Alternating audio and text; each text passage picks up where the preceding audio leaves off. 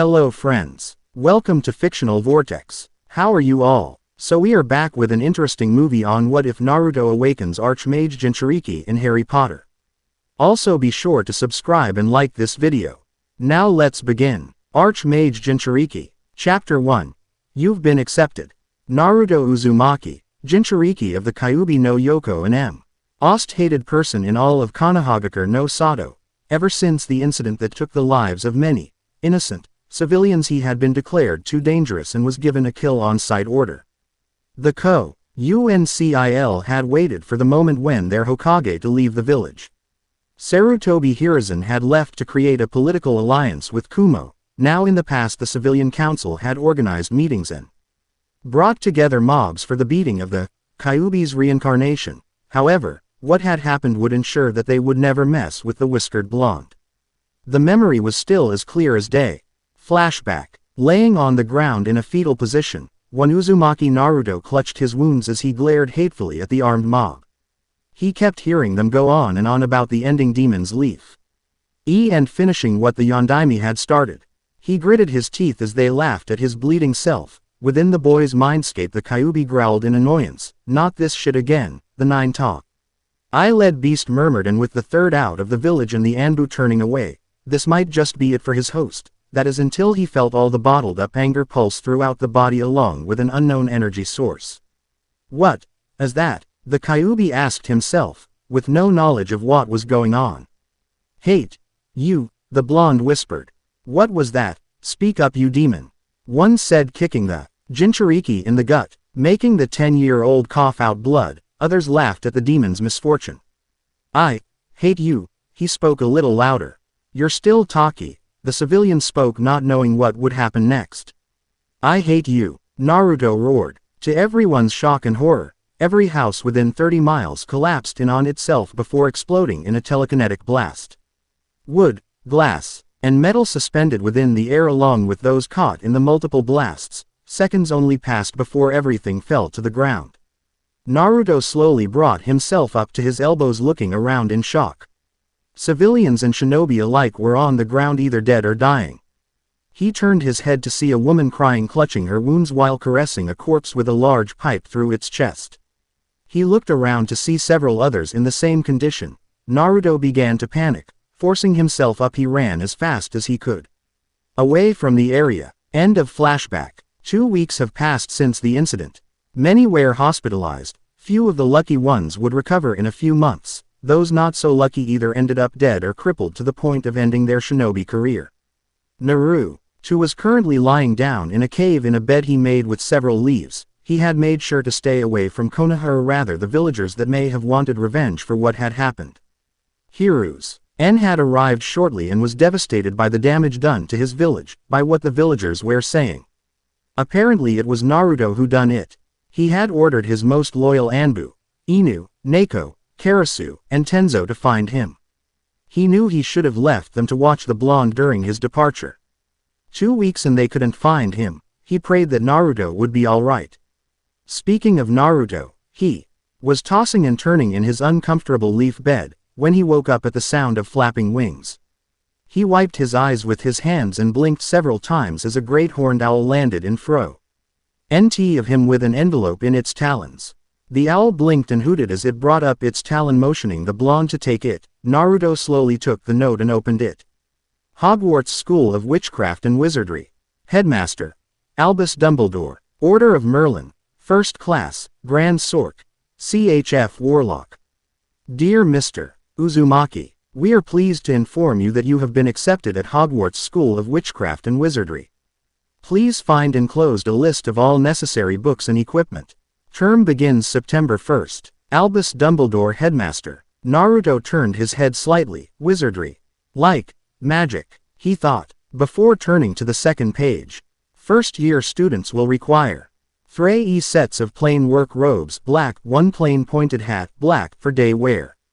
1 pair of protective gloves Ragon hide or similar, 1 winter cloak, black with silver fastenings. Please note that all pupils' clothes should carry name tags. Course books. All students should have a copy of each of the following. The Standard Book of Spells, Grade 1, by Miranda Goshawk.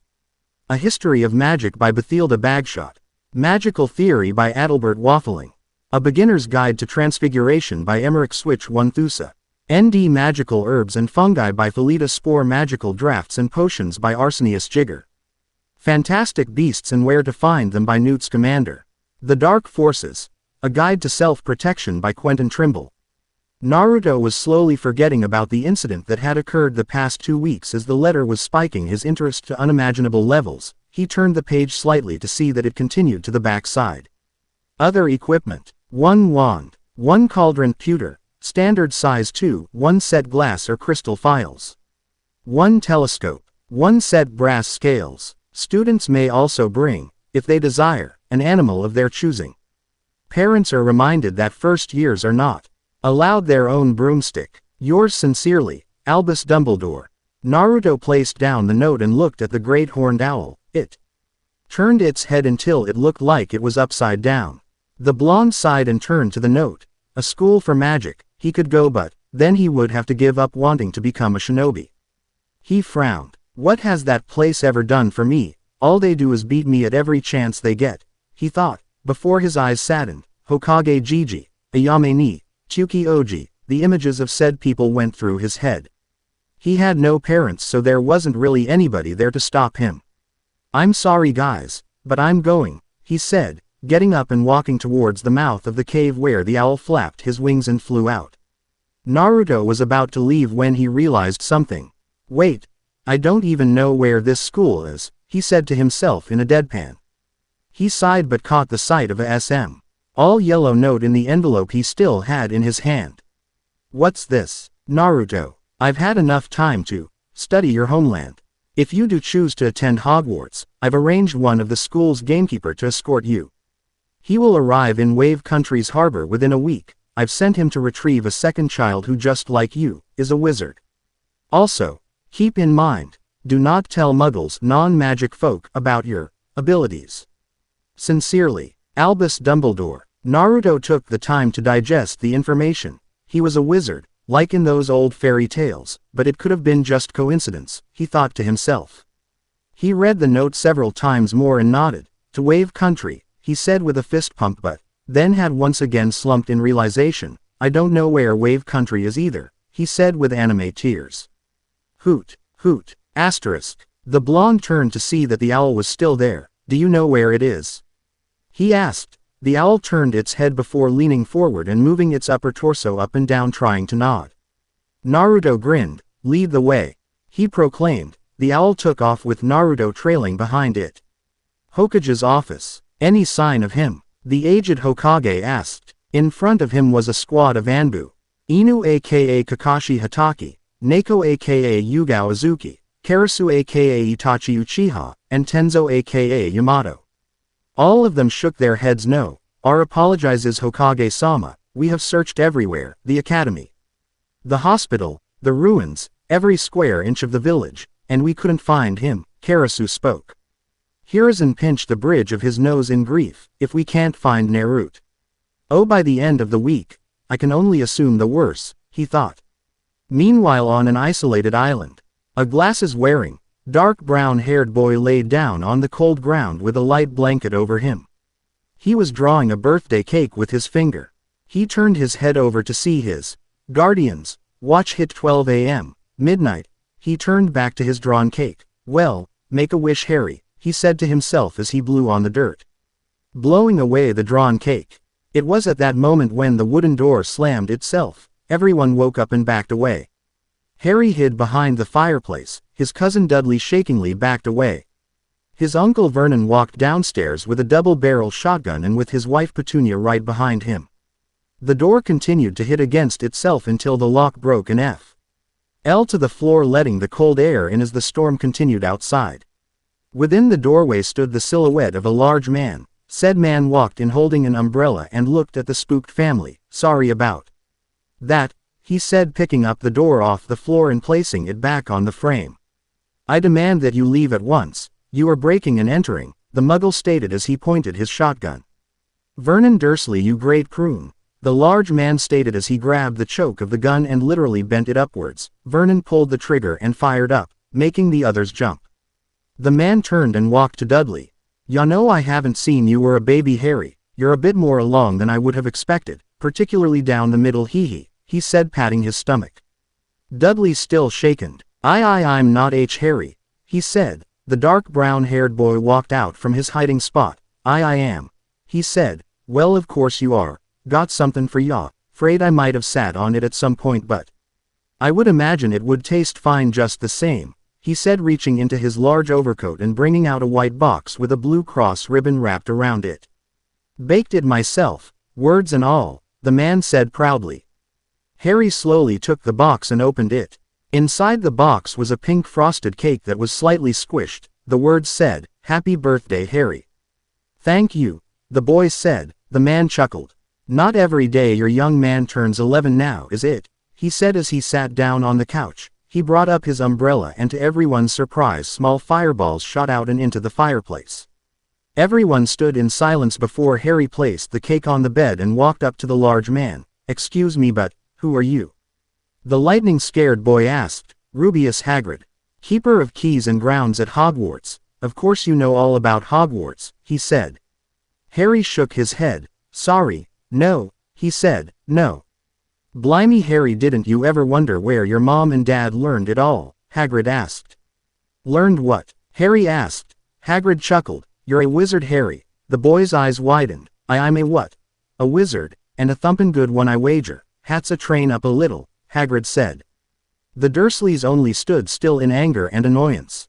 "I'm sorry but, why you've made a mistake. I mean I can't be BAWW wizard. I mean, I'm just Harry, he said. Hagrid shook his head. "Well, just Harry. Did you ever make anything happen, anything you couldn't explain when you were angry or scared?" he said waiting for a response. He quickly noticed the look on the 11-year-old's face and nodded. He stood up, reached into his jacket, pulled out a letter, and gave it to Harry. "Dear Mr. Potter, we are pleased to inform you that you've been accepted to Hogwarts School for Witchcraft and Wizardry," he said out loud. Vernon walked over to the boy. "He will not be going, I tell you. We swore that when we took him in we'd put a stop to all this rubbish," he stated. At this Harry got angry. You knew all along and you never told me." Petunia scoffed. "Of course we knew, my perfect sister being who she was. My mother and father were so proud the day she got in. We've got a witch in the family, isn't it wonderful? I was the only one to see her for what she was, a freak," she sneered, Harry getting more upset while Hagrid glared at her. "And then she met that Potter. And then she had you and I knew you would be the same. Strange, just as abnormal. And then she went and got herself blown up. Now we are stuck with you," she stated. Harry frowned. "Blown up? You told me my parents died in a car crash." He spoke. "A car crash? A car crash killed Lily and James Potter." Hagrid half yelled in disbelief at the lie they told. Dudley sneaked by the group and began to dig into the cake. "We had to say something," Petunia retorted. "It's an outrage. It's a scandal," Hagrid shouted. "He won't be going," Vernon stated. "Oh, and I suppose A.G. Reed Muggle like you is going to stop him now, are you?" he said. "Muggle?" Harry asked. "Non-magic folk. This boy has had his name down ever since he was born. He'll be going to the finest school of witchcraft and wizardry in the world and he'll be under the finest headmaster that Hogwarts has ever seen, Albus Dumbledore," he stated proudly. "I will not pay to have some crackpot old fool teach him magic tricks," Vernon shouted. Hagrid pointed his umbrella at the Muggle. "Never insult Albus Dumbledore in front of me," he said, until he noticed Dudley pigging out on Harry's cake. He pointed his Ella wand at the boy and shot a spell at him. Dudley then grew a pigtail out of his ass, causing the family except Harry, who was laughing at the scene, to panic. "Harry, I appreciate it if you didn't tell anyone at Hogwarts about that." "Strictly speaking I'm not allowed to do magic around Muggles," he said. Harry nodded. Hagrid pulled out a pocket watch. "Oh, we're a bit behind schedule," he said, walking to the door and letting it tumble on the floor. He turned to Harry. "Unless you're planning on staying," he said, walking out. Harry turned to the panicking family before grabbing his jacket and following Hagrid. The half-giant sat on a motorbike with a sidecar attached to it. He turned to see Harry running towards him. "Nice of you to join me," he said, giving him a helmet. The bolt-scared boy sat on the sidecar. "We're going to be making a quick stop, Harry. We're picking up another wizard," Hagrid told the boy, who was surprised. "Another wizard?" Hagrid nodded. Assuming he shows up. Hat is, the groundskeeper stated, revving up the motorbike. "Hang on," he stated as it took off into the sky, surprising the 11-year-old. With Naruto. 5 days later. The blonde 10-year-old sat by a riverbed as he breathed in and out, attempting to catch his breath. He ran for 5 days straight, only rarely stopping for breaks. In a nearby tree, the horned owl perched itself on a branch. It pecked its wings, trying to clean them. The blonde's stomach growled loudly. He was hungry and there wasn't any berry bushes or fruit trees around. He got up and looked at the owl. It turned its head before flapping away, with the blonde following. An hour later, Naruto arrived at a village that one could say was on its way to poverty. He continued to follow the owl until they arrived at the harbor. Naruto sat down on the sand as he saw the owl take off out into the ocean. The blonde watched the bird's retreating self before falling on his back and into sleep. Half an hour later, the whiskered blonde was woken up by the sound of children, who were yelling by the way. He got up and shook the sand off his body. As he walked along the pier, he noticed a group of kids hanging around the harbor. To his shock, the kids threw a puppy into the waters and were about to throw in a kid about 5 years younger than him. "Hey, leave him alone," Naruto yelled, getting their attention. "And if we don't," one said, "then you'll have me to deal with," Naruto retorted. The group of kids then smirked and tossed the kid in anyway. Naruto ran towards the group. "Get him," the leader ordered. Naruto maneuvered around them and punched the leader in the face, breaking his nose in the process. The blonde jumped in the water as kid cried over his damaged nose. Naruto dog paddled underwater as he grabbed the kid's sheer and the small puppy, and using all his strength to swim to the surface. In a large splash, Naruto gasped for air and held onto one of the support poles in the pair. He took a moment to catch his breath, also to notice the kids running away. The blonde swam to shore with the kid and puppy in his arms and collapsed on his back. Several minutes later, Naruto got back up and walked away, leaving the 5-year-old and his pet on the beach. As an older man approached 2 days later, Naruto was waiting patiently by the docks. According to the letter, his escort should have been there by now. The past 2 days he had stolen fish from fishermen and roasted them with the old rock click technique. He only took enough to stay alive. His thoughts broke as he heard a loud rattling sound. He looked up to see a strange machine coming towards him. As it came closer, Naruto took the chance to examine the people riding it. The driver was a large man with black hair and beard that covered most of his face. The other was a kid his age, wearing glasses. Both wore strange clothing. The motorbike landed on the beach and the large man got off. He waved at him. Naruto assumed this man was his escort. "Hello there, young man.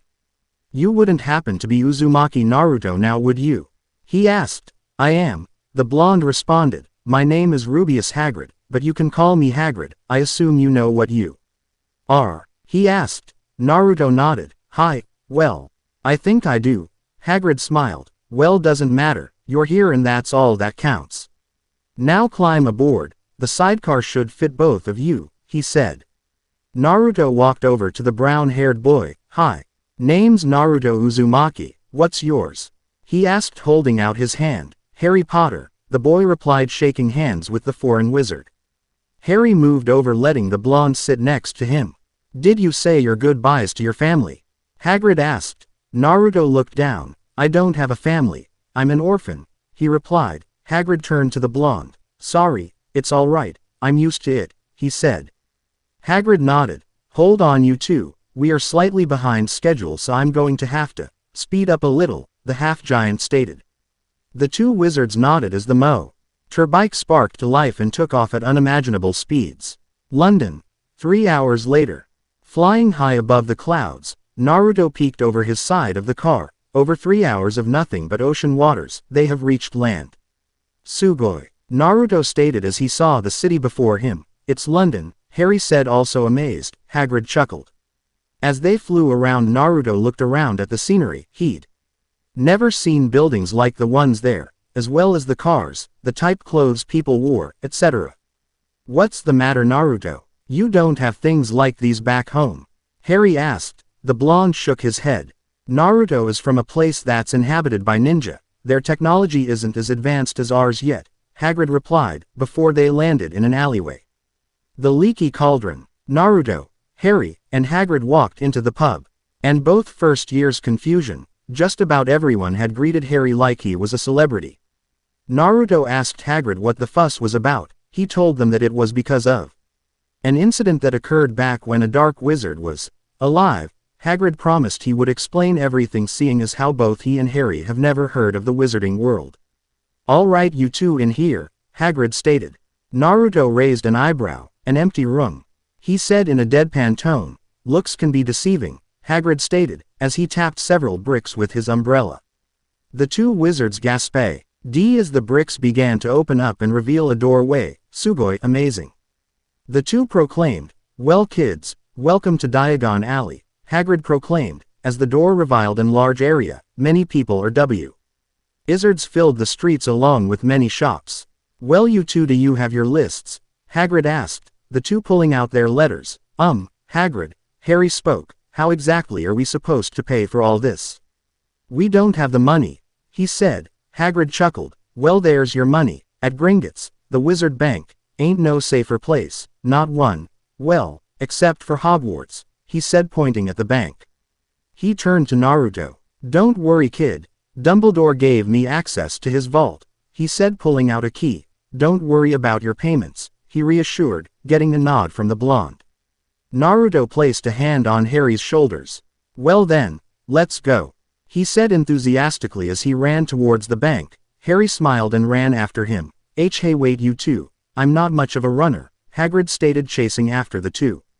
Gringotts Wizarding Bank. The three walked along the entrance hall, Hagrid still slightly winded, while Naruto and Harry looked at the strange creatures that were counting up the gold coins. Hagrid, Naruto asked, what are they, exactly? Harry wanting to know as well. They're goblins, clever as they come. They aren't exactly the most friendly of beasts. Best stay close, you two, he warned.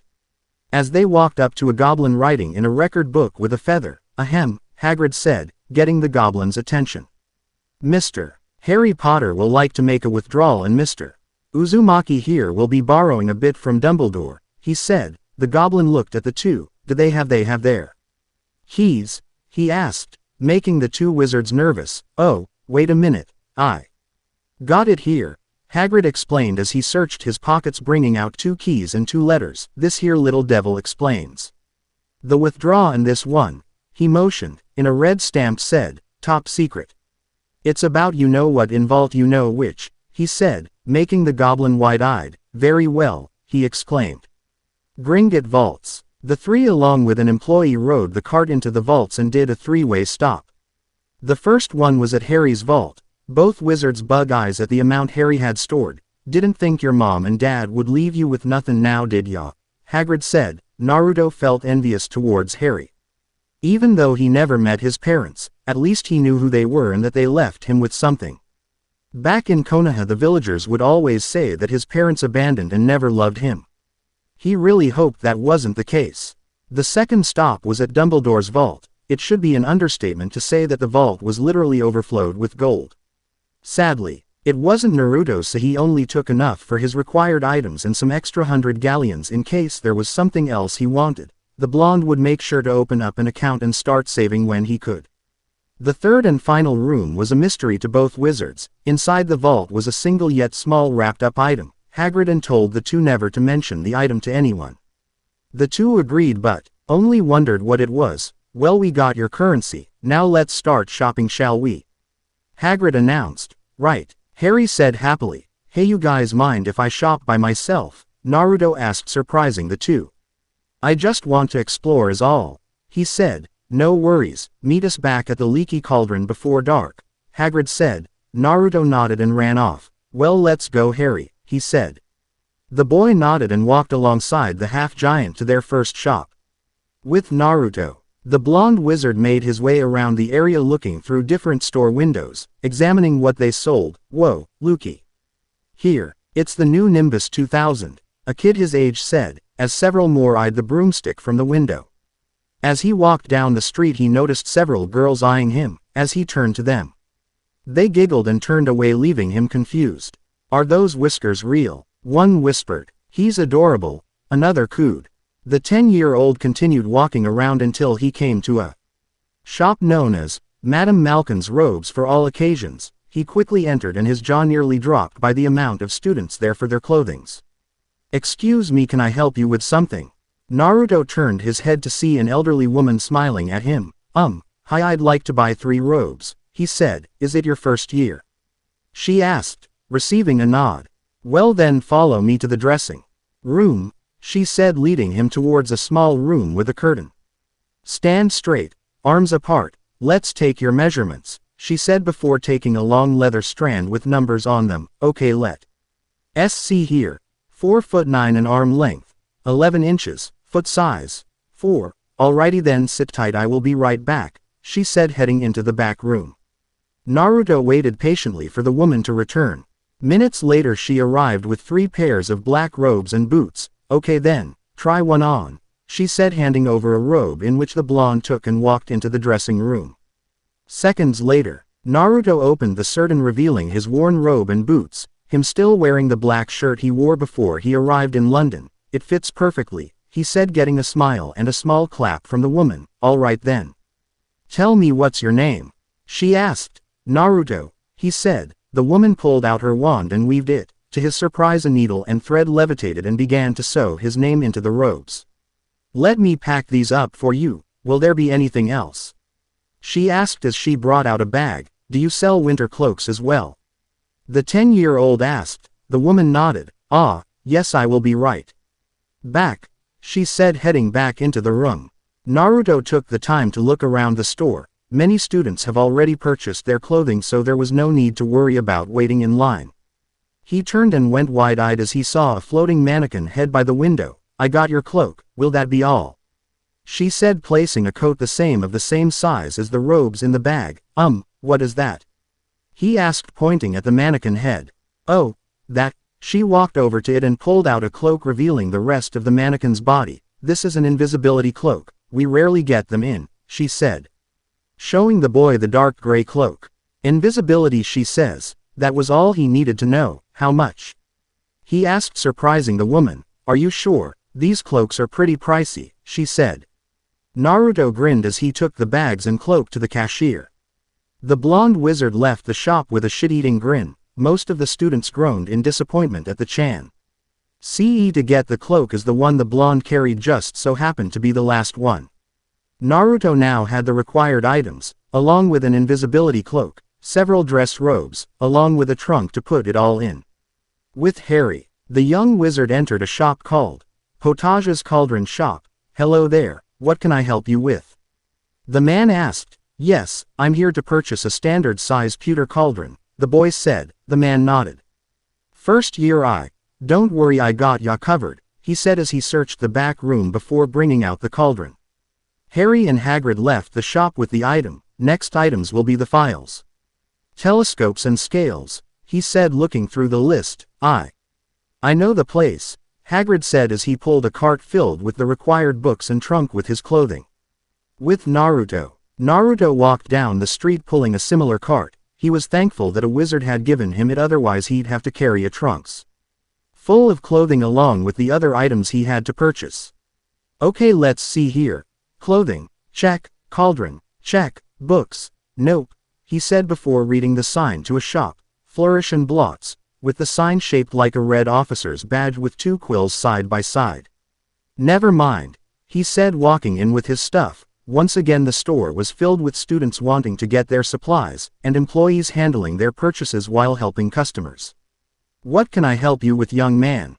The whiskered blonde turned to the employee. Yes, I'd like the following items, he said, showing him the list of books. First year books, follow me, he said. Naruto followed the man to the counter as he pulled out 2 large packages. We kind of expect what most students are looking for, so we prepare them, he said, adding up the price. Naruto paid the amount and was about to leave when he crashed into someone. Itai, he said, rubbing his head. He turned to see a downed girl with curly brown hair in casual clothing doing the same. He blushed slightly and helped her up. Sorry about that, he said, picking up her books. No No, it's my fault, I should have been paying more attention, she said, taking the books from the blonde's hand. Naruto rubbed the back of his head sheepishly. Are you a first year too? He asked. The girl nodded. It's also my first time here, Diagon Alley, she said. Naruto saw the look in her face. She was lost. Well, I can help you if you'd like, he offered. She smiled. Thanks, I appreciate that, she said. The blonde held out his hand. I'm Naruto. Naruto Uzumaki. The girl shook it. Hermione Granger, she said as the two left the shop. With Harry. No, defanatl, why not?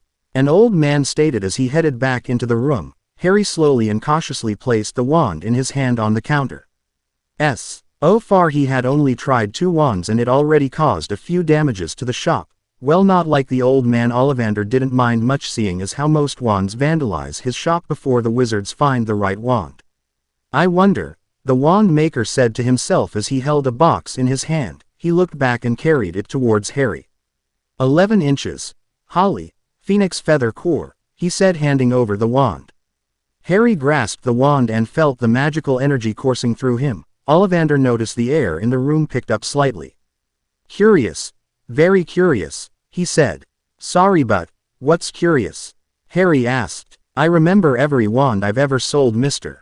Potter, and it just so happens that the phoenix whose feather resides in your wand gave another feather, just one. It is curious that you should be destined for this wand, when its brother gave you that scar, he said as he pointed to the lightning bolt scar on Harry's forehead. The boy's eyes widened in shock. Ayan, who owned that wand?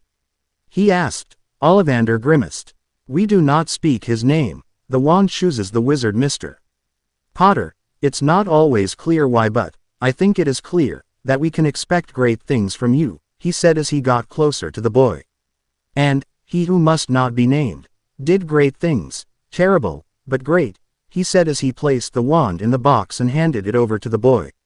Harry purchased the wand and heard the window tap. He turned to see Hagrid. Hey, Harry, got you a little something, he said, holding up a caged snowy owl. Harry smiled and left the shop. With Naruto. So are you here by yourself? The blonde asked. Hermione shook her head. I'm here with my mum. She went to get my clothes, she said. Naruto nodded and a certain shop caught his attention. Magical Menagerie. It was a pet shop. Naruto smiled and walked into the shop, Hermione following behind. Sugoi, he proclaimed as he saw the various animals around the shop. What are you getting? He asked Hermione. The girl looked around the shop. I don't know. Let's look around. We'll find something, she said as she walked off. Naruto left his and Hermione's belongings by the cashier and began to look around. The blonde looked at several animals: cats, toads, rabbits, fire crabs, spiders, turtles, dogs, etc. The snakes really didn't like him as they all bared their fangs at him. He continued around the bird section, seeing toucans, hornbills, hawks, owls, and eagles. He soon came across a falcon perched on a fake branch. It eyed him carefully before it took off towards him. As it flew to him, a light glimmer shined on its wings, which did not go unnoticed by the blonde. The falcon landed on the Naruto's shoulder. It eyed him carefully before rubbing its head against him. Naruto laughed. So you want me as your owner, huh? All right then, let's go, he said. Naruto picked out a cage and some bird seeds and dried meat chunks, seeing as it was a bird of prey. He met Hermione at the cashier, who was holding half-Kneasel cat. Goodness. Never thought I'd sell that one, the cashier stated, surprising the two. Why's that? Naruto asked. That there is a silver-winged falcon, extremely rare to come by. Their feathers are made of pure silver and are worth several galleons if sold, he said. Now there was a number of students who wanted it as well. Thing is that whenever they got close, it would act violently towards them. How you were able to do it is beyond me, he said, bringing up the prices. The two paid for their pets and left the shop. So what are you gonna name yours? Naruto asked. Hermione pondered for a bit. I'm going to name you Crookshanks, she said, petting the cat and getting a purr in return. What about you? Naruto stroked the falcon's wing. I'm going to name him Sora, he said. The falcon flapped its wings in agreement. Hermione tilts her head in confusion. It means sky, he responded, getting a nod from the brunette. So what's next? He asked. Hermione brought up her list. I need to get a wand first. Then get the files and scales, she said. All right then, let's go, he said as he pulled his cart. Hermione carried her books and new pet as she followed the blonde. Ollivander's wand shop. Naruto and Hermione walked into the shop and instantly noticed the mess it was in. Wand shelves were knocked over and a flower pot is broken on the floor. What happened here? They asked themselves. Ollivander walked out from around the corner holding a broom and dustpan. Ah, sorry about the mess. Using a wand tends to leave the place a little messy, he said as he brought out his own wand. He weaved it in the broom and dustpan swept up the broken pot. Now what are your names? Ollivander asked. Hermione Granger, Naruto Uzumaki. Never heard of either of you. Are your parents muggles? Perhaps, he asked. Hermione nodded her head. Yes, my parents are muggles but they're magically aware, she said while Naruto shrugged. I never knew my parents, don't know if they were wizards or muggles, he replied. Ah. I see. Well, don't worry, not every wizard is born with parents with the same magical ability. Now then. Allow me to find your wand, Ms. Granger. Let's start with you, he said as he went through several wand boxes. Seconds later he walked back with an 8-inch box. Here we go. 8 inches, rosewood, Vila's hair core, he said handing over the wooden stick. She weaved it and caused a nearby lamp to fly up and crash into the ceiling. Apparently not, he said heading back for another. They waited for about 20 minutes before he came back with a light-colored box. Give this a try. 10 inches. Vine wood, dragon heartstring core. Hermione grasped it and felt the wind pick up slightly as the magical energy engulfed her. Ollivander chuckled. It seems you've found your wand, Ms. Granger, he said. Hermione smiled and paid for her wand. Hermione said. Girl turned. Mum, are you ready to go? I've got you everything you need, she said. Hermione nodded. I'll see you tomorrow at the station, Naruto, she said, waving goodbye. Naruto waved back before turning his attention to the old wand maker. Now for you, Mr. Uzumaki, he said, bringing out a box. 2 hours later, both Naruto and Ollivander had their heads smashed against the counter, both crying anime tears. They had used nearly every wand in the store and couldn't find the right one. Sora, who was irked on top of Naruto's belonging, and sweat dropped at the scene. How is this possible? Ollivander stated in disbelief. Not once has a wizard been rejected by so many wands. I'll look around the back, hopefully we'll find one, he said, limping to the back room. Okay, Naruto muttered weakly. Ollivander searched the back room until his eyes laid upon a black wand box with a lock on it. He picked it up. Could it be? Is he the one destined for this wand? He asked himself. He gulped, only hoping that the blonde wizard was its destined one. Naruto looked up from the counter as Ollivander walked towards him. He pulled open a drawer and brought out a key in which he unlocked the box with. Here, try this one. Naruto could hear the nervousness in the man's voice. 13 inches. Ebony wood, Dementor bone core, he said, handing over the black, red leather-strapped wand. Naruto slowly took the wand and felt the magical energy course through him. Every item in the store levitated off the ground before dropping down. Curious, Ollivander said, just like Mr. Potter. Naruto looked at the man. Nani? The old wand maker turned to him. That wand, Mr. Uzumaki, is possibly the most dangerous wand I've ever made. The core used was made from the bones of a Dementor, he said. What's a Dementor? A Dementor is one of the most foul creatures that inhabit our world. They feed off human happiness, eating away every last memory with the emotion. If stayed around them too long, they will eventually suck out your soul and turning you into an empty husk, he said with worry. Naruto grew nervous. How were you able to get it? He asked. The black market. Listen, Mr. Uzumaki. The reason why this wand is so dangerous is because it only chooses one wielder and no other. If anyone that isn't its chosen one attempts to wield it, they suffer the same effect they would against a Dementor, he said, shocking the blonde wizard as he looked at his wand. Ollivander smiled. I always thought that wand was my biggest mistake. Yet here it, with its proper wielder, he said. A moment of silence. Keep the wand, he said, surprising Naruto. Free of charge, just keep it, he said with a smile. Naruto brightened up. Arigato, he said with a bow before taking the box and leaving the store with his stuff. I know both you and Mr. Potter will do great things, Ollivander said to himself before turning to large mess that was once his shop. Like this for example, he said in a deadpan tone. The Leaky Cauldron 8:15 p.m. Naruto, Harry, and Hagrid sat on a table eating away some stew. Naruto was talking Hagrid about all the neat things he saw while feeding Sora small chunks of meat. Hagrid noticed Harry making circles in his stew with his spoon. You all right, Harry? You seem very quiet, Hagrid asked. Naruto turned to his glasses-wearing friend. He killed my parents, didn't he? The one who gave me this. Harry spoke, touching his scar. Naruto gasped slightly. You know Hagrid, I know you do, he said. Both wizards turning to the groundskeeper. Hagrid sighed and pushed his bowl away. First, and understand this you too, cause it's very important, not all wizards are good, some of them go bad, Few years ago there was this one wizard who went as bad as you can go, and his name was Versus. Hagrid shuddered at the mere mention of the wizard's name. Why don't you write it down? Naruto asked. Hagrid shook his head. No, I can't spell it. All right, his name was Voldemort, he whispered.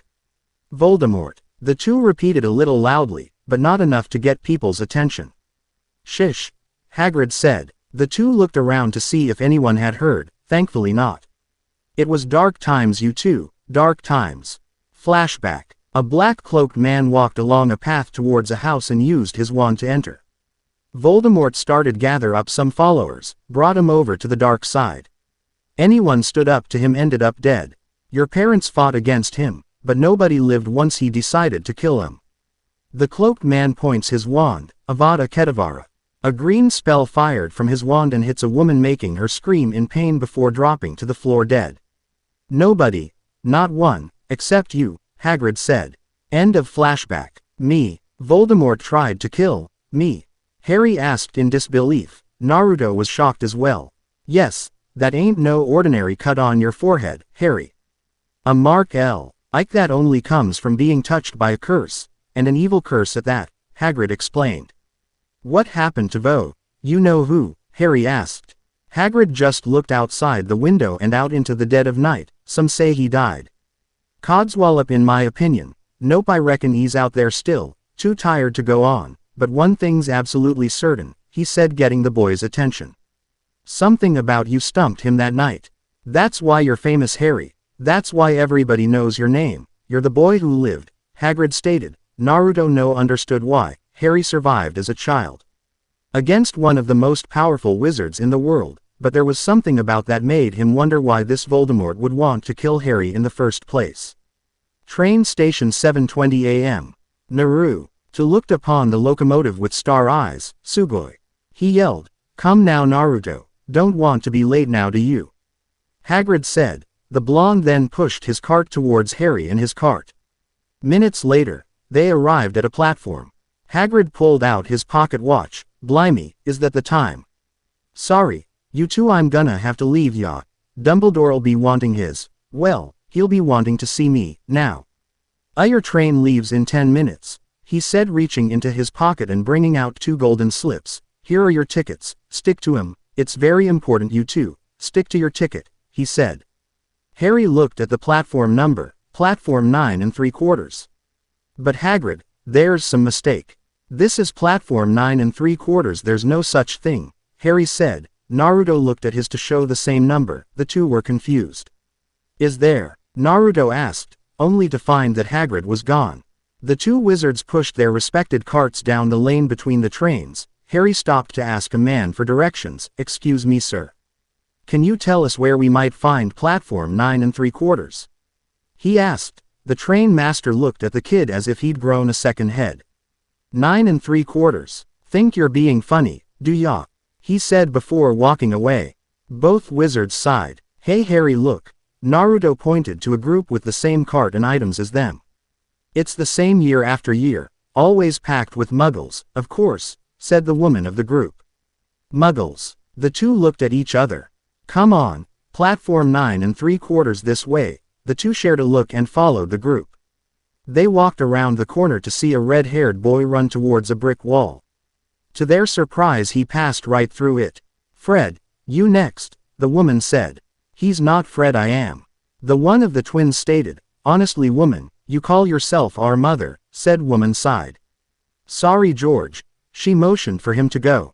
The redhead got in position. "I'm only joking. I am Fred," he said before rushing through the wall with the twin following shortly after. Naruto and Harry looked at each other.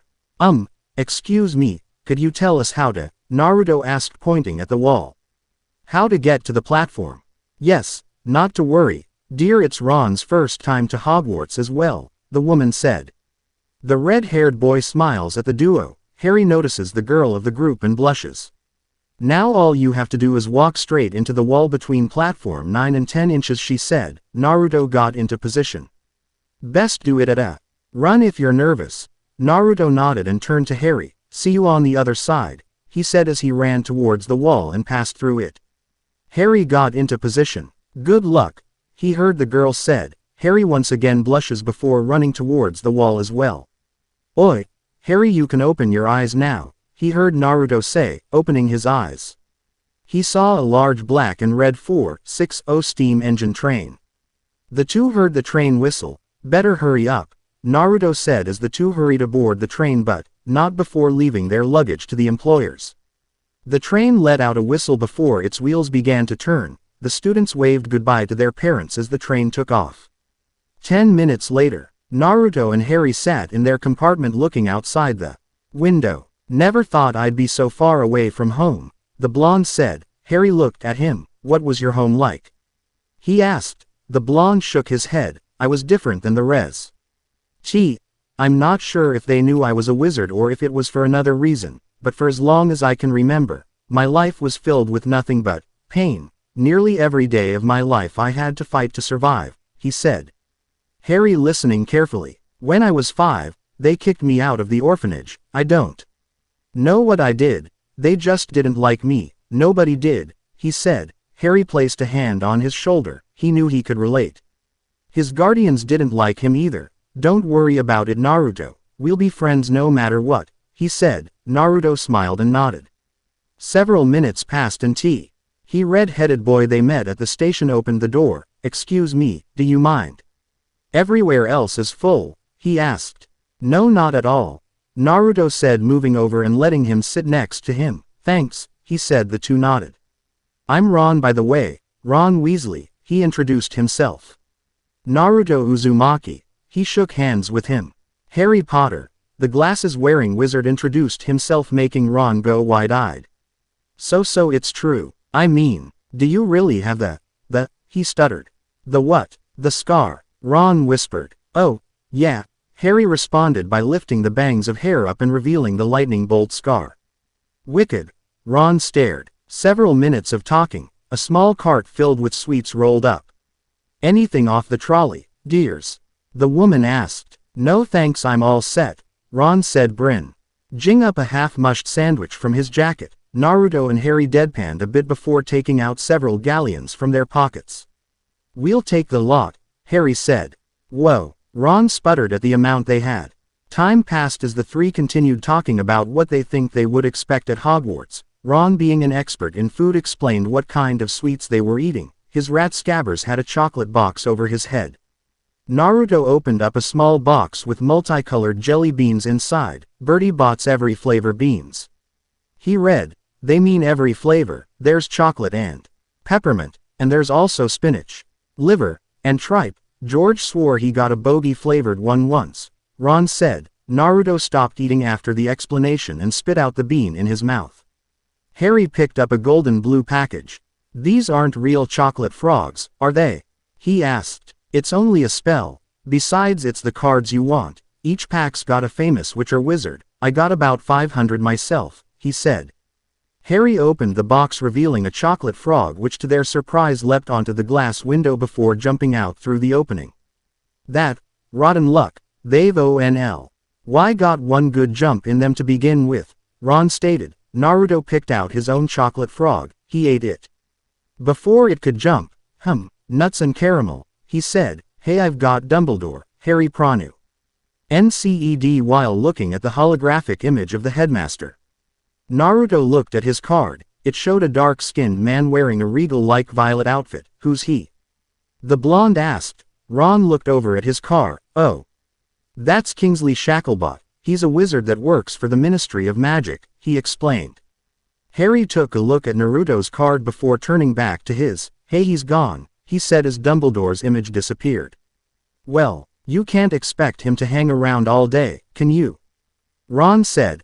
Harry and Naruto put their cards to the side and continued eating. Naruto moved his hand away when Ron's rat popped out of a bag. This is Scabbers, by the way. Pitiful, isn't he? Ron stated while looking at his pet. A little, the other two wizards responded. Fred gave me a spell to turn him yellow. Want to see? Yeah, Naruto and Harry shouted in excitement. Ron pulls out his wand and clears his throat. Okay, let's do this. As he was about to start the enchantment, the door opened. Hey, has anyone see a toad? A boy named Neville lost one, a familiar girl asked. Hermione. Naruto stated, jumping up and hugging the girl. Naruto, where were you? I couldn't find you at the platform, she asked. We got there a little late. Sorry about that, he said. Hermione nodded, then noticed Ron with his wand out. Oh, you're doing magic. Let's see then.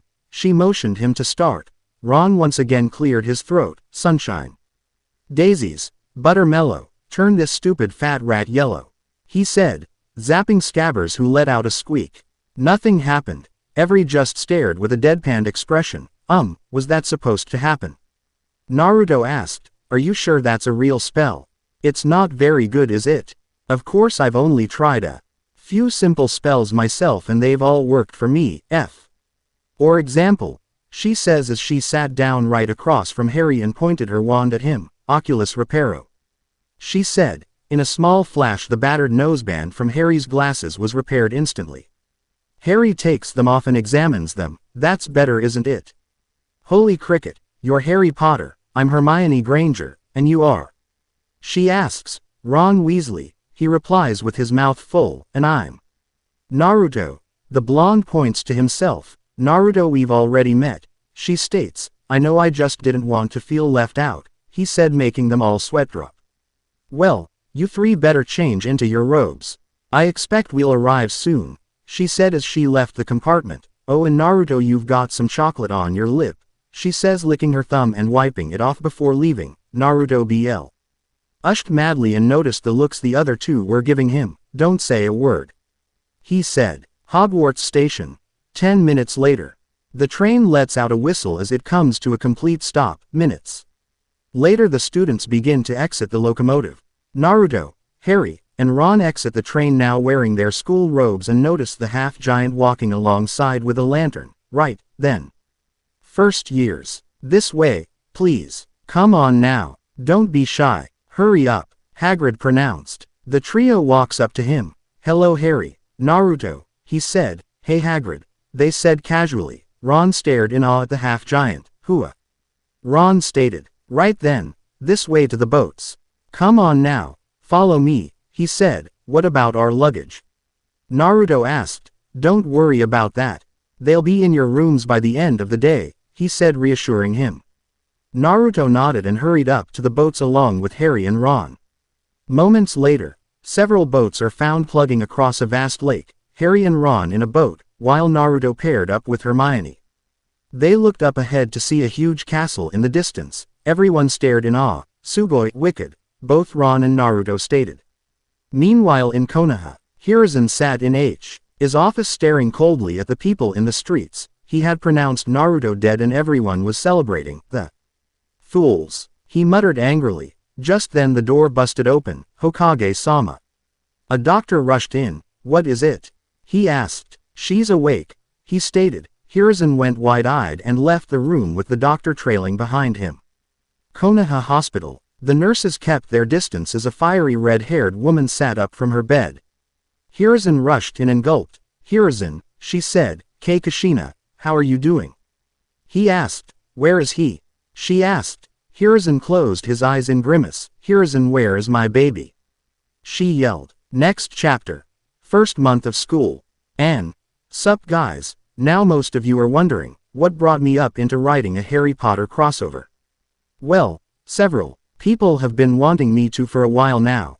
I think it was because of how well I wrote Konoha's Dovahkiin, not entirely sure.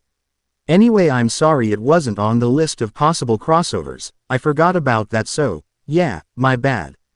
Anyway, several things I want to point out. Unlike most Naruto x Harry Potter crossovers, I will try to mix it up a bit with both the film and a bit of my imagination for it, such as using the Dementor bone for the wand core and giving Naruto a silver-winged falcon as a pet. I've read a story once where he got a phoenix as a pet, and the reason I didn't give him one, well, it just seemed like something that most people would do.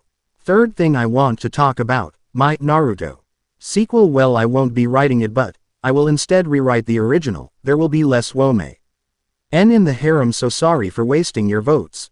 Naruto will remain godlike but will have less bloodlines and will be using more of the Blacklight virus, so look forward to it. As for my Devil Among Shinobi story, I am currently revising it at the moment, just fixing grammar and such, and before I forget, the harem, I'm changing the harem in the story. It will now be composed of Mary, Lady, Satsuki, Fem, Haku, Mei, and Samui, no changing it afterwards. That should be it. See ya guys next time, ciao. First month of school, N. Naruto and Harry Potter is owned by Masashi Kishimoto and J.K. Rowling. Talking. Flashback. Flashback. Thoughts. Action. Spell. Archmage Jinchuuriki. Chapter 2. First month of school. Hiruzen Sarutobi was literally sweating bullets at the sheer amount of killing intent Kushina was giving off. The nurses and doctors were either passed out or on their knees. I won't ask again, Sarutobi, where's my baby? She sneered. Kushina.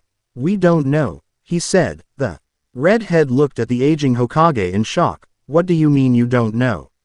She demanded. Hiruzen gulped. 3 weeks ago I left the village on a political meeting to form an alliance between us and Kumo. When I returned, a portion of the village was leveled down. Most of our forces are now hospitalized, he said. Kushina, however, didn't give two shits about them. Does it look like I care about what happened to the village? Get to the point already. She growled. Kushina. Reports say that it was Naruto that caused it. This got Kushina's attention. What? I don't know. We've interrogated most of the villagers, but no one would give us an actual answer. Kushina, we've searched everywhere. Every square inch of this village and every area around the borders to Fire Country. We've searched other villages. No one has seen Naruto, he said, making Kushina wide-eye in shock. We couldn't find him, so I pronounced him dead, he said, closing his eyes, not wanting to meet Kushina. The redhead was livid. Moments of silence passed by and Hiruzen gathered enough courage to open his eyes. He saw Kushina crying silently. My Sochi. She held herself, attempting to hold in her tears but failed to do so. I'm sorry, Hiruzen spoke sadly. Kushina sobs for several seconds more before wiping her tears away. Hiruzen, tell me, how does the village treat my Sochi? She asked. At this, Hiruzen gulped audibly. He ordered one of the nurses to retrieve Naruto's medical history. Kushina, I'm already certain that you already know the answer to that question, he said, Kushina gritting her teeth. Moments later, the nurse returned with a rather full folder. The red-haired woman flipped through the pages, her anger building to unimaginable levels. Hiruzen was on his knees by the pressure of the growing killing intent. The nurses were knocked unconscious, and every other civilian and shinobi that was celebrating were on the ground, finding it hard to breathe. Hiruzen, how long till I get out?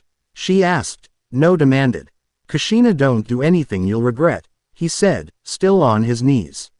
I know I won't regret what I'm about to do to you for allowing those monsters to harm my Sochi. She snarled. Hiruzen gulped. Doctor? He asked, the now barely conscious physician. Oh, 1 month minimum, he stuttered. Hogwarts 8 p.m. Naruto along with Harry, Ron, and Hermione ran upstairs with the rest of the students.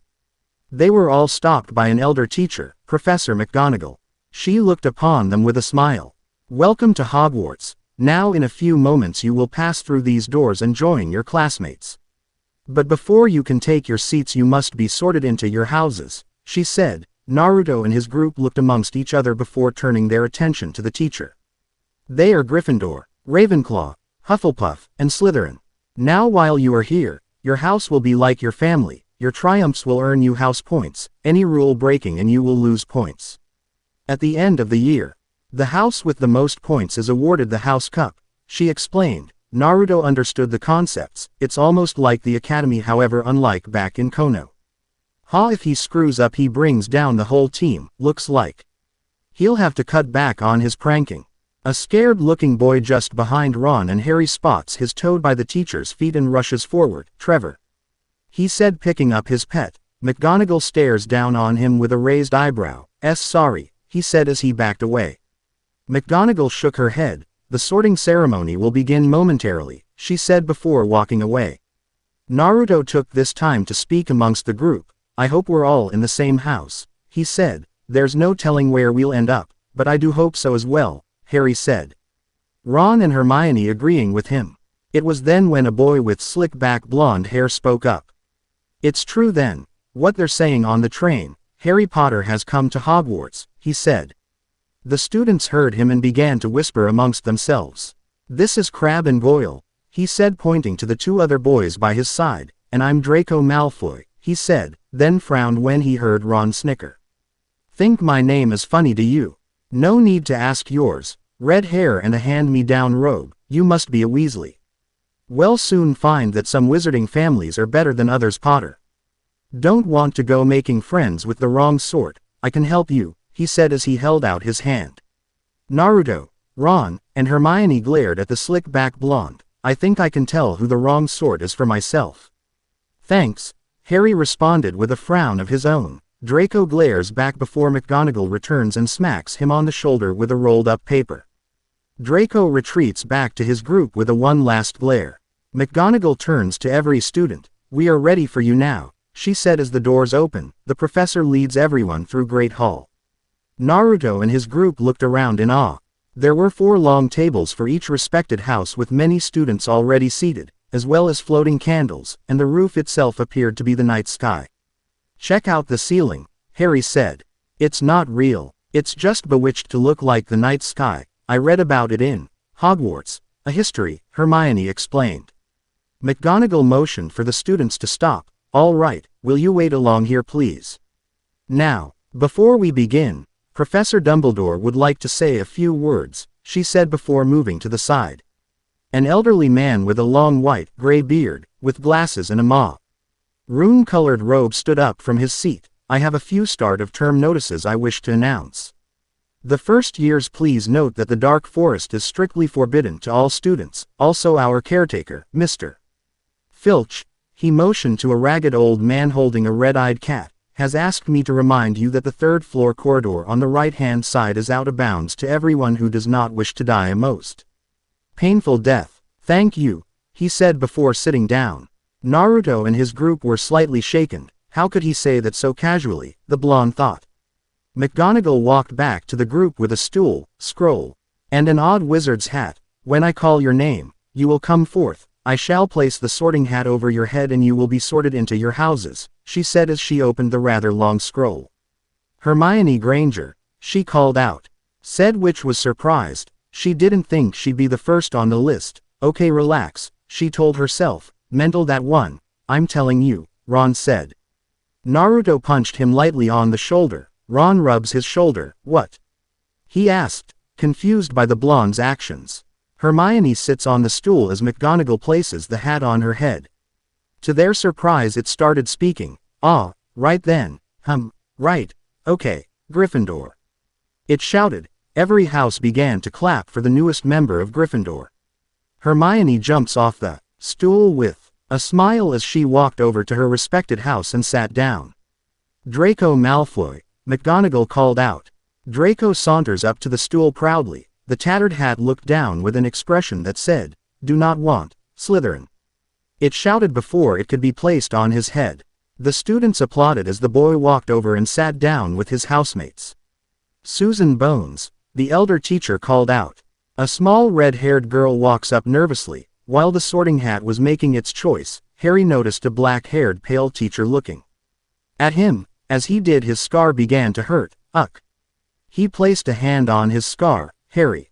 What is it? Naruto asked. The boy shook off the feeling. Nothing, it's nothing, I'm fine, he said. Naruto as well as Ron narrowed their eyes before turning their attention to the sorting Let's see. I know, Hufflepuff. The hat declared. Everyone cheered as the girl walked to her respected house. Ron Weasley, McGonagall called out. The redhead gulped and walks up to the stool. He turned to his friends. Naruto gave him a thumbs up and Harry a short nod. Ah, another Weasley. I know just where to put you, he said, making the redhead more nervous than he was. Gryffindor. It shouted. Ron sighs in relief, as everyone cheered as Ron took a seat next to Hermione. Naruto Uzumaki, the elder teacher, called out. Naruto took a deep breath. Well, this is it, wish me luck, he told Harry, who gave him a nod. The blonde walked up to the stool and sat down. McGonagall placed the hat on his head. Oh, what is this? I feel something foul within you. I cool. Easily place you in Slytherin, you know, the hat stated. Naruto went wide-eyed. What does he mean by that? He thought. However, that isn't really, you know, is it? I see. Pain and sorrow, bravery. A fine trait. A will that burns like flames. He said. Naruto kept his cool as the hat made its choice. Decisions, I think, Gryffindor. It declared. Naruto sighed in relief. He wasn't placed with that slick blonde, but was still unnerved by what the hat had said about him. Naruto got up from the stool as the houses cheered and applauded. He took a seat between Ron and Hermione. Harry Potter, McGonagall called out. The room went silent as Harry walked up to the stool. The professor places the hat on his head. Difficult, very difficult. Plenty of courage, I see, not a bad mind either. That's talent. Oh yes, and a thirst to prove yourself, but where to put you? The hat asked itself. Harry closed his eyes. Not Slytherin, he whispered, not Slytherin. Are you sure? You could be great. You know it's all in your head, and Slytherin will help you on your way to greatness, there's no doubt about that, no? It asked. Harry continued to whisper, not Slytherin, anything but Slytherin. The hat grinned. Well, if you're sure, better be Gryffindor. It declared. Harry smiled. He got to be with his friends. The 11-year-old got off the St. and walked toward the table as everyone cheered. He took a seat next to Ron. 45 minutes of sorting later, McGonagall dings her cup with a fork. Your attention please, she said as she stood from her seat. Dumbledore rose from his own seat. Let the feast begin, he stated. To the newcomers' surprise, foods of all kinds magically appeared on the tables. The halls filled with awe and chatter as the students began to chow down. I knew we'd be in the same house, Naruto said as he ate a chunk of turkey leg. Ron nodded in agreement as he stuffed his face in. Hey Naruto, what did the hat mean when he said you had something inside you? Hermione asked. Harry looked up from his meal as well as Ron. Naruto sat silently and shook his head. I don't know, and I don't think I want to, he said. Harry pats his shoulder. He gave the blonde a sad smile in which the blonde returned. Harry then turned to the teacher he saw earlier. Say Percy, who's that teacher talking to Professor Quirrell? He asked. Percy turned to the teachers. Oh, that's Professor Snape, head of the Slytherin house, he responded. What's he teach? Potions, but everyone knows it's dark arts he fancies. He's been A.F. Chair Quirrell's job for years, Percy explains before he continued eating. Naruto and Ron reached for a chicken wing when a ghost head pops out, freaking the two out. Hello, how are you? Welcome to Gryffindor, the ghost said as he flew away. As he did, more ghosts come pouring from walls, sailing through the air as they do. Naruto heard a girl shout, look, it's Bloody Baron. He turned to see the Sam E ghost from earlier float near the table. Hello, Sir Nicholas, have a nice summer.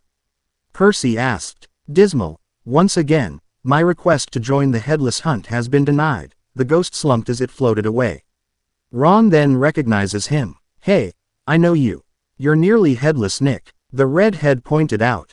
Nearly headless. Both Naruto and Harry thought. I prefer Sir Nicholas if you don't mind, the ghost retorted.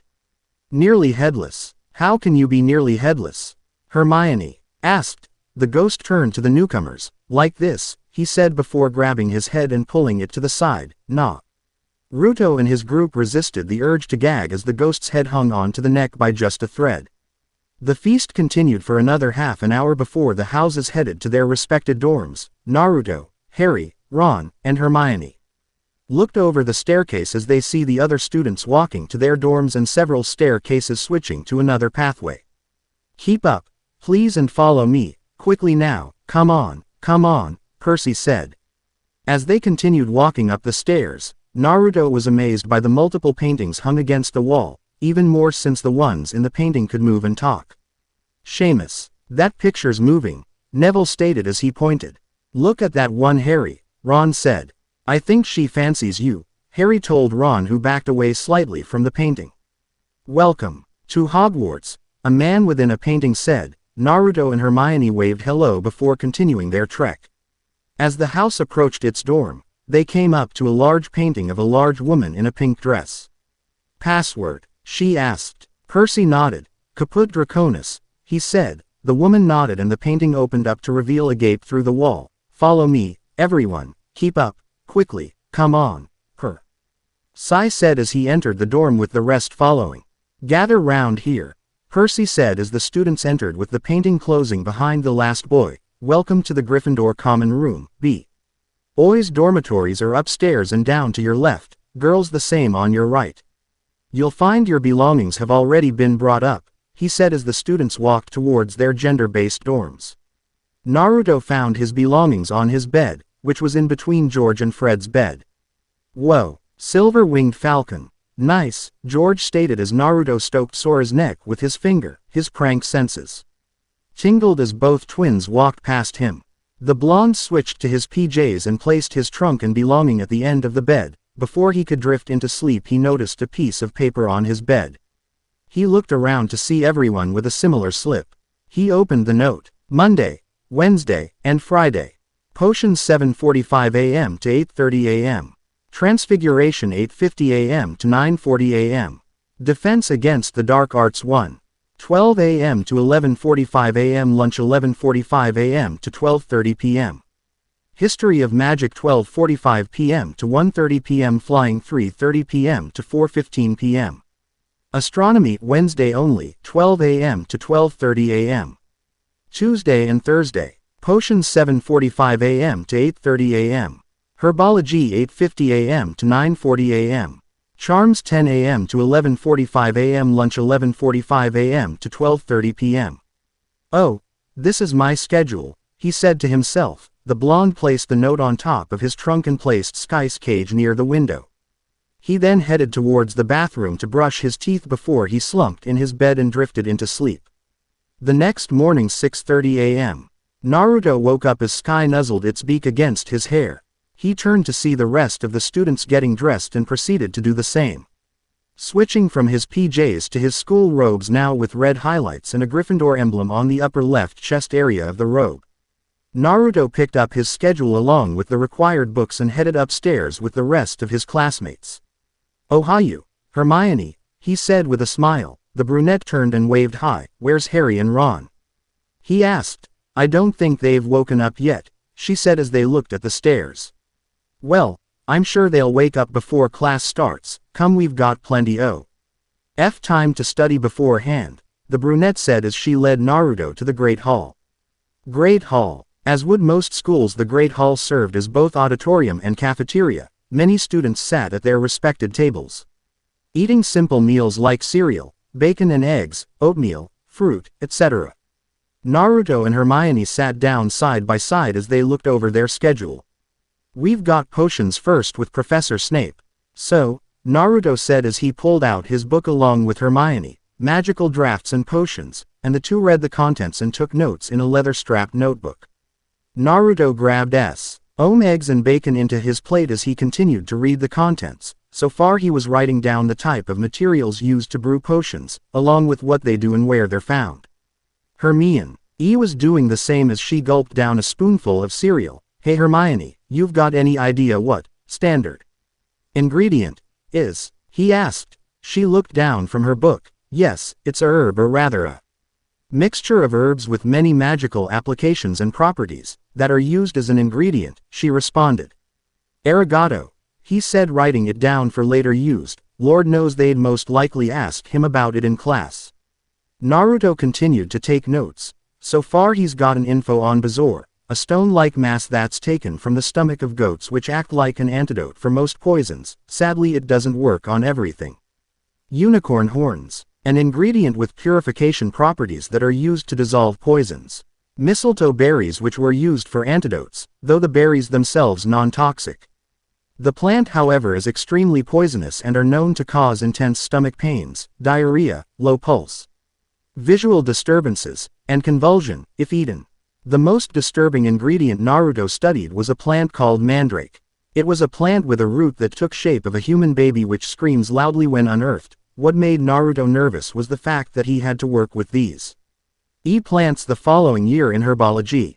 From what the book says, a mature mandrake can kill any person who hears its scream, though a young one would only knock a person out for several hours. He took notes on its properties, like how the plant was part of the nightshade family, how it was used as a painkiller and sedative in medicine, and that it could be fatal if overdosed. Naruto and Hermione continued for several more minutes until it was time for their first class. Potions class. For the first 10 minutes of class, Professor Snape, the potions instructor, was giving a rundown of what the students would be learning in class. Naruto knew that by the tone of his voice, he was either bored, tired, or had little interest in the class. He also noticed that both Ron and Harry weren't there, either they're late or still asleep. He remembered what Percy said yesterday at the Great Hall, that he wanted to be the instructor for the defense against the dark arts class. Maybe that was the reason. Everyone, take out your books and turns to page 15. We will begin our lesson, he said, taking up his own book, which was slightly thicker than a student's. Naruto jolted down notes down on several ingredients that were being explained as well recipes. Mr. Uzumaki, said Blonde, placed his quill down and turned to the instructor. Would you mind telling the class what shrivelfig is used for? He asked in his usual voice. Naruto nodded. It's a magical plant that was originated in Abyssinia. When skinned, the liquid inside is used as an ingredient for both shrinking solution and the elixir to induce, he replied. You replied rather quickly. Good work, he said. Naruto beamed at the praise he was given. Several minutes passed by and Snape thought it was time for the day's final lesson. Everyone, join with a partner and wait at a station until further instruction, he said. Naruto nudged Hermione, who smiled and nodded as they headed towards their station, as the other students did the same. For today's final lesson, you will be brewing and cure for Boyle's potion. You and your partner are to be finished with and approving cure by the end of the class for a passing grade. You'll find the ingredients in the cupboards and drawers by your stations. The recipe is in your book on page 18. Best of luck to all of you, he said as the students began their work. Naruto filled the cauldron with water as Hermione lit the fire on the Bunsen burner. The two turned to page 18. Okay, so we'll be needing 6 snake fangs, 4 horned slugs, and 2 porcupine quills, Naruto saw it as he looked in the drawer and brought out the ingredients. Both witch and wizard grabbed a mortar and began to crush 3 snake fangs into fine powder with a pestle. So Naruto, Hermione said, getting her fellow housemates' attention. Tell me about yourself, she asked. The blonde wizard shrugged. Nothing much to tell actually. I found out I was a wizard just 3 weeks ago, he explained, surprising the brunette. She remembered him saying that he was an orphan at Ollivander's wand shop, so of course he didn't have parents to show him magic, but what surprised her was that, like Harry, had discovered his wizarding abilities a tad late. Back home, well, I guess I shouldn't really call it that. Not everybody liked me, he said. Hermione was saddened by this. Most muggles considered wizards as freaks. I was treated like an animal more than a human being. I don't know what I did to offend them. They just beat me whenever they get the chance to, he said. At this Hermione gasped. Do you know why? She asked. Naruto shook his head. They say I was a cursed child. Maybe they all knew I was a wizard. He sighs. I don't know.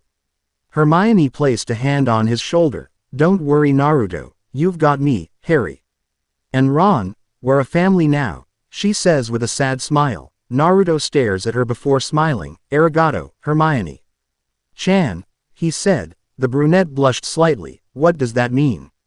She asked. This time it was Naruto's turn to blush. Well, it's like an honorific. In general, Chan is used for babies, cute animals, young children, and girls, whereas Kun is used for boys, he said sheepishly.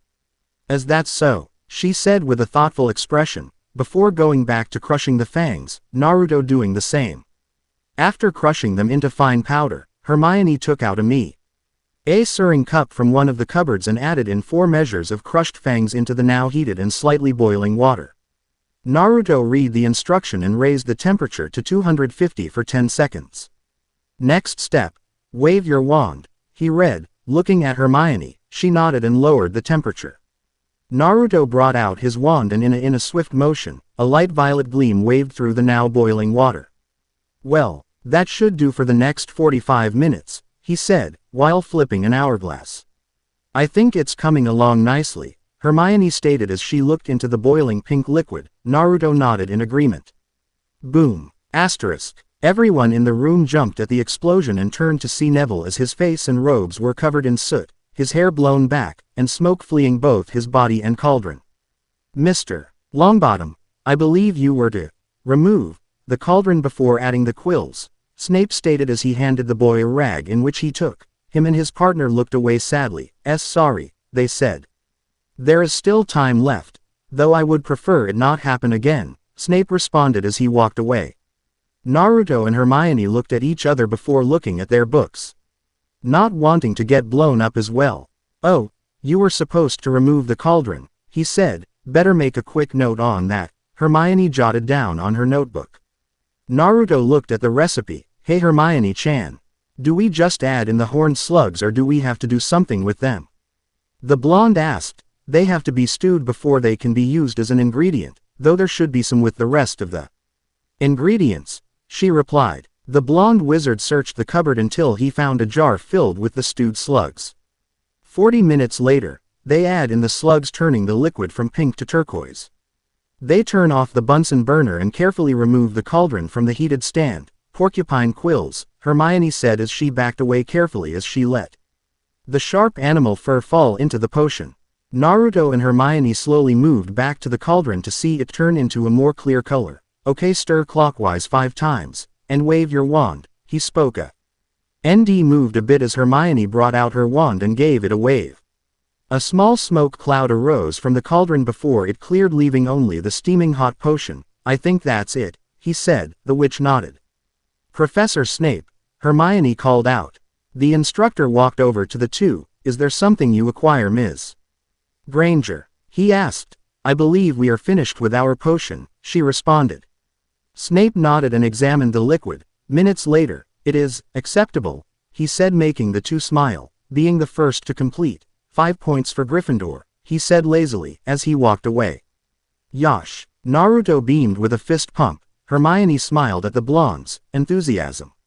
Minutes later, more students began to complete their potions, even Neville and his partner, who were just cutting it close for tonight's assignment. You are to single-handedly brew 1 infusion of wormwood, he said before the students exited the classroom.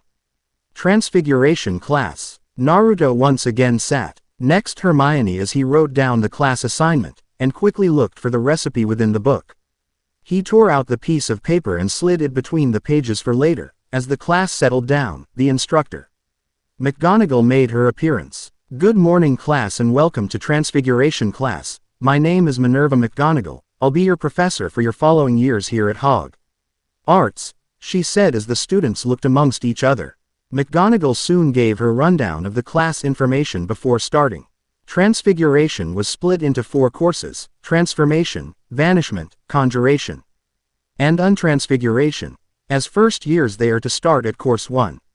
As instructed, the class brought out their books, A Beginner's Guide to Transfiguration, and began to read and take notes on the lecture. Naruto jolted down notes on everything. Transfiguration was pretty complex, even for a beginner. 20 minutes passed by and McGonagall began to explain transformation by showing them an animagus. Naruto watched in awe as his instructor morphed into a tabby cat. The blonde returned to his page and continued with his notes. That is until the doors opened. Naruto and he RMI1 turned to see Harry and Ron walking in, looking around for the teacher. Ron let out a sigh in relief. Phew, amazing. Can you imagine the look on old McGonagall's face if we were late? He asked Harry. Just as the words left his lips, McGonagall jumped off her desk and morphed back into her human form, leaving the two wizards gobsmacked. "That was bloody brilliant," Ron said. "Thank you for that assessment, Mr. Weasley. Maybe if I were to transfigure Mr. Potter and yourself into a pocket watch, maybe one of you would be on time," she retorted. "We got lost," Harry explained. The Elder Witch shook her head. "Then perhaps a map. I trust you don't need one to find your seats," she said. The boys nodded and walked towards any open seat they could find. The class continued with its lecture. Ari and Ron found 2 seats behind Naruto and Hermione. "What did we miss?" Harry asked. "A class," Hermione said dumbfounded. "If the boys had gotten up earlier they would have made it to class on time and know where to go." "Relax guys. I wrote the notes down. I'll let you borrow 'em, and we're on page 10. Naruto whispered. The 2 boys nodded and turned to the page. McGonagall began to explain the concepts of the Animagus spell. Naruto was very eager to learn it, seeing it as the best disguise when he wasn't wearing his invisibility cloak. Towards the end of the class, McGonagall gave the IGN meant to turn a match into a needle and perform it during class. Defense against the dark arts class. Naruto sighed as he sat in his desk. He was in a separate class, apart from his friends, but was slightly happy that the DAD was a core class, meaning he would be learning some spells. He watched as a timid man wearing a black robe and violet head wrap walk up to the class. "GG, good day class. I am Professor Quirrell." The man spoke. Naruto shook his head at the man gave his rundown. He instead opened up his The Dark Forces, a Guide to Self-Protection book for a head start. Minutes later Quirrell started the lecture.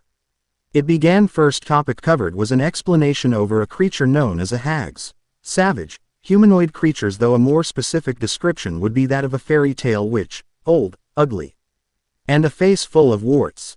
They diet in raw liver and small children.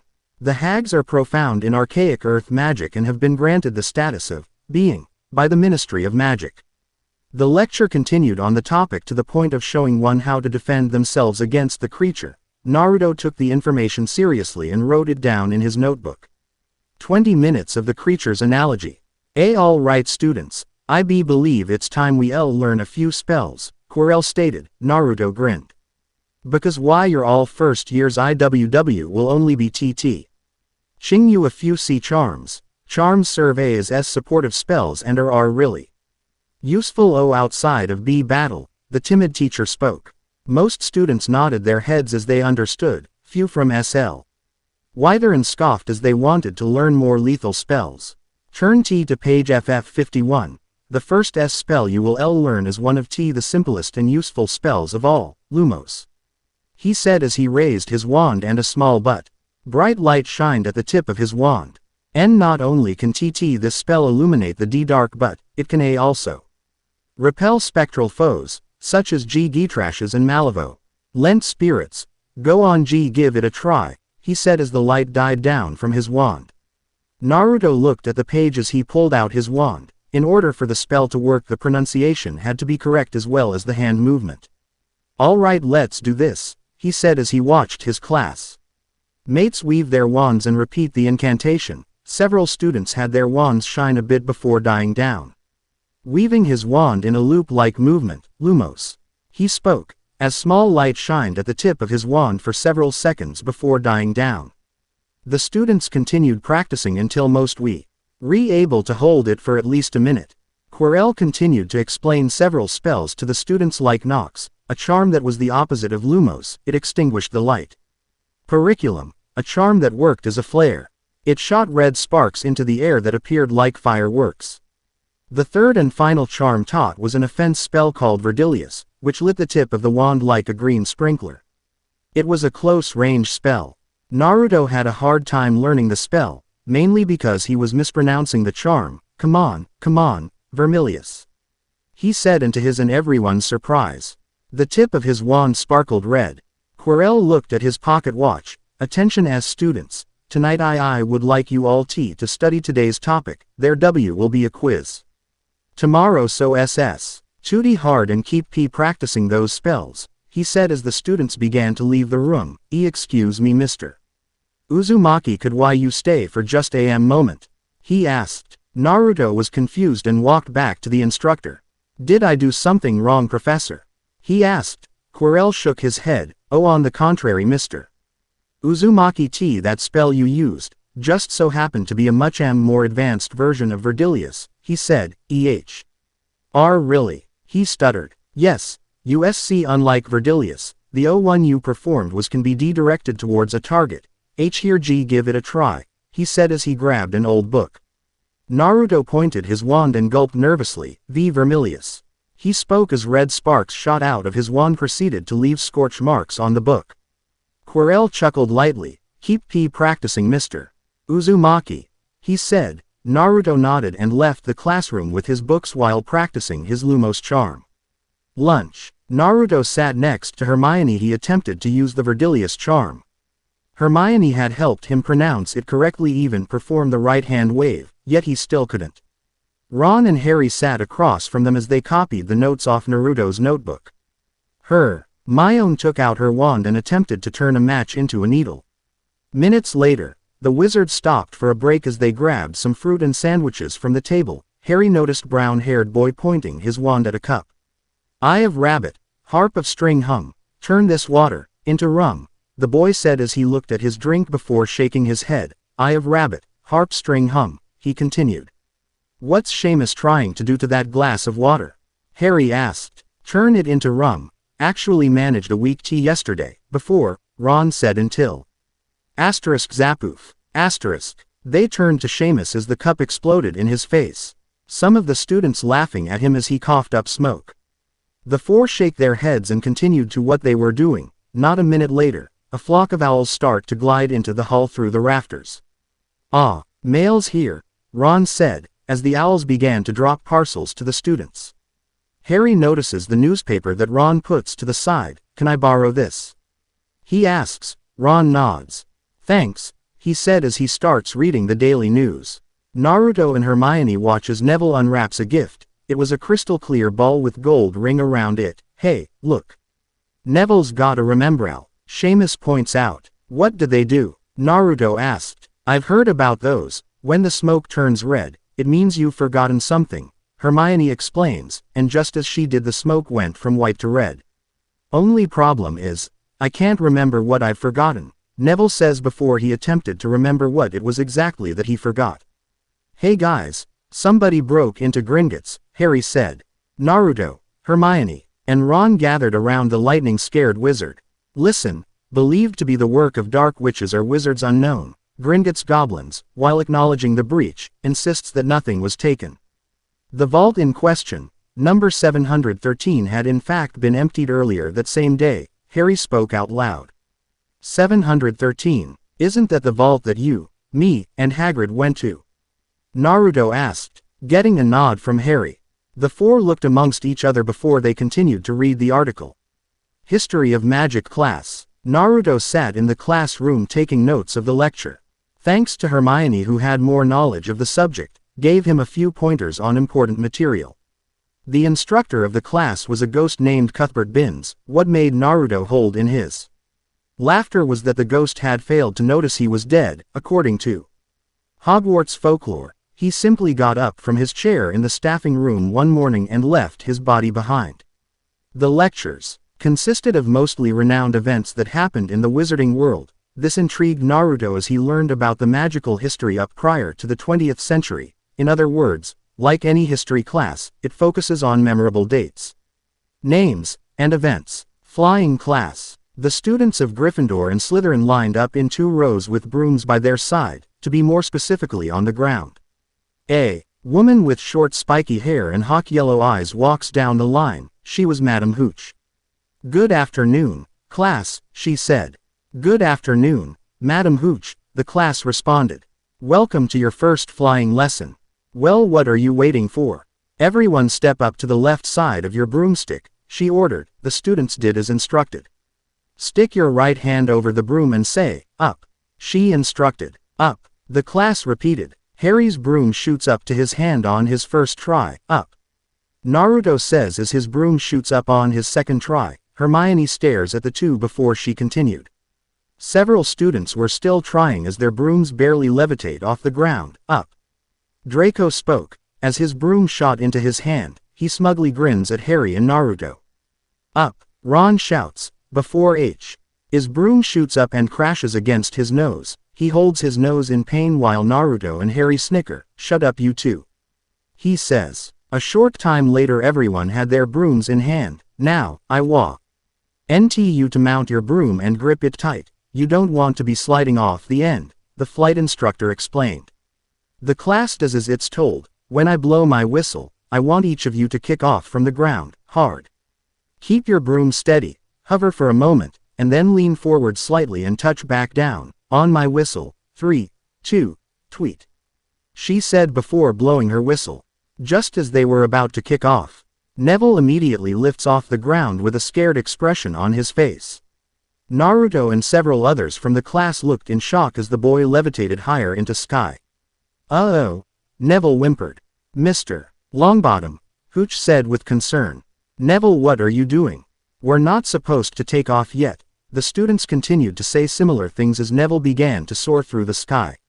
Ah, the boy cries as he shot off like a bullet. Neville. The students shouted, down, down, ah, he yelled as his broom smashes itself against a wall several times before flying off elsewhere. Hooch holds out her wand in attempt to stop the out-of-control broom. It was then when the broom began to charge forward at the students. Naruto grabs Harry and Hermione, and scattered with the rest of the group of students. Neville screams in fright as he zooms through the open path that was once where the first years stood. The broom flew past a statue of a man holding a sharp spear. Neville's cloak gets caught on it and he's pulled off his broom and dangles high above the ground. Oh, ah, help. He pleads before his cloak tears and falls. The students panicked. Neville got a hold of a torch before he hit the ground but slipped out and fell anyway. Everyone out of the way, the flight instructor said as she rushes over to Neville's fallen self. Come on, get up, she says as she helps Neville sit up. Is he okay? A girl asked with concern. As Neville sits up he yells in pain. Oh dear, it's a broken wrist. TCH, TCH, TCH. Good boy, come now, up you get, she helps the boy up. Malfoy stares at the boy's injury and snickers before noticing a certain item on the ground. He reaches down and picks up Neville's remembrall. Everyone's to keep their feet on the ground while I take Mr. Longbottom to the hospital wing, understand? If I see a single broom in the air, the one riding it will find themselves out of Hogwarts before they can say, Quidditch, she threatened as she left with Neville to the hospital wing. Draco snickers. Did you see his face? Maybe if the fat lump had given this a squeeze, he'd remember to fall on his fat ass, he said as few of the Slytherin students laughed with him. The Gryffindor group frowned at them. Harry glared and walked up to him. Give it here, Malfoy, he demanded. Draco hums a bit while tossing the ball up and down. No. I think I'll leave it somewhere for Longbottom to find, he said before the slick-back blonde hopped on his broom and took to the skies. How about up on the roof? He says, flying higher into the sky. What's the matter, Potter? Bit beyond your reach, he taunted. Harry growled and grabs his broom. Harry, no, you heard what Madame Hooch said. Besides, you don't even know how to fly, she says. Harry reluctantly got on anyway and flew off. Idiot, she muttered. Calm down, Hermione-chan. Harry knows what he's doing, Naruto said as he watched his friend fly off. Give it here, Malfoy, or I'll knock you off your broom, the dark brunette threatened. As that's so, Draco smirks. Harry dashes forward making an attempt to take the ball from him. Malfoy however pulls a 360 making dark brunette fly past him. Have it your way then, he said before throwing the ball as hard as he could. Harry spins around and zooms in after it. He's not gonna make it, Ron said as he watches his friend zoom in for the ball. He'll make it, Naruto responded. As Harry was about to hit a window he catches the ball and spins around to avoid being hit. McGonagall, who was working at the time, sees him from the other side of the window. Harry flies back the group as they cheer and run to him. Good job, Harry. Yubakuru Urber cool, Naruto said with a grin. Harry, that was wicked, Ron spoke up, as Harry continued getting comments on his performance. McGonagall walks up to the group. Harry Potter, getting the boys' attention. Follow me, she said. Harry sullenly followed the teacher, while Draco and his posse laughed at him. Naruto glared and pointed his wand. Vermilius, he said as red sparks hit the ground near the boys, making them jump back slightly. Minutes passed and still no sign of Madame Hooch. The students began to converse with each other. Naruto and Hermione practiced spells while Ron spoke with the rest of the group about what happened. Hermione taught Naruto several charms like Alohomora, Protega, and one of her favorites, a switching spell. Like several existing spells, a switching spell is one that doesn't require an incantation and only requires a hand movement and knowledge on how to use it. Naruto had taught Hermione both Periculum and Vermilius. Though she would most likely learn them in her DADA class, she would get a head start and a stronger spell to begin with. Moments later, Madame Hooch returned and continued with the lesson. The students kept their mouths shut about the incident, thinking she already knew or that they just didn't want to rat out on Harry. By the end of the lesson, most students were able to hover and fly at slow speeds, for starters at least. With Harry, "You wait here," McGonagall orders. Harry nodded sadly, thinking he would get expelled. McGonagall opens the door to Quirrell's DADA class. "An iguana s such as this is an essential ingredient," he said to his class, before the Elder Witch interrupted him. Excuse me, Professor Quirrell, could I borrow wood for a moment?" she asked. "Oh, why yes of course." He motions for an older boy, aka Oliver Wood, who gets up and leaves with McGonagall. "Potter, this is Oliver Wood. Wood, I have found you a seeker," she proclaims, making the older boy look at the teacher in surprise. "What's a seeker?" Harry asks. Later after class, Naruto, Harry, and Ron walk through the crowded halls as Sir Nicholas and a female ghost float past them. "Have you heard? Harry Potter's the new Gryffindor seeker. I always knew he'd do well," Nick said as they floated around a corner. "Seeker. But first years never make their house teams. You must be the youngest Quidditch player in," Ron stated, "a century," according to McGonagall. Harry finished for him. "Wait, what's Quidditch?" Naruto asked. Ron stopped dead in his tracks. "You don't know?" he said in disbelief. "Hey, I'm like Harry. I found out I was a wizard later than most," the blonde defended himself. "Okay, Quidditch is a wizarding sport that's played on broomsticks. It's the most popular game among wizards and witches," Ron explained. "How do you play it?" he asked. Before Ron could explain he game his older brother Fred and George walk up to Harry. "Hey, well done Harry, Woods just told us," Fred stated happily. "Fred and George are on the team too. They're beaters," Ron said, Naruto listening in. "Our job is to make sure that you don't get bloodied up too bad. Can't make any promises of course. Rough game, Quidditch," George said. "Brutal, but no one's died in years. Someone will vanish. Occasionally," Fred said as him and George walk off across the courtyard. "But they usually turn up in a month or two," George shouts back at Harry, making even more nervous about the game than he already is. "Don't worry about it Harry. If those two have your back, then trust in them to protect you," Naruto reassured. "Yeah, go on Harry, Quidditch is great, best game there is, and you'll be great too," Ron persuaded. "But I've never played Quidditch, what if I make a fool of myself?" Harry said, losing confidence. Hermione, who was working on a bench, jumps up. "You won't make a fool of yourself. It's in your blood," she said, leading the three boys to a trophy case. She points to a plaque of players. One lists Harry's father, James, as a seeker. "Whoa Harry, you never told us your father was a seeker, too," Naruto said in awe. I didn't know," Harry stuttered as he looked at the moving photo of his father in his younger days. The four continued walking until they made it to the grand staircase. They casually walk up a staircase before it shudders and begins to move. "What's happening?" Naruto asked as he held onto the railing along with the others. "The staircases change, remember?" Hermione states as the staircase connects to another level. "Let's go this way," Harry suggests. "Before the staircase moves again," Ron said. They all opened a door to a dark room. "Does anyone feel like we shouldn't be here?" Naruto said. "That's because we're not supposed to be here. This is the third floor, it's forbidden," Hermione explains with worry. Before they could leave, a flame lights on a stone support. They looked at the door to see the caretaker's cat, Mrs. Norris, walk in with a meow. "It's Filch's cat," Ron nearly shouted. They would defiantly get expelled if they were found by the caretaker. Run, Harry said as all 4 wizards ran down the hall of the room. As they run, more flames are lit as they go. They get to the end of the corridor. In front of a door, Harry grabs the handle. It's locked. He said, "That's it. We're done for." Ron states, "No, we're not. Move over," Naruto said as he pulled out his wand and pointed it at the keyhole. "Alohomora," he said as a small light shined through the hole and unlocking the door.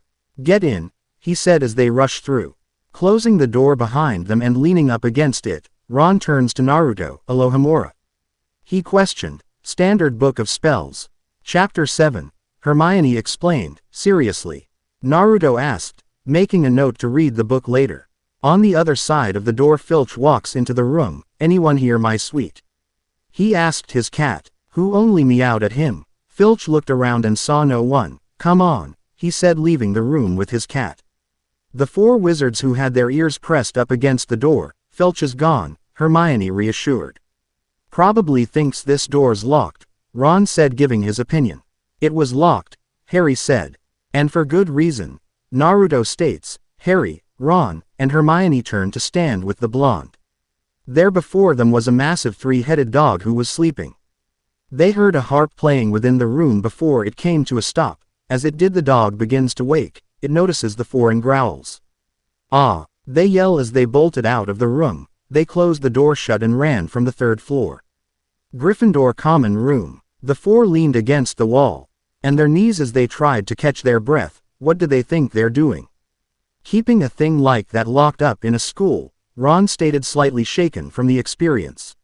"You didn't see it?" Naruto asked. "See what?" Harry asked. "What was standing on?" Hermione said. "I wasn't looking at its feet. I was a bit more preoccupied with its head, or maybe you didn't notice, there were 3. Ron nearly shouted. "Guys, it was standing on a trap door," Naruto said. "Meaning it wasn't an accident. It's guarding something," the brunette witch stated. "Guarding something?" Harry asked. "That's right. Now, if you don't mind, I'm going to bed before the 3 of you come up with another clever idea to get us killed or worse. Expelled," she says as she walks to her dorm and shuts the door. "She really needs to sort out her priorities," Ron said as he walked upstairs with Harry following. Naruto walked over to the couch and sat down. "Man, what a day," he said to himself. The 4 weeks later, potions class. Students were once again by their stations, chattering by their steaming cauldrons. "How's your animagus coming along?" Hermione asked her now 11-year-old, blonde friend. "So far so good. I'm still not there ready for a full transformation. All I can do is grow ears and a tail," Naruto responded as he performed an animagus. His human ears disappeared behind his hair as he grew sun-colored fox ears and tail. Hermione smiled as she started to pet his hair and rub his ears. Naruto failed to resist a purr. Most of the girls in the room found it cute before the door slammed open with Snape walking in. The loud noise made Naruto's hair raise up in shock, letting out a small yip. Snape frowned at his class. "There will be no foolish wand weaving or silly incantations in this class. As such, I don't expect you to enjoy the subtle science and exact art that is potion making," he said, taking a second glance at his students. "However, for those select few," he says while looking at Naruto, Hermione, and Draco who smile at him, "who possess the predisposition, I can teach you how to bewitch the mind and ensnare the senses. I can tell you how to bottle fame, brew glory, and even put a stopper in death," he says. The class looks amongst each other. Whispering could be heard here and there. Snape notices Harry writing down in his notebook, in his view, not paying attention. Then again, maybe some of you have come to Hogwarts in possession of abilities so formidable that you feel confident enough to not pay attention, he said. Ron nudges Harry, who looks up. "Mr. Potter, our new celebrity. Tell me what I get if I added powdered root of asphodel to infusion of wormwood," he asks. Hermione's hand skyrockets. Naruto sheepishly raises his hand, while Harry shrugs. "You don't know. Well, let's try again. Where, Mr. Potter, would you look if I asked you to find me a bazaar?" he asked. "It's taken from the stomach of goats," he replied. Snape raised an eyebrow. "I suppose you do know something. Just to let you know, Fame isn't everything, Mr. Potter, the instructor stated. With Harry, after class, Oliver and Harry walk outside in an open field, Oliver carrying a small bat and a trunk that rattled continuously. Quidditch is easy enough to understand. Each team has 7 players, 3 chasers, 2 beaters, 1 keeper and a seeker, that's you. He pointed at Harry as he opened the trunk showing 3 balls, 2 tan in color, the other red. Oliver picks up the red one. This one's called a quaffle. Now the chasers handle the quaffle and try to put it through one of those 3 hoops, he said as he pointed to a Quidditch pitch. Harry saw 3 hoops on both sides. The keeper, that's me, defends the hoops. He tosses the ball over to Harry. With me so far? He asks. Harry tosses the ball back. I think so. What are those? He asked, pointing to the 2 chained tan balls. Oliver looked down at the squirming balls. You better take this, he said, handing over the bat to Harry. He bent down and releases one of the balls. With an angry growl, the ball shoots up into the air. They watch it go up before Oliver gasps slightly. Careful now, it's coming back, he warned as the ball whizzed down. Harry readies the bat and hits it as hard as he could. The 2 watches the ball soared through a statue opening. Not bad, Potter, you'd make AF. Air beater. Uh-oh, he said, quickly shoving Harry to the side as the ball shot into Oliver's arm. He struggles for a bit before he manages to place it back to the trunk and lock it up. Bludger, nasty little buggers, he said as he cracked his knuckles and opened a small compartment in the trunk. But, the only ball I want you to worry about is this, the golden snitch, he said, pulling out a small, walnut-sized golden ball and handing it over to Harry. I like this ball, he said. Ah, you like it now, just wait, it's wicked fast and damn near impossible to see, Oliver explained. What do I do with it? He asked. You catch it, before the other team's seeker. You catch this, the game is over. You catch this, Potter, and we win, he said as the snitch flutters out 2 delicate wings and jumps into the air. Whoa, was all Harry could say. Charms class. The class listened into the half-goblin wizard's lecture. Naruto was particularly interested in the lesson as they were learning about levitation. One of the wizard's most rudimentary skills is levitation, the ability to make objects fly. Flitwick, the charms professor, stated. Do you all have your feathers? He asked. The class raised their hands to show their feathers.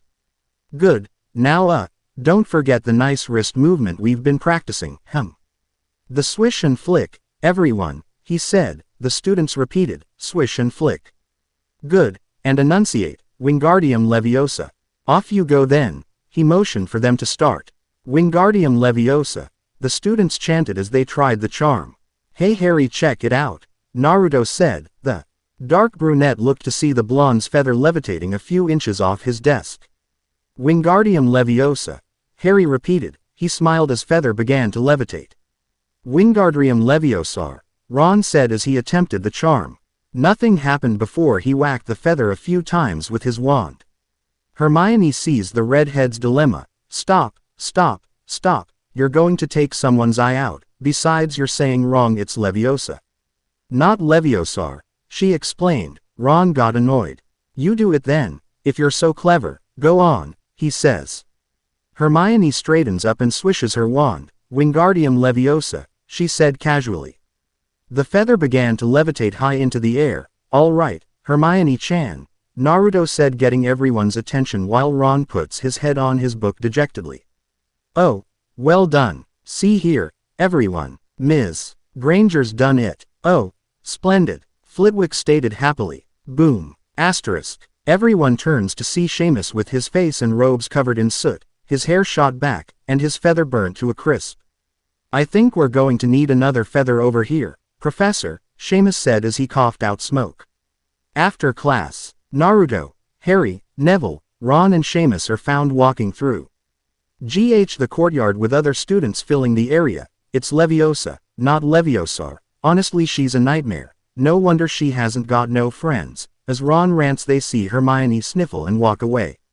Naruto turns to Ron with a glare. Really, Ron? Then what are we? He retorts, punching him in his shoulder as he goes after Hermione. Ah, bloody hell, he hits hard. Ron winces as he holds his arm. He's right though. Aren't we her friends, Ron? Harry asked. The redhead sighs and nods. Outside girls' bathroom. Come on Hermione-chan, you know Ron didn't mean it, the blonde pleaded for his friend to come out. Why should I, if I'm just a bother to all of you, she said between sobs. That's not true Hermione-chan, you know it's not, he replied. Naruto listened to the girl as she continued weeping. Hermione-chan. Don't you remember what you said to me in potions class? We're family now, if they don't want it then, they're missing out on a great friend, and you Hermione-chan, you're my best friend, he said softly. He heard Hermione's sobs get quieter. Naruto, can I just be alone for a while? She asked. Naruto sighed. Take all the time you need, he said as he walked away. Great Hall 8:15 p.m. It was night, and now replacing the candles are lit jack-o'-lanterns. Everyone is happily eating candy and chattering amongst themselves. Where's Hermione? Harry asked. Neville spoke up, as he gulped down a mouthful of candy corn. Parvati Patil said that she wouldn't come out of the girls' bathroom. She said she's been in there all afternoon, crying, he explained. Harry and Ron exchanged glances. The redhead turned to see Naruto glaring at him. Hey, I said I was sorry, he retorted. Apologize to Hermione-chan, not me you baka. He said as he bit down on a sweet tart. Just as he said that, Professor Quirrell rushed into the room.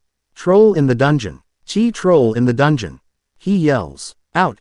Everyone stops, and utter silence fills the room. Thought you ought to know, he said before fainting. A moment of silence. They started to panic. Dumbledore got up from his seat. Silence. He yells out. Everyone stops. Everyone will please not panic, now. Prefects will lead their houses back to their dormitories. Teachers will follow me to the dungeons, he said. Hufflepuff this way. Stay together, they said as they led their houses away. Gryffindor keep up please and stay alert, Percy stated, leading his house back to the dorms. How'd a troll get in? Harry asked. Not by itself. Trolls are really stupid, probably people PLA. Ying jokes. Ron replied before both him and Harry were pulled to the side by Naruto. What? He questioned. Guys, Hermione-chan's still out there, she doesn't know, he said. Harry and Ron exchanged looks before nodding and running off with the blonde. The trio ran through the dark corridors of Hogwarts. The stormy weather outside wasn't helping much either. Naruto stops running and holds his arms apart to stop Harry and Ron. They hide and peek through a doorway as they see a large and hideous troll walk into a room with its club being dragged along the floor. He's going into the girls' bathroom, Ron warned. Hermione-chan. Naruto's eyes widened. Girls' bathroom. Hermione walks out of a stall wiping her eyes as she washes her hands, and stops when she hears a grunting noise. She turns slowly to see a troll standing there. She gasps and backs up into a stall. The troll raises its club and smashes through the stalls. Someone help. She cries, as the trio rush into the bathroom. The troll smashes through the remaining stalls. Hey, P-Brain, Ron shouts as he throws a piece of wood at the troll's head, getting its attention. Hermione then rushes out of the broken stall and under a sink. The troll sees her and proceeds to break through them. Hermione-chan. Naruto calls out as he brings out his wand, Vermilius. He shouts out as he shoots red sparks at the troll. The beast holds its hands to its face as the sparks came in contact with it. Grunting in pain, it moved away from the sinks. Hermione runs out and into Naruto's arms. Guys, I think we should go, Harry said. The troll turned to them with an angry expression. Run! Naruto yells as they rush out of the bathroom. The troll breaks through the wall and with a roar, chases after the four wizards with its club hoisted high in the air. It's catching up, Ron shouted as he ran faster. The troll slammed its club down, tripping the four wizards. Harry rolled over to the side as the troll continued to slam its club onto the floor. Harry, come on you guys, Naruto shouted. He and Hermione readied their wands, Vermilius. They shouted as they fired sparks at the troll. This only made it angrier. Oh see, rap, Harry said as the troll grabbed his leg and held him upside down and tried to hit him with his club. Harry bended to the side to avoid being hit. The bolt-scared boy pulled out his wand, Periculum. Harry shouted as red sparks shot from his wand, blinding the troll. Grunting in pain, it released Harry. Ron, Hermione said, as the troll had a hand over its eyes and with the other swinging its club randomly. Swish and flick, she continued. Wingardium Leviosa, Ron said, as the club was taken from the troll's hand. It removed its hand from its face and looked up only for the hard piece of wood to slam on its face, rendering it unconscious as it crashed down hard. The four exchanged looks before they walked closer to it. Is it dead? Hermione asked. I don't think so. Just knocked out, Harry said as he puts away his wand. They hear footsteps closing in. They turn to see McGonagall, Snape, and Quirrell and gasp at the sight. Oh my goodness. Explain yourselves, the four of you, McGonagall demanded. Harry and Ron were started babbling. Well, you see, it went like, it's my fault, Professor McGonagall, Hermione stepped in. Naruto turns to his closest friend. I went looking for the troll. I read about them and thought I could handle it, but I was wrong. If Naruto, Harry, and Ron hadn't come and found me, I'd probably be dead, she half lied. McGonagall shook her head. Be that as it may, it was an extremely foolish thing to do, she says. Harry noticed a large gash of Snape's leg. The professor notices Harry's glance and covers it up while glaring at the boy. I would have expected a more rational behavior on your part, Ms. Granger. 5 points will be taken from Gryffindor for your serious lack of judgment. She then turns to the three boys. As for you gentlemen, I just hope you realize how fortunate you are. Not many students could take on a full-grown mountain troll and live to tell the tale. 5 points will be added to each of you, for dumb luck. She whispered the last part as she leaves the premises with Snape trailing behind her. Perhaps you ought to go. Em might wake up. Hey, Quirrell said. The troll moans a bit, making the teacher jump back with a small shriek. Gryffindor Common House. The four entered the dorm. First thing was first. Hermione, look, I'm sorry. It's my fault you were almost killed in the first place. Ron apologized. Hermione smiled and waved it off. Apology accepted. You idiot, she said. The group laughed a bit. You're going to be okay, Hermione? Harry asked with concern. I'll be fine, she reassured. Well, all right. We've had a rough night. I think it's best we've had some rest, he suggested. They all nodded. Ron and Harry walked upstairs. Well, good night, Hermione-chan, he said, but gasped slightly as the brunette hugged him. Thanks for coming for me, she whispered. Naruto blushed madly at the contact and slowly rubbed her back. It's okay. That's what friends are for, he smiled. Hermione smiled and nodded. She walked over to the girls' dorm, giving one last glance before entering. Naruto sighed happily and was about to walk downstairs when he noticed Harry and Ron peeking from around the corner. Don't say a word, he said, now blushing neon red. Konoha Hospital. Well, you're all set, Kushina, Hiruzen said as the red-haired woman stood on her 2 feet. Hiruzen, I want you to find everyone responsible for my Sochi's suffering and bring them to the T&I department. She spoke with venom laced in her voice. What are you going to do? He asked nervously. I'm gonna kill them, she said. Hiruzen stood horrified. Kushina, go get them, she demanded. Now, she roared. Next chapter. Games, Holidays and Secrets. And there you guys go. This is officially the longest chapter I've ever written. The next will be even longer, I hope. Also, to answer some questions, to a few of you, yes, this is a Naruto Hermione pairing only, which means no harem. And to Mr. 1980 Rivera, it's just something we writers do. If we get an idea for a story, it stays in our head until we can't take it anymore and end up writing it anyway. With that said, I'll be seeing you next time. Ciao. Games, Holidays, and Secrets. N. Naruto and Harry Potter is owned by Masashi Kishimoto and J.K. Rowling. Talking. Flashback. Flashback. Thoughts. Action. Spell. Mage Jinchuuriki. Chapter 3. Games, Holidays, and Secrets. Sarutobi, what's this all about? Homura asked as he, Kaharu, and Danzo followed Hiruzen through the T&I department. The old Hokage shook his head in grief. There's someone who wishes to see you, he said. Danzo narrowed his eyes, wondering who exactly would want an audience with them. They arrived at an interrogation room and led them inside. Hiruzen, however, saws you ally walked out and locked the door behind them. Sarutobi, what's the meaning of this? Homura shouted. Danzo on the other scanned the room. It was dark and the lights began to flicker on and off. He was about to unwrap his bandages until hooked chains made of pure chakra latched itself onto the three elders, hoisting them into air and piercing their skin. The three gasped in pain as blood dripped off their skin and onto the ground. Out of the shadows walked out a red-haired woman, Y.U.K. Kushina. Danzo stuttered as the Uzumaki matriarch tightened her hold in the chains, making the three elders cringe and yelp louder. Homura, Kaharu, because of you, the entire village knows of my Sochi's status as a Jinchuuriki, thus condemning him into a life of suffering. And Danzo, you wanted to turn him into a weapon, she said. They gasped as they looked into her red-slitted eyes. It shouldn't be possible. Kaharu stuttered in fear. Kushina glared hatefully at the three. Danzo was about to speak when Kushina flickered her wrist. The chains dug into their muscle tissue and tore their skin off their bodies. They screamed in pain and fear as the chains continued to tear them apart, leaving nothing but bones, blood, and several shredded pieces of their internal organs. Kushina looked up into the observation room where Hiruzen looked down in shock. Bring the rest, she ordered. Hogwarts.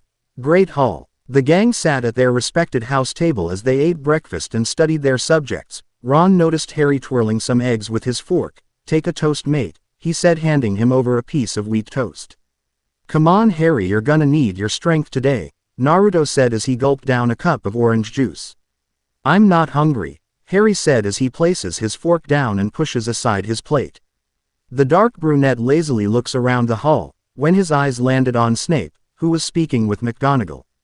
They were most likely talking about the events that occurred the other night. Moments later, Snape takes his leave limping slightly. He sees Harry looking at him and glares back at the boy. That explains the blood, Harry muttered as he watched Snape walk out with a slightly limping leg. Blood? Hermione asked. Looking up from her Transfiguration book, Harry motioned them to lean in. Listen, last night, I'm guessing Snape let the troll in as a diversion, Sahiko. I'll try and get past the three-headed dog. He must have been bitten, that's why he's limping, Harry explained as he whispered into the group. But, why would he want to go anywhere near it? Naruto asked. Harry stopped to think. His memory paused when he remembered about the article he read in the Daily Prophet. That day we were at Gringotts, Hagrid took something out of one of the vaults. He said it was Hogwarts business. Very secret, he explained. So you're saying, Hermione said as she began to place the pieces together.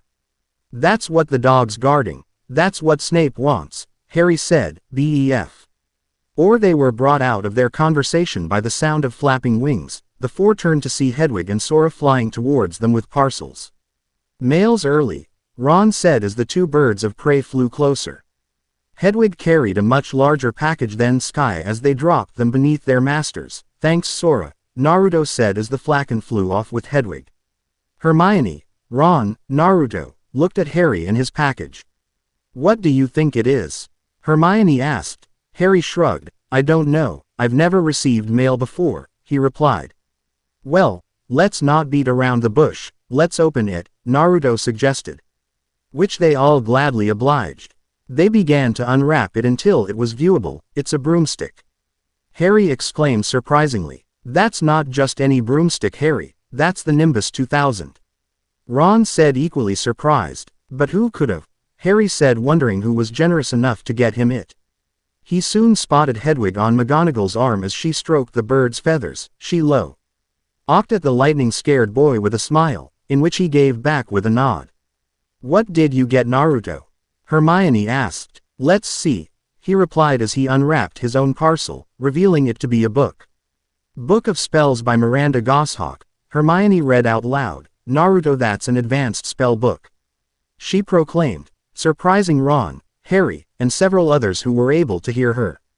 Well, I had several galleons left, so I figured I put 'em to good use, he replied as he turned to see Oliver walking towards their group. Hey everyone, you don't mind if I borrow Harry for a while, do ya? He asked. They shook their heads. Harry got up and took his books along with his new broomstick. Is there something you need? The dark brunette asked. Yes, actually, you see now that you're part of the team. We're to get you some training for the upcoming game, he replied. But, what about my classes? Harry asked. It's taken care of, As long as you don't fall back on your subjects, there's nothing to worry about, Oliver reassured as he led Harry to the field. Back at the table, what do you think Oliver wants with Harry? Hermione asked, Naruto wondering the same thing. Well, he is captain for Gryffindor's Quidditch team, so he's probably going show him the ropes, Ron replied, before they went back to their breakfast study with Naruto now reading his new book. Okay, let's see here, the blonde wizard said as he brought out his was and did a crescent arc motion up, Avis. He said. As he spoke out the spell, a flock of doves were conjured from his wand, which was accompanied by the sound of a gunshot. Everyone in the hall jumped up at the large bang and turned over to the blonde, who still had his wand held high with smoke sizzling from the tip. Sorry. My fault, the blonde stuttered. Read as all students and teachers slowly went back to what they were doing, Naruto placed his new book away. Later, he whispered before going back to studying. 2 weeks later, Quidditch pitch. Naruto, Hermione, Ron and Hagrid made their way upstairs along with the rest of the Gryffindor house. During the last 2 weeks Naruto had learned several new charms from his new book such as Expelliarmus, Apparicium, and Incendio. There was also a curse he learned called Apugno, which causes objects, conjured creatures, and individuals to attack a directed target, very useful for getting away from pursuers. He had also taught Hermione several spells from the book as well as Ron, who had some difficulty learning them. As for Harry, he had only managed to teach him Expelliarmus, since he was busy training for the Quidditch match, as well as catching up with his studies. Exiting the staircase they walked over to the stands as both their and the other houses cheered from different corners. In the center was a tower seating the teachers and the commentator, Lee Jordan. Man, this is so exciting, Naruto said happily. Hagrid laughed as he watched the star-eyed 11-years-old stand against the railing with Ron and Hermione. How do you think Harry's doing right now? Ron asked, knowing that their friend would soon be on the field with Harry. Inside Gryffindor Quidditch Tower, Harry's street oohed nervously as he continued to hear the cheering outside. He and his team got dressed in their team outfit, namely crimson red robe with gold outlining. Several minutes later they began to march towards the closed starting gate. Harry turned to look at his team. The beaters cracked their necks and hands before grabbing their brooms and bats, the chasers doing the same. Scared, Harry? Oliver asked. The dark brunette turned to his captain. A little bit, he replied nervously. That's all right, I felt the same way before my first game, he explained. What happened? Harry asked. Oliver pondered for a bit. I don't really remember. I took a bludger to the head 2 minutes into the game, woke up in the hospital wing a week later, he explained, making Harry gulp. On your brooms everyone, Oliver declared. His team acknowledged and got on their brooms. The gates opened and both teams flew out circling the pitch several times as the houses cheered even louder. Hello and welcome to Hogwarts, first Quidditch game of the season. Today's game Slytherin vs Gryffindor, Lee declared over his microphone. The players took position in a circle, while Harry flies a bit higher than the rest. They look down as Madame Hooch steps onto the field with a trunk and sets it down in between the circle of players. Now, I want a nice clean game, from all of you, she spoke while looking at the Slytherin team. She then kicks the trunk open letting the bludgers zoom out. The bludgers are up, Lee commentated as a familiar golden winged ball flies shortly afterwards showing itself to both teams, followed by the golden snitch. Remember the snitch is worth 150 points, the seeker who catches the snitch ends the game, Lee continued. The snitch then zooms out of sight, Madam Hooch then grabs the red ball and tosses it into the air. The quaffle is released, and the game begins. Lee shouted, with every house cheering. Gryffindor takes possession of the ball and flies past Slytherin towards their goal. The girl holding the quaffle, Angelina Johnson. She flies down and around the tower avoiding the Slytherin chasers before throwing the ball. The Slytherin keeper rushed at the ball but failed to catch it as it scored through the hoop. Ding! Asterisk. Angelina Johnson scores 10 points for Gryffindor. Lee shouts as he presses a button and adding the points to the scoreboard. All right, Gryffindor, Naruto cheered, as his entire house does the same. Well done, Hagrid said as he claps happily, though stopped when Slytherin gained possession of the quaffle. They watch as the opposing team passes the ball back and forth through team players. Bletchley passes to Captain Marcus Flint, Lee exclaimed, as Flint maneuvered around Gryffindor's chasers and throws the ball to the hoop. It however didn't score as Oliver flew up and whacked it away with his broom. Oliver smirks while Flint glares back. The positions change as Johnson and Katie Bell pass the quaffle back and D4 avoiding Slytherin as they fly in circles around the towers. This confused Slytherin's keeper as he looked in between the players for the ball. Johnson takes the ball as it's passed to him and throws it at a hoop, scoring. Ding! Asterisk. Yada. Naruto fist pumped into the air. Woot. Hermione and Ron cheered. Yes, Harry said as he watched his team score while flying around the pitch trying to locate the snitch. Another 10 points for Gryffindor, Lee proclaimed, adding the points to the scoreboard. The Slytherin team sneered and decided now it would be a time to play by their own rules. Flint turns to one of the beaters. Give me that, he said, taking the bat from the player and bashes a bludger directly to Oliver. The ball hits the keeper in the stomach making him yell in pain before he falls off his broom and onto the ground. The crowd not liking this boot at Slytherin, Harry and Naruto frown at the opposing team's actions. The Slytherin players laugh at the downed boy as the medics take Oliver away. The team heads off with the quaffle. They maneuver over the Weasley twins and score into Gryffindor, which was wide open. The Slytherin house cheers for their team. Flint along with another chaser fly overhead. Take that side, he orders as they close in on Angelina. They box her, leaving her nowhere to go as they lead her into the capes covering a tower. The two Sleeth, Aaron chasers retreat as Johnson crashes into the tower and falls to the ground, unconscious. Slytherin take the quaffle and scores once again. Those bastards, Naruto growled. That's not playin' fair, Ron shouted, as the rest of the house as well as Hufflepuff and Ravenclaw disapprove.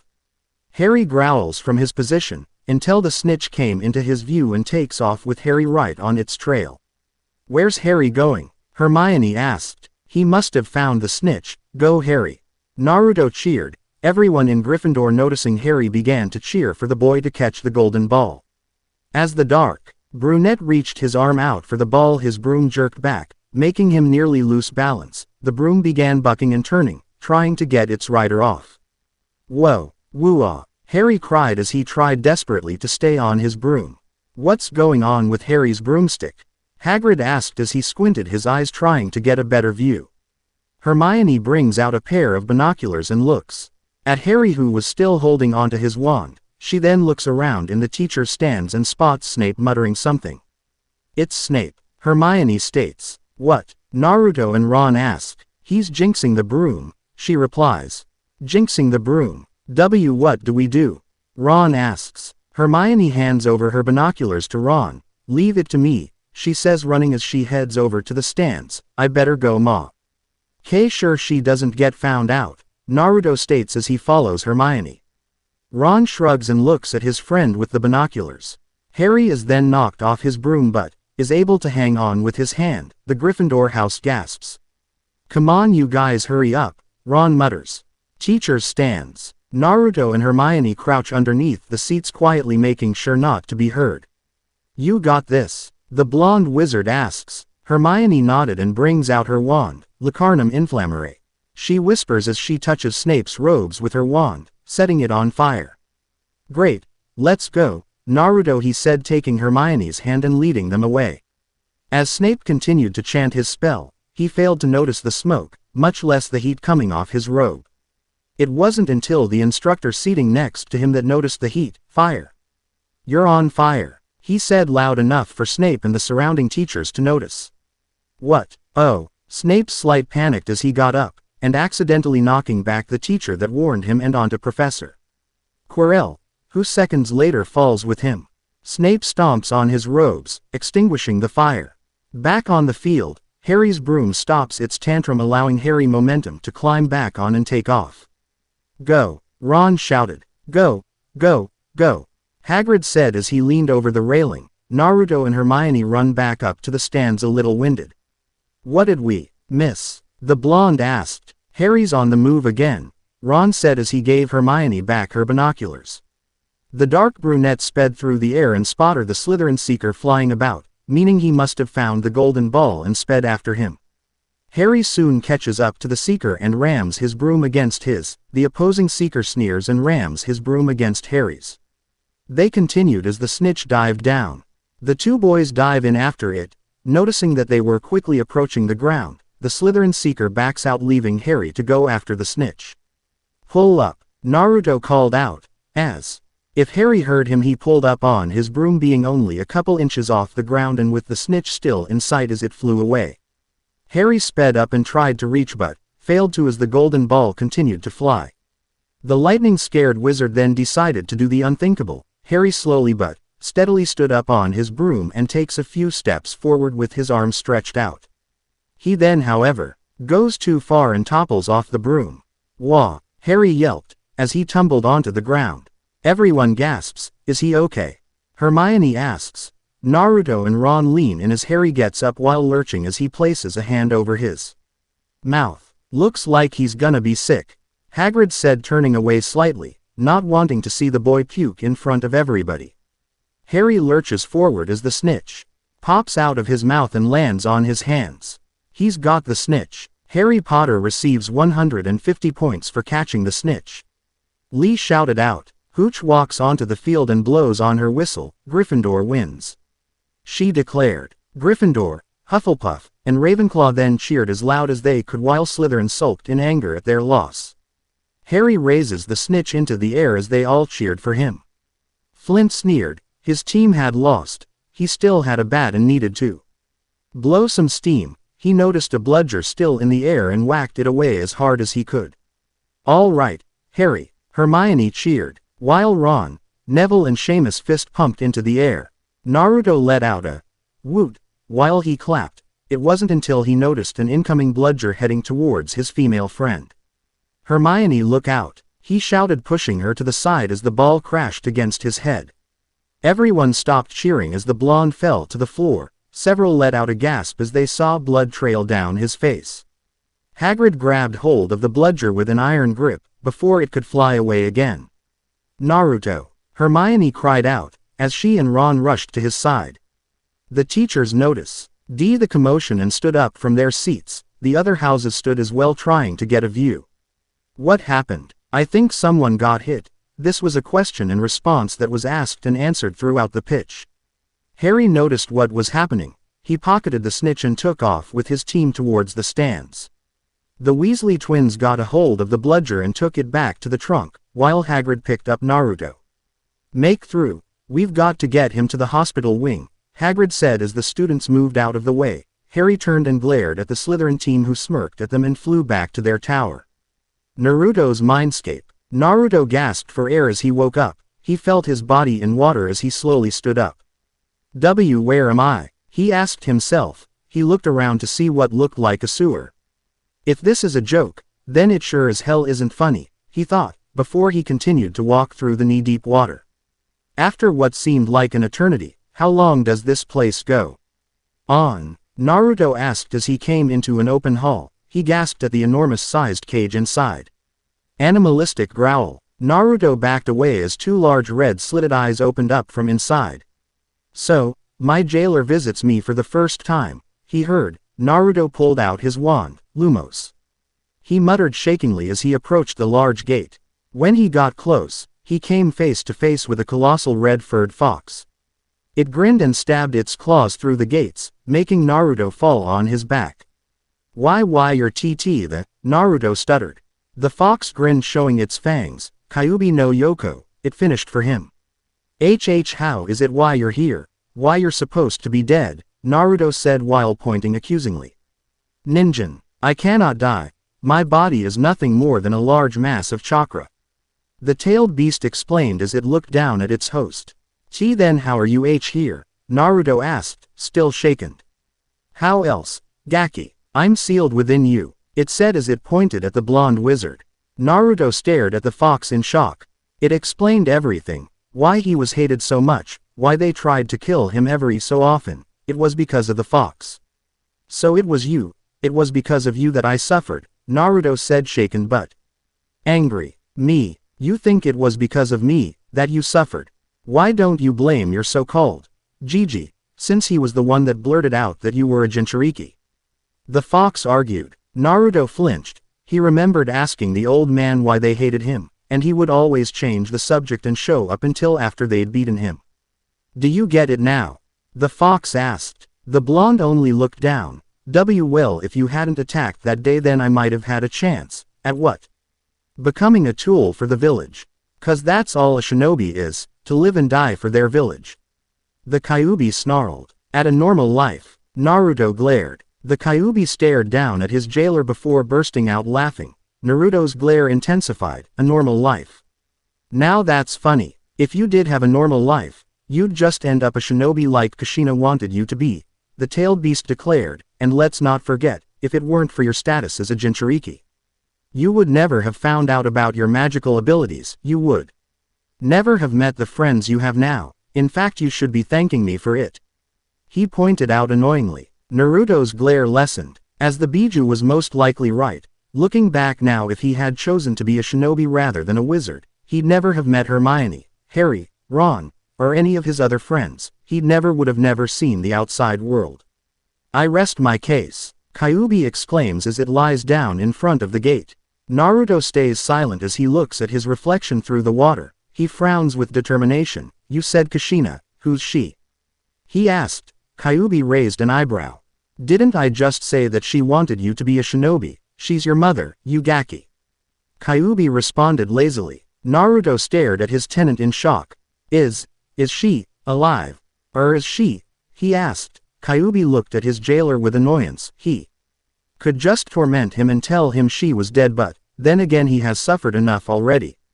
But even he didn't know the answer to that. Don't know, the colossal fox said. Naruto looked down sadly. Did she care for me?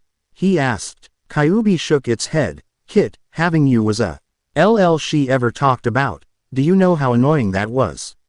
It growled. Naruto stared back and smiled, unconsciously letting loose several tears. His mother cared for him, whatever, Kit, I believe. You stayed here long enough, now get out. It said. Naruto looked at his tenant before he felt himself being pulled away, until his vision blacked out. Hospital wing. How is he? He's waking up. Give the boy some room. Naruto's eyes flickered open and closed them as the light blinded him temporarily. He held his head in pain. Anyone got the number on the train that hit me? He asked, lightly touching his bandaged head. He heard all those around sigh in relief. You took quite a hit. Honestly, that should have put you down for several days, Hagrid said. I'm a quick healer. Naruto responded. Now don't crowd the young man. They all turned to see Madame Pomfrey, Hogwarts matron and nurse. Is he going to be all right? Hermione asked, receiving a nod from the nurse. Luckily, he's only received a minor concussion, which is amazing considering that a blow like that should have put you down for days, she said, surprising the group. I'm hard-headed, he said, getting off the bed. Naruto, are you sure you're okay? Maybe you should lie down a bit more, Harry suggested. The blonde sighed. All right, if it worries you guys so much, I'll stay for an hour, Naruto said, lying back on the bed. Okay, you three, visiting times are over, Hagrid said as he led them to the door. We'll see you at the common room, Naruto, Ron said as he and Harry left. You coming, Hermione? Harry asked, peeking from around the door. Yes, give me a second, she said. The two boys shrugged and left the room. The brunette walked up to the blonde and sat on his bed. She looked at Naruto with a smile, in which he returned.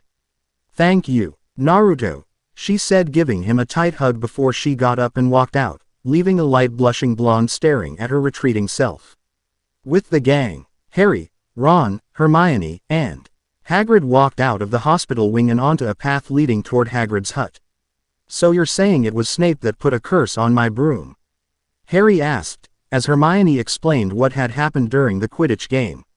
Nonsense. Why would Snape put a curse on Harry's broom?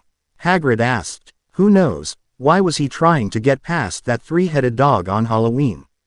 Harry asked to the group. Who told you about Fluffy? Hagrid turned to the group, wanting answers. Fluffy. That thing has a name. Ron and Hermione said in disbelief. Well, of course he's got a name. He's mine, I bow. Tee him off an Irish feller I met down at the pub last year, then I lent him to Dumbledore to guard the, he was about to say but, then kept his mouth shut. Yes. Harry wanting to know. Shouldn't have said that. Don't ask any more questions. That's top secret, that is, Hagrid retorted. But Hagrid, whatever Fluffy's guarding, Snape's trying to steal it, Harry tried to reason with groundskeeper. Codswallop. Professor Snape is a Hogwarts teacher, he said.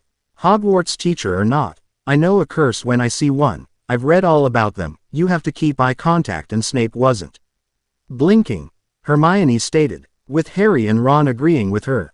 Hagrid sighs. Now, you listen to me, all three of you. You're meddling in things that ought not to be meddled in. It's dangerous, what that dog is. Guarding is strictly between Professor Dumbledore and Nicholas Flamel, Hagrid warned. Nicholas Flamel, Harry said, making Hagrid sweat drop. I shouldn't have said that. I should not have said that. I should not have said that, Hagrid said to himself as he walked away from the group. Nicholas Flamel. Who's Nicholas Flamel? Harry asked, to the smartest of the group. Surprisingly enough she shook her head. I don't know. She replied. 1 month later, Naruto stood outside of the castle with Hermione by his side as the snow fell. Sugoi. He said, this is your first time seeing snow? She asked, receiving a nod from her friend. They turned to see Hagrid bringing in a large pine tree. What's Hagrid doing? Naruto asked. Bringing in a pine tree for Christmas, she replied. Christmas. Hermione slowly turns to Naruto in shock. Why you're not serious are you? She asks. Naruto shook his head. Oh okay. No problem I can explain. You see Christmas is a holiday where one spends time with heir loved ones and exchange gifts to one another, she said. Naruto understood and nodded his head. Exchange gifts huh? He thought to himself as he glanced over at Hermione. She noticed his look and blushed. What? She asked. And nothing. Just thinking, he said with a tint of red on his cheeks. Well, let's head back. I need to pack, she said, grabbing Naruto's wrist and pulling him along. For what? The blonde asked. I'm going home for Christmas. My parents are having a reunion and I have to be there, she said. Naruto looked down seeing as his best friend wouldn't be around for the holiday. He then got an idea to get her a gift before she left. He mentally nodded followed Hermione to the dorm. Headmaster's office. 1 hour later. Naruto stood in front of a griffin statue. Here goes, sherbet. Lemon, he said, as stone stairs makes an appearance from behind the statue. Walking up he find himself in Dumbledore's office. Said man sees the blonde walking up. Is there something I can help you with, young man? He asked generously. Hi, Professor Dumbledore sir. I need to get to Diagon Alley and back, so I'm asking permission if I could possibly take a broom and head over there, he asked.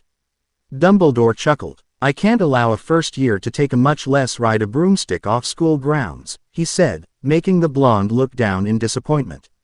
But tell me, what is it you acquire at Diagon Alley? He asked. Naruto blushed. Well you see, there's this girl, he said. Dumbledore smiled already knowing what it was he was asking. Come with me, Naruto, he said. The blonde nodded and followed the headmaster upstairs. Wait here, he said as he searched into a chest.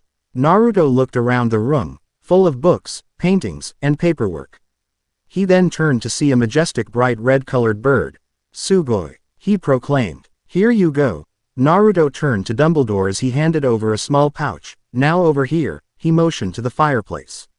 You see inside. That pouch is what's known as flow powder. What you do is walk into the fireplace, take a handful, state the destination you wish to travel, then drop the powder, the elder wizard explained. Naruto bowed down to the headmaster. Arigato. Professor Dumbledore, he said as he walked into the fireplace. He grabbed a handful of the powder and stated loud and clear, Diagon Alley, before dropping the powder and disappearing in green flames. Dumbledore smiled as the boy disappeared. Whoever the young maiden was, would surely be happy the upcoming holiday. With the gang, Hermione walked into the great hall with a cart. She sees the ghost singing carols, Christmas trees and decorations throughout the hall, and students either leaving the hall or continuing with their school work. She walks over to Ron and Harry as they play chess.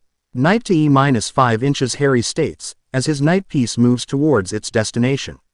Ron cups his chin. Queen to E-5 inches he says. His queen then moves into position and clinks the knight away with its chair.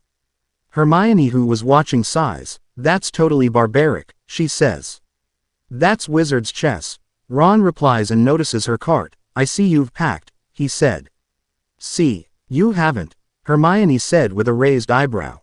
Change of plans. My parents decided to go to Romania to visit my brother Charlie. He's studying dragons there. Ron explained his situation.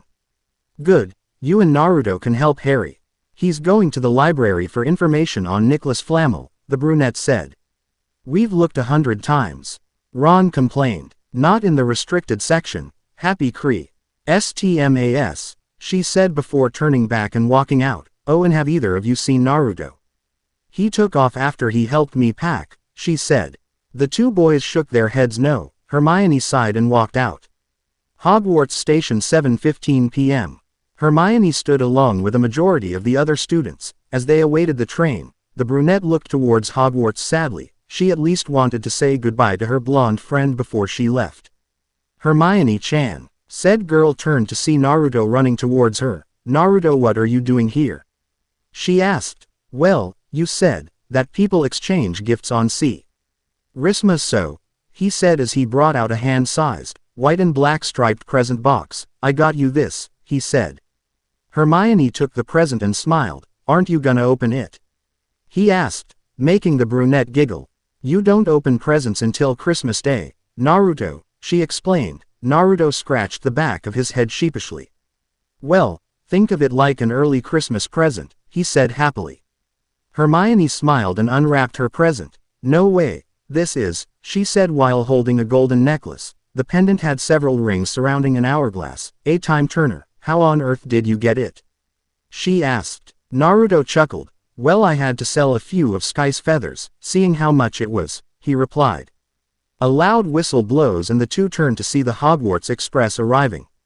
Well, I best get going, Hermione said before giving the blonde a tight hug. I'll see you in January, Naruto, the brunette said as she boarded the train. Oi, Hermione-chan, he called out. The girl turned as she had one foot on the stairs. Yes, Merry Christmas, he said while waving goodbye. Merry Christmas, she waved back as continued up the stairs and into her compartment. Christmas Day, Gryffindor Common Room. Harry rubs his eyes as he wakes up from his slumber. Hedwig gives out a hoot as it looks at his master. Harry yawns and walks out of the room. From the balcony, he overlooked the decorated common room. Ron was standing next to the tree wearing a sweater with an R on it, while Naruto sat on the couch in his PJs as he fed Sora some seeds. Merry Christmas, guys, Harry said happily. Merry Christmas, Harry, the two replied. Ron, what are you wearing? Harry asked, as he had never seen the sweater before. Oh, Mum made it for me, looks like you got one too. He said, I've got presents. Harry asked, surprised. So far the only present he's ever gotten was from Hagrid and Dudley ate it. Yeah, come on down, Ron said. Harry rushed downstairs and up to the tree. Ron sits next to Naruto while eating jelly beans. Want some? He asks. It isn't one of those all-flavor ones, right? Naruto responded. Ron shook his head. Then don't mind if I do, he said happily taking a few beans. While Harry picks up a silver-wrapped present with a note attached. Who's it from? Naruto asked. Let's see. Your father left this in my possession before he died. It is time it was returned to you. Use it well, huh? Doesn't say. Harry replied, a bit confused before he unwrapped his present.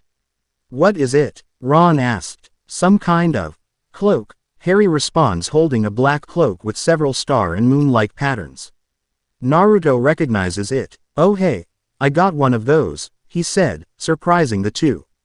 You do? Yeah, hang on, the blonde responded as he ran to lower level of the boys' dorm. Harry and Ron wait patiently. Okay guys, how do I look? Ron and Harry look at each other. We can't really tell if we can't see you, Harry replied, before the two wizards felt someone tap their shoulders. They turned to see Naruto's floating head. Wah, they jumped. The blonde laughed.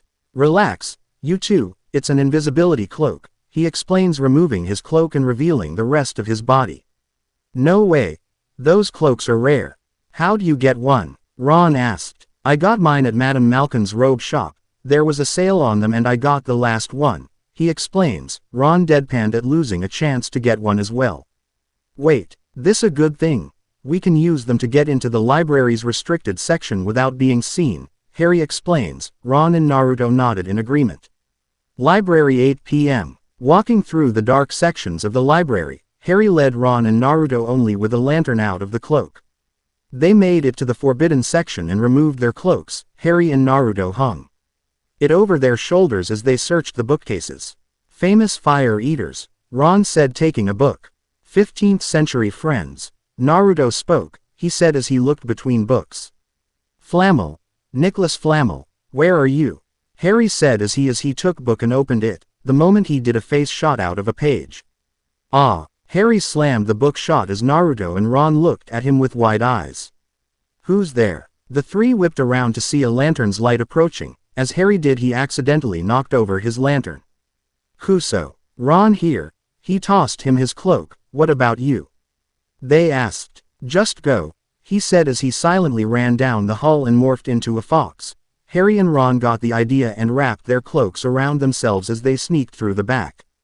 Who is it? Show yourself, Filch shouted as he came into the restricted section. He walked over and examined a shattered lamp. Grr. Asterisk. Filch turned to see a sun-colored fox. It tilted its head as it looked at the man before walking right past him. Filch scratched his head in confusion before he continued to examine the broken lantern. With Harry, the two wizards make it out to the hallway. That was close, Ron whispered. No kidding, Harry replied before he noticed Filch's cat following them. Meet back at the common room, Harry said. Ron nodded as they took off in different directions. Harry silently ran across the hall and turned a corner to see Snape push Quirrell against a wall. Harry gulped and decided to try and sneak past them. As he crept closer, he listened into their conversation. Severus, I thought, Quirrell stated quietly. You don't want me as your enemy, Quirrell, Snape threatened. What do you mean? You know perfectly well what I mean, Snape said before stopping and turning around. Harry holds his breath as the professor had detected him. Snape slowly reached out towards Harry, who backs away slowly and quietly, before he whips his finger back at Quirrell. We'll meet again soon, when you've had time to decide where your loyalties lie, he said before turning around to see Filch and a broken lantern. Oh, professors, I found this in the restricted section. It's still hot. That means a student is out of bed, he explained. Snape let go of Quirrell and followed Filch with Quirrell trailing behind. Harry took this opportunity to enter the door, right next to him. Harry sighs as he finds the room empty. The only noticeable thing was the large mirror attached to a wall. The dark brunette removes his cloak and stares into the mirror. He gasps as a man and a woman appeared in the mirror's reflection. Mum, he asks. The woman smiles and nods. Harry turns to the man. Dad. Receiving the same response, Harry reaches out to touch them only to feel the cold surface of the mirror. He sees his mother place a hand on the shoulder of Harry's reflection. The dark brunette then places a hand on his shoulder, trying to feel his mother touch. Gryffindor common room. Ron removes the cloak as he sees Naruto on the couch. You're late, where's Harry? The blonde asked. Don't know, we split when we say Filch's cat, he responded, about to toss back the cloak when Harry appears. Ron, Naruto, you've got to see this, he said. Ron turned to Naruto, who shrugged. Animagus. Naruto whispered as he morphed into his fox form and followed the boys out. Mirror room. The three appear in the room as they remove their cloaks. Naruto reverts back to normal as he follows Harry to the mirror. Come on, you two. Look, it's my parents, Harry said, pointing to the mirror. Ron and Naruto looked puzzled. But I only see me, Ron said. Same here, Naruto responded. Look properly. Go on. Stand here. Now look there. You see them, don't you? That's my dad, Harry stated. Ron then gasps. That's me. Only, I'm head boy, and holding a Quidditch cup. Bloody hell, I'm Quidditch captain too. I look good. Harry, do you think this mirror shows the future? Ron asked. Harry then smiles sadly. How can it? Both my parents are dead, he responds. Ron sighs before turning to their blonde friend who was blushing up a storm. Hey Naruto, what do you see? He asked. Huh, he said, turning to them. Are you feeling alright? You're bright red, Ron states. Why yeah, I'm fine. Just a little tired is all. I'm going to bed, he said as he morphs into a fox and walks out. Wonder what he saw? Ron asks Harry, who shrugs. What in fact was seen by the blonde was an older version of himself and a certain brunette, in a group hug with 3 kids and an older red-haired woman. Great Hall. The next day. Naruto, Ron, and Harry sat in their house's table. Naruto was studying astronomy, while Ron attempted to brew a shrinking solution potion. Harry on the other hand brooded as he tried to understand why his 2 friends couldn't see his parents. He would just have to go to the room again tonight. Don't forget to add the leech juice, Naruto said, not taking his eyes off his book. Right, Ron replies. Harry sighs and leaves the room. Hey Harry, what's wrong? Naruto called out, but no reply. He and Ron exchange a look. Maybe he needs some time to himself, Ron said, before both wizards heard a flapping sound. They turned to see Sora flying towards them with a small parcel. Wonder what Sora brought you this time? Ron asked himself, Naruto wondering the same thing. The silver-winged falcon dropped the package in his master's hands, before landing on his shoulder. Naruto fed his pet a small chunk of meat before looking at his package. Who's it from? Ron asked. The blonde wizard smiled. From Hermione-chan, he said, opening the parcel, revealing it to be a black wand holder. He saw a note attached to it and read the contents. Hey Naruto, this is Hermione. I'm not sure if this parcel got to you on time. But this is my Christmas present to you. I know you like to practice spells, so with this you'll be able to draw your wand faster. Merry Christmas, Hermione, he read with a smile. Ron gave the blonde a sly look. She got you a present, ain't that sweet? He said. Naruto blushed as Ron laughed, before he punched him lightly on the shoulder. Okay, I'm sorry, he said, still snickering as he went back to his potion. Naruto just looked at the holder before he wrapped the leather strips around his arm like a bracer. He brought out his wand and sheathed it into his new holder. Arigato. Hermione-chan, he whispered. With Harry. Mirror room 8 p.m. Harry sat in front of the mirror looking at his parents with a sad smile. He hears footsteps and turns around to see Dumbledore. Back again, Harry, he asks as the dark brunette stood up and dusted himself. I see you, like so many before you, have discovered the delights of the mirror of her eyes. I trust be. Why now you realize what it does? He asked, before noticing Harry's confused look. He chuckled. Let me give you a clue. The happiest man on earth would look into the mirror and see only himself, exactly as he is, he said. Harry gave a surprised look as he understood what the headmaster was saying. So, it shows us what we want. Whatever we want, Harry asked. Yes, and no, it shows us nothing more or less than the deepest, most desperate desires of our hearts. Now you, who have never known your family, you see them standing beside you, but remember this, Harry, this mirror gives us neither knowledge nor truth. Men have wasted away. Even gone mad, he said, placing a hand on the boy's shoulder. It does not do to dwell on dreams, Harry, and forget to live, he finishes, as Harry looks back into the mirror. Library. 1 month later.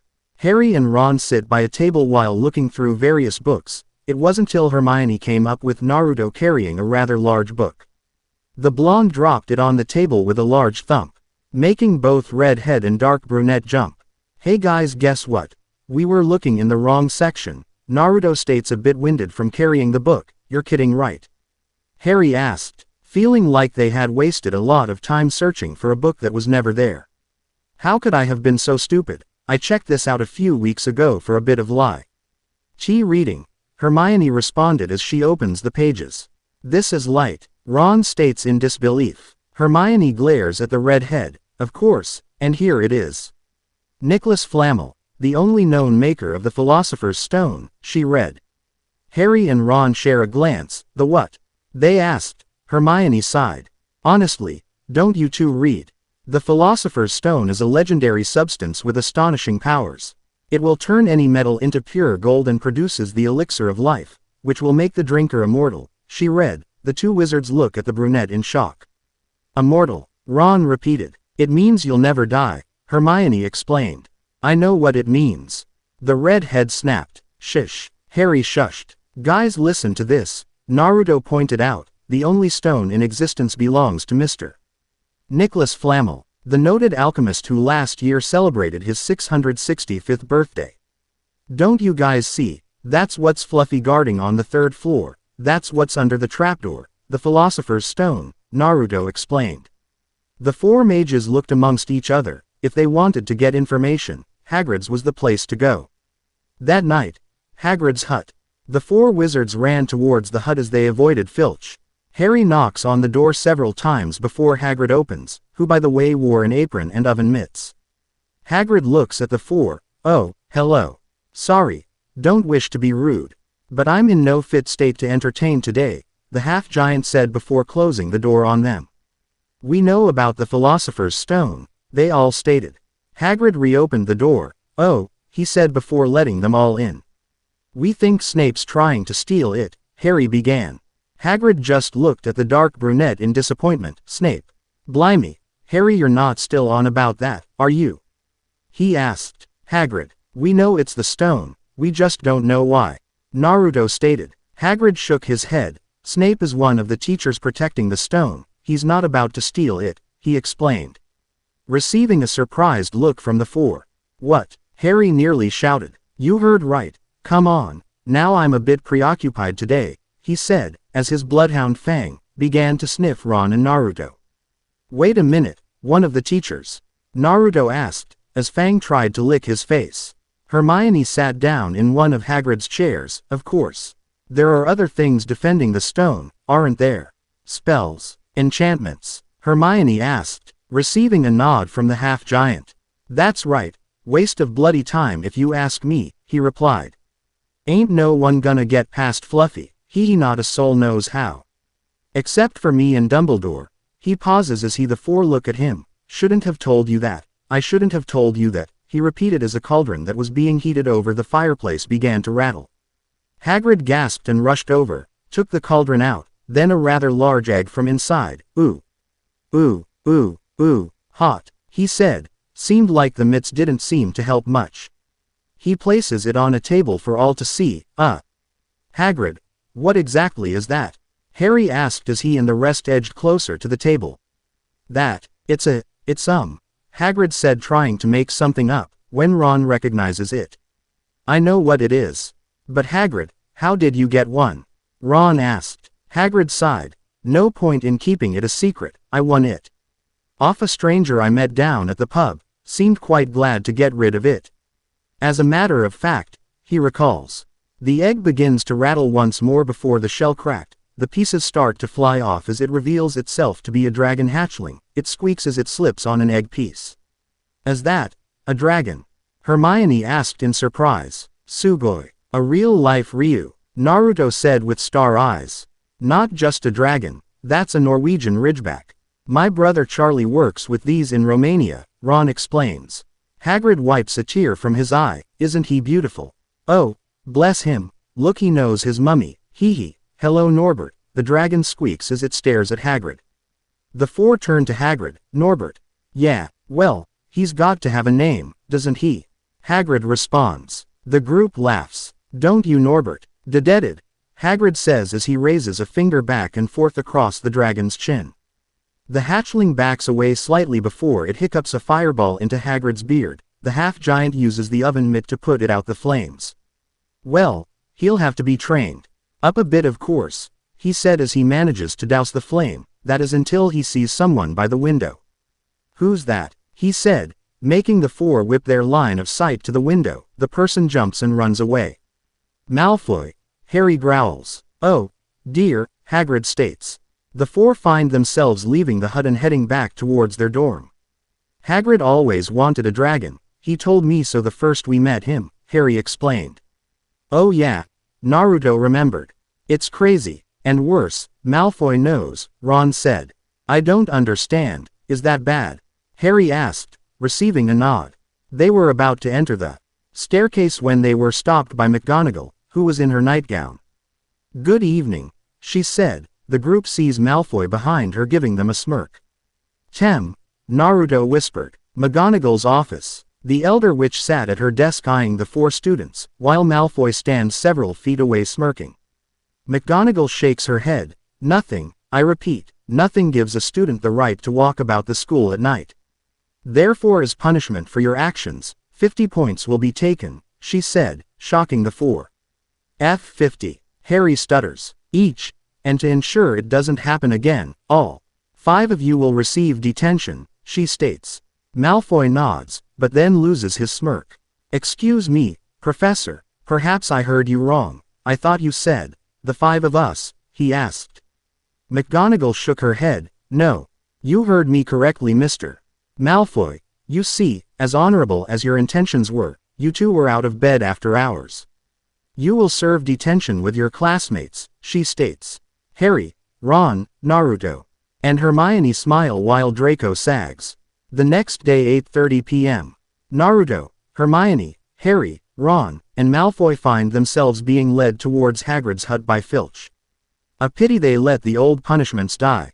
There was a time detention would find you hanging by your thumbs in the dungeon. God, I miss the screaming, Filch said. Draco gulps while Hermione backs away from the man and closer to her blonde friend. You'll be serving detention with Hagrid tonight, he said. The Gryffindor wizards eased up a little. He's got a little job to do inside the dark forest, Filch states as they all see Hagrid walking out of his hut carrying a crossbow while sniffling. A sorry lot this, Hagrid. Oh good God, man, you're not still about that bloody dragon, are you? He states. Hagrid wipes the incoming tears. Norbert's gone. Dumbledore sent him to Romania to live in a colony, he explained. Isn't that a good thing? Naruto says. Yes, he'll be with his own kind, Hermione supports. Yeah, but had if he don't like Romania, Hagrid states, while Filch rolls his eyes. What if the other dragons are mean to him? He's only a baby, after all, he sobs. Oh, for God's sake, pull yourself together, man. You're going into the forest after all. Got to have your wits about you, Filch pointed with an annoyed tone. The forest? I thought that was a joke. We can't go in there. Students aren't allowed. And they all heard a wolf's howl. Werewolves, Malfoy stated. Filch smirks. There's more than werewolves in those trees, lad. You can be sure of that, he said, getting Draco more scared than he already is. Nighty-night, Filch said before walking away. Hagrid pulls himself together. Right, let's go, he said as he led them all into the forest. Naruto pulled out his wand. They all look at him. What?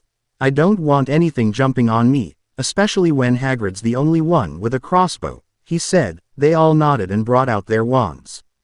20 minutes into the forest, they came across a small silvery puddle. Hagrid kneels down and dips his thumb and index finger into the puddle. He pulls it out and rubs them together. Hagrid, what is it? Harry asked. What we're here for. See that? He says, showing them his fingers. That's unicorn's blood, that is. I found a dead one a few weeks ago. Now this one's been injured bad by something, he said. The 5 wizards crowd the half-giant as they look at the silver blood. Harry gets up and notices a large cloaked figure walking through the trees. So it's our job to find the poor beast. Hagrid gets up and turns to the young wizards. Ron. Hermione, you'll come with me, he ordered. Okay, Ron said weakly. And Harry, you'll go with Naruto and Malfoy, he says. The blonde and dark brunette give a nod, while Draco grimaces.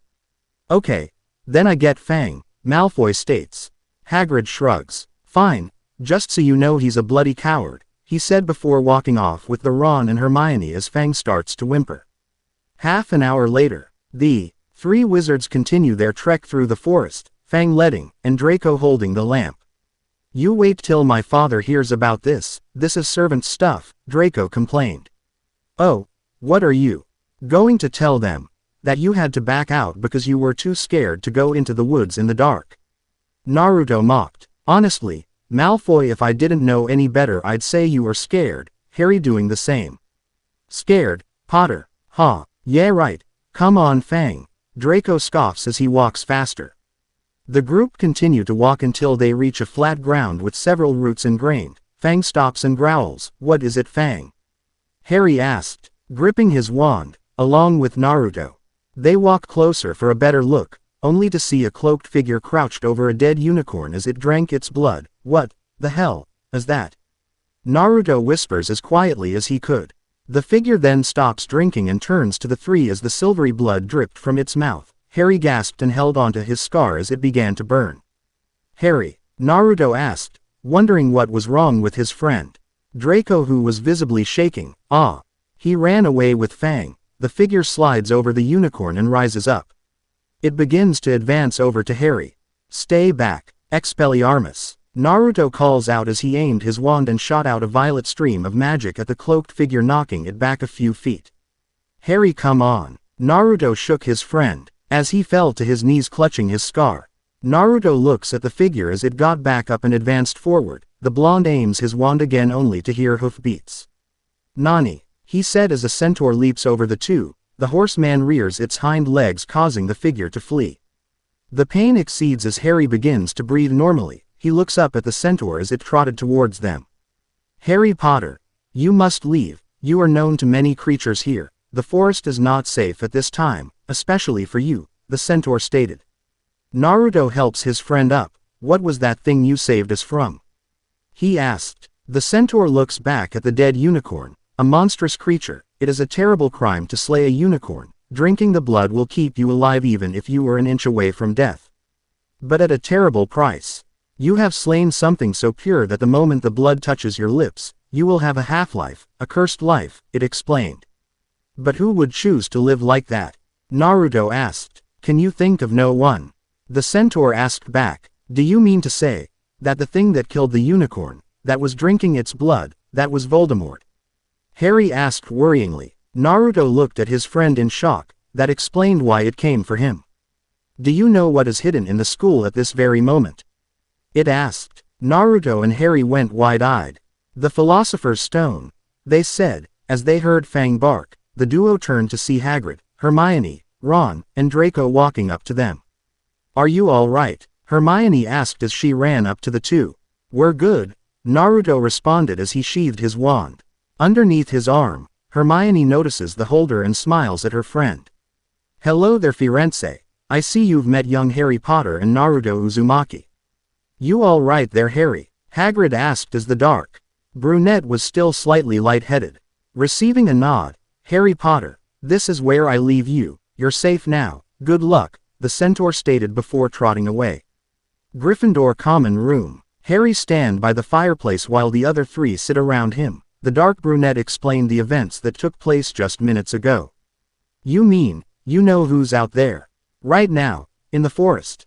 Hermione asks in shock. Yeah, but he's weak seeing as how he's living off unicorns, Naruto confirmed. It all makes sense now. They turned to Harry. We had it wrong. Snape doesn't want the stone for himself. He wants it for Voldemort. With the elixir of life, Voldemort will be strong again. He'll come back, Harry stated, slightly shaken just thinking about it. But if he comes back, you don't think he'll try to kill you, do you? Ron asked. I think if he had a chance, he might have tried to kill me tonight, Harry explained. Ron gulps, and to think. I've been worried about my potions final, he said. Hang on a minute. We're forgetting one thing. Who's the wizard Voldemort has always feared? Hermione asked the group. Ron and Harry shrugged, while Naruto pondered. Dumbledore. As long as Dumbledore's around, you're safe, you can't be touched, she explains. Harry gave a small smile. 2 weeks later, the four walk down a path to the courtyard. I've always heard, Hogwarts, end of the year exams were frightening, but I found that rather enjoyable, Hermione states happily. Oh, speak for yourself, you and Naruto have been studying non-stop for weeks, Ron pointed out. Hey, if you wanted a good grade, then you should have done the same, Naruto replies. Yeah, well, you all right there, Harry? Ron changes the subject as Harry holds onto his scar. My scar, it keeps burning, the dark brunette replies. It's happened before, Hermione asked. Harry shook his head. Not like this. Maybe you should see the nurse, Naruto suggested. Harry shook his head again. I think it's a warning, it means danger coming up. He rubs his scar as he sees Hagrid across the field, at his hut. Of course, Harry yelled before he broke out running towards the hut. Naruto, Hermione, and Ron exchange a look before running after the dark brunette. Harry, what is it? Ron asked. Don't you think it's a bit odd that what Hagrid wants more than anything is a dragon? And a stranger shows up and just so happens to have one. He responds and slows down as they approach the hut. They see Hagrid outside playing a flute. I mean, many people wander around with dragon eggs in their pockets. Why didn't I see it before? Harry said as they approached. Hagrid, the three wizards then realized that as well, no one's dumb enough to walk around with a dragon. That'd just cause panic. Hagrid, who gave you the dragon egg? Harry asked. The half-giant stopped playing and turned to the group. What did he look like? Harry asked. Hagrid shrugged. I don't know. I never saw his face. He kept his hood up, he replied. Naruto narrowed his eyes. The stranger, though you and he must have talked, he interrogated. Well, he wanted to kn. Ow, what sort of creatures I looked after. I told him. I said, after Fluffy, a dragon's gonna be no problem, the half-giant replied. And did he seem interested in Fluffy? Harry asked. Hagrid nodded. Well, of course he did was interest in Fluffy. How often do you come across a three-headed dog, even if you're in the trade? But I said, the trick with any beast is to know how to calm him. Take Fluffy for example. Just play him a bit of music and he falls straight to sleep, Hagrid explained before his jaw dropped. The four students were agape. I shouldn't have told you that, he said, before they took off. Where are you going? Wait, Hagrid called back. McGonagall's class. The four run through the hallway and into the Elder Witch's class, surprising her as they stopped at her desk. Naruto wasn't at all winded, spoke up.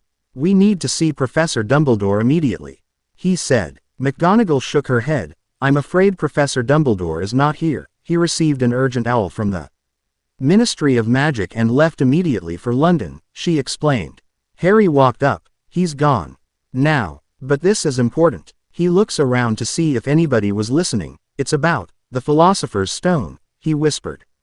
The Elder Witch looked at the group in shock. How do you know? She asked. Someone's going to try and steal it, he responded. McGonagall shook her head. I don't know how you four found out about the stone. But I can assure you it is perfectly well protected. Now would you go back to your dormitories? Quietly, she ordered. The group sighed and left the class. Harry shook his head as they walked down the hall. That was no stranger Hagrid met in the village. It was Snape, which means he knows how to get past Fluffy, he states. And with Dumbledore gone, Hermione says as Snape appears behind them.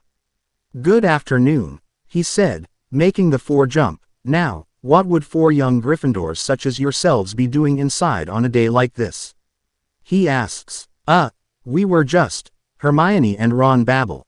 You want to be careful. People will think you're up to something, he said as Harry glares madly at him. Naruto was actually observing the man for anything odd. Snape shook his head and took his leave. Now what do we do? Hermione asks. We go down the trapdoor. Tonight, Harry proclaims. Naruto, Hermione, and Ron exchange a look before agreeing. Meanwhile, Konoha. It was a quiet day in the village of Konohagakure no Sato. Why is that, you ask? It was because a certain red-haired woman had massacred over 80% of the population, that including the civilian council. The only ones left alive were the Hyuga, Nara, Yamanaka, Sarutobi, Akamichi, Inuzuka, Aburame clans, and several very lucky civilians. Kushina sat on top of her husband's stone head as she looked down into the near-empty village. Her clothes stained in blood. She looked down as tears began to escape her eyes. She was alone again. Or so she thought. Next chapter. The Philosopher's Stone. And here you go, guys. The third installment of Mage Jinchuuriki, now to answer several questions. Yes, Kushina does have remnants of Kurama's chakra in her, which is why she was able to take on some characteristics. Second, for like the 20th time, yes. This is a Naruto x Hermione pairing, meaning, no harem. Also, I have stated this before, this story will be crossed between the book, film canon and my imagination. So do expect something to happen during summer vacation. Third, yes, Naruto has given up on his shinobi career and will now be a wizard. He however will learn a few jutsu later on but will rarely use them. Also, no, the Akatsuki will not be making an appearance in this story. Sorry to burst your bubble, but there are too many stories out there that have Naruto either go to Hogwarts to avoid them or he goes back, which then they find him. So no thanks, but I'm sticking to my story. Next, Kurama and Kushina's standing point. Kurama will be stubborn at first but will reluctantly train him later in using his chakra. As for when Kushina will make an appearance, this will happen during summer, so be sure to look forward to that. Now for one last thing, I've had a request to make Naruto and Harry cousins. Like Kushina is a distant relative of Lily, now this has been done before so I'm a bit reluctant to try, so here's what I'm going to ask you guys. Should Naruto and Harry be cousins or should Kushina adopt him into the family? Leave a vote in your comment or send me a PM. Anyway, see ya next time, ciao. The Philosopher's Stone. N. Naruto and Harry Potter is owned by Masashi Kishimoto and J.K. Rowling. Talking. Quote. Flashback. Flashback. Thoughts. Action. Spell. Archmage Jinchuuriki. Chapter 4. The Philosopher's Stone. Naruto stood in front of his bed as he quickly and quietly switched from his PJs to something casual, mainly his black-white t-shirt with a red spiral flame in the center, and black pants. He strapped his wand holder around his forearm and he FTED his invisibility cloak over his shoulder.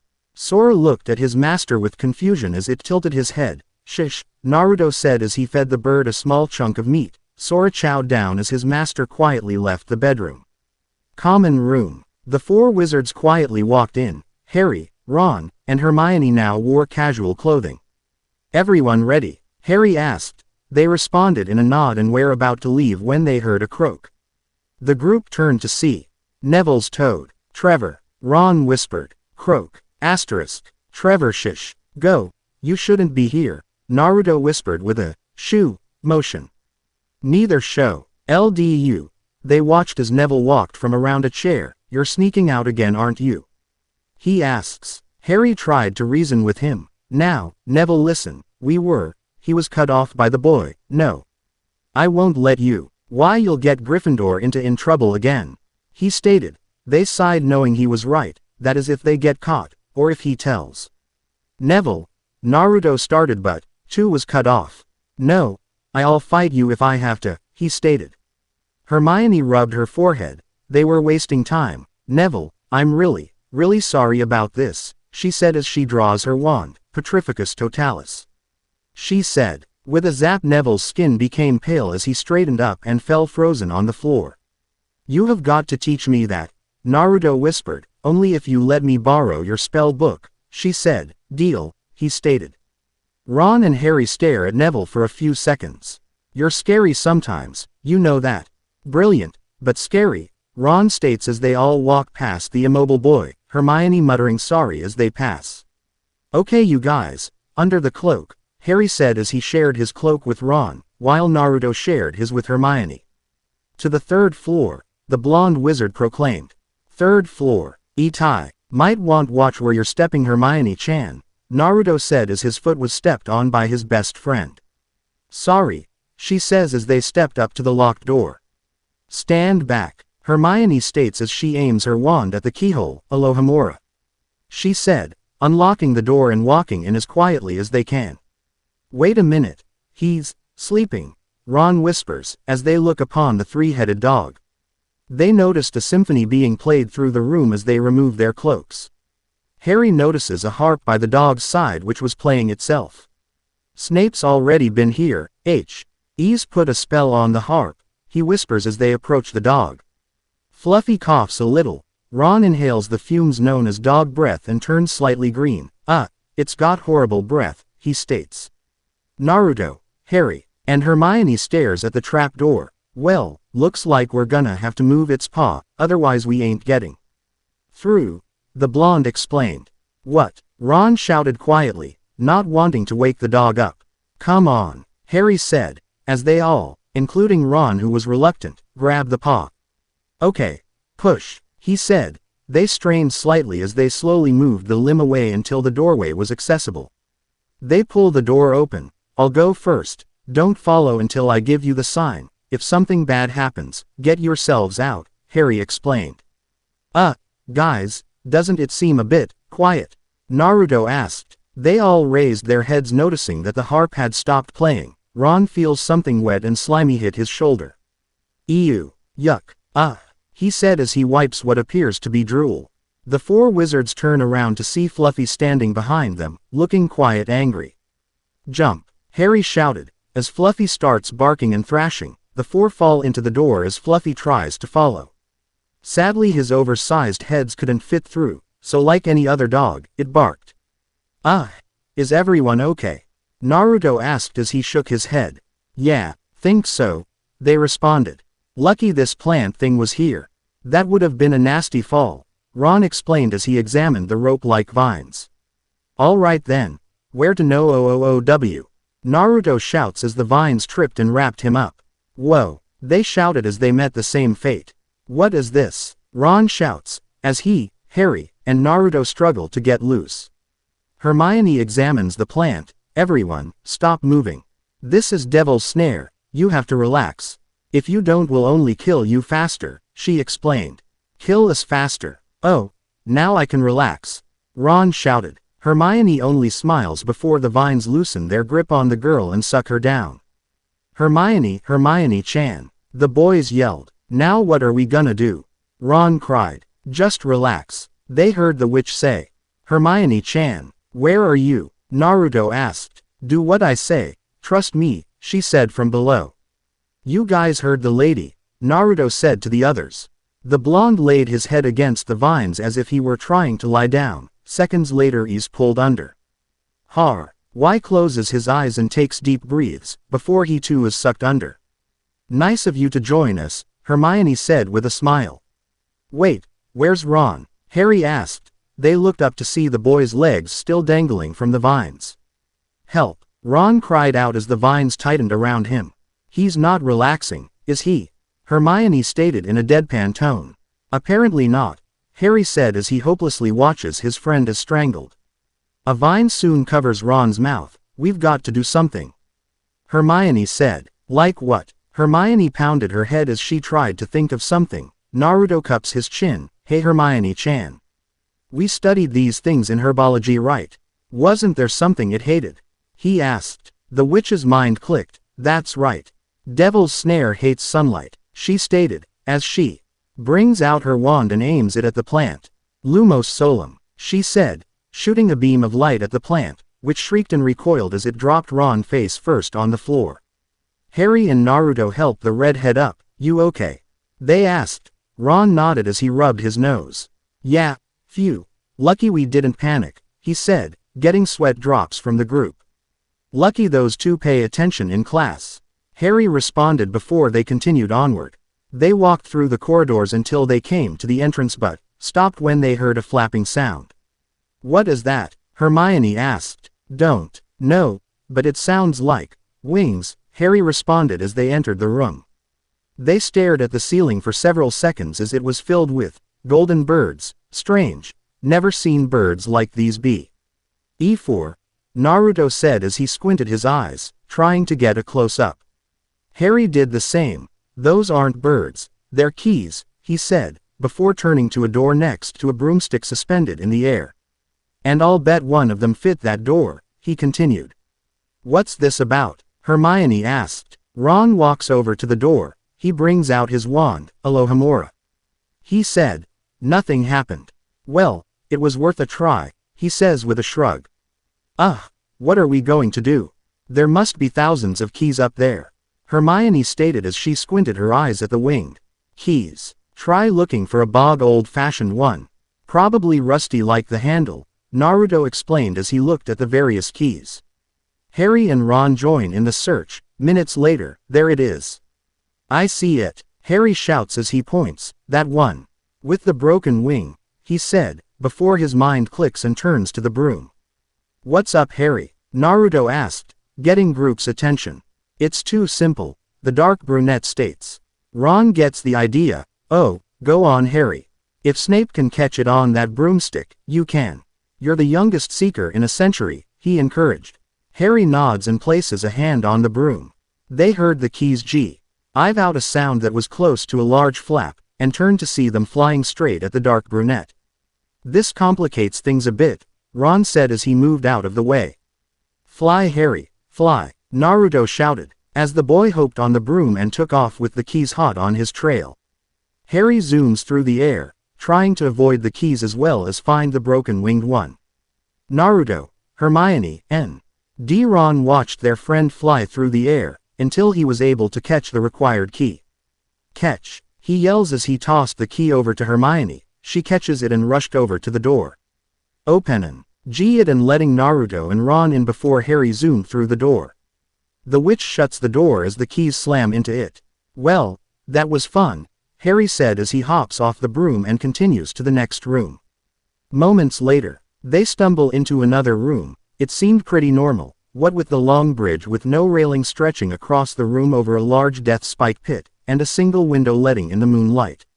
Yup, just normal. As Harry was about to cross when Naruto stopped him. Wait, this could either be another puzzle, or worse, a trap, he explained. What trap? It's just a bridge. I highly doubt there's anything to worry about, Ron said. Naruto shook his head. You never know, he said as he pulled out his wand and cautiously crossed the bridge. Hermione and Harry held their breath as the blonde reached center, exactly where the moonlight was hitting. Naruto stopped and looked around. Nothing so far. Looks okay. You guys can cross over now, he said, not noticing his own shadow rising up. Naruto, watch out, they called out. The blonde turned as a silhouette version of himself aimed its wand. Nani? He said before being blasted away by a black stream of magic. Ah, he yelled as he flew back. The blonde rolled on the ground twice before falling over the ledge. The three gasped as Naruto held onto the ledge. He grit his teeth as he pulled himself up. The shadow tilted its head as the blonde brought out his wand. All right then, if we gotta get across, then I'm gonna have to beat you, he said. The silhouette flicked its wrist, letting black magic swirl around its arm. It aimed and fired the stream again. Protega, he shouted as he blocked the spell with a bright transparent blue shield. The blonde waved his wand. Vermilius, shooting bright red sparks sat the silhouette. It blocked them with the same charm. As it blocked the last spark, it flicked its wand, pushing the blonde back. Come on, Naruto, Harry shouted. You can do it, Hermione cheered. Don't give up, Ron called out. The blonde wizard gripped his wand as he got up. Let's see how you like this, Profusum Flamma, Naruto shouted as he fired a stream of violet flames at the silhouette. The shadow brought up its shield but was pushed back by the flames to the point of falling. It quickly got up and twirled its wand, shooting wave arcs of black flames. Protega, he said as he blocked out several arcs before getting hit. The group gasped as Naruto struggled to get up, his body and clothing covered in scorch marks. He turned to see the silhouette waving upside down. Before a fiery explosion pushed the blonde back even further. Naruto, they shouted as they ran up to his down form. The blonde turned weakly to the silhouette as the tip of its wand shined black. He noticed Hai's friends were within range and were too busy attending to him to even notice. I have to protect them, he said, forcing himself up. Naruto, don't, it's too strong, Hermione pleaded, Harry and Ron doing the same. Until they noticed the spell the shadow was charging. Naruto aimed his wand, Expelliarmus. He shouted, firing a stream of violet energy, while the silhouette fired black. Both spells collided and fought for dominance. The shadow pulled its wand back before pushing forward, giving its spell an extra boost. Naruto was now being pushed back as his spell receded. I won't give up, he thought to himself. He turned to see his friends' worried looks. They're depending on me. I have to win. I've gotta win, he thought. Within the boy's mindscape, Kyuubi merely raised an eyebrow at the scene. His host was already badly hurt, and with him fighting for dominance, it would take longer to heal him if he loses, or worst, dies. Tisk, you owe me for this kit, he mumbled as he sent his chakra through his jailer's body. Naruto's eyes snapped wide as he felt a malicious energy flow through his body. He let out a feral growl. As his eyes go from blue to slitted red, his hair becomes more wild. His nails sharpen enough to represent claws, and grows fangs. Harry, Ron, and Hermione felt an ominous chill go down their spine. They, however, were paying more attention to the duel rather than their friend's appearance. With a roar, Naruto infused the Kyuubi's chakra into his spell, giving it a tint of crimson red as it overpowered the shadow's spell. The blast recoiled and set it flying across the room, smashing against a wall. The silhouette weakly looked at the blonde before it slid off the wall and down into the pit. Harry, Ron, and Hermione looked over the edge to see it with a spike through its chest before it disappeared into nothingness.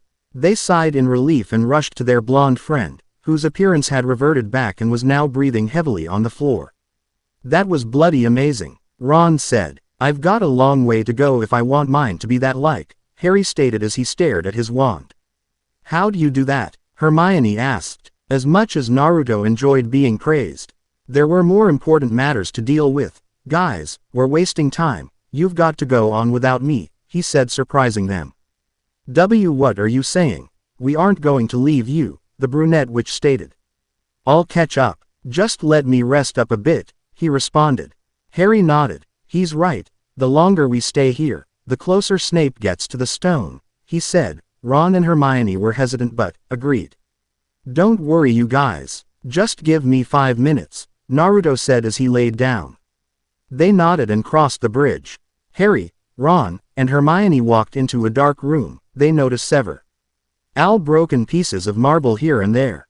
"I don't like this. I don't like this at all," Hermione said, feeling a tad nervous without their blonde friend. "Where are we?" "A graveyard," Harry asks. Ron takes a closer look at the floor and notices a checker-like pattern. "This is no graveyard. It's a chessboard," he spoke, before the torches lit themselves and illuminated the place and revealing the giant chessboard and stone pieces. They look around the room and spot a door across the room. "There's the door," Harry said as he led the group across. That's when the pawns bring up their swords, making the 3 step back. "Now what?" he asks. "It's obvious, isn't it? We've got to play our way across the room," he said as he walked over to one side, with Harry and Hermione following. "All right, Harry, you take the bishop's square. Hermione, you'll be the queenside castle. As for me, I'll be the knight," he said. The 3 soon take up their places. "What happens now?" Hermione asked Ron, who was sitting on top of the horse statue. "Well, white moves first, and then we play," the redhead responds as an opposing pawn moves forward. Hermione suddenly thought of something. "Ron, you don't sup. This is going to be like real wizard's chess, do you?" he asked. Ron shrugged, but it was a possibility. "You there." The redhead points to a pawn. "D5. He commanded. The black pawn moves forward to its space. Sadly, it was diagonal from the white pawn as it drew its blade and smashed it.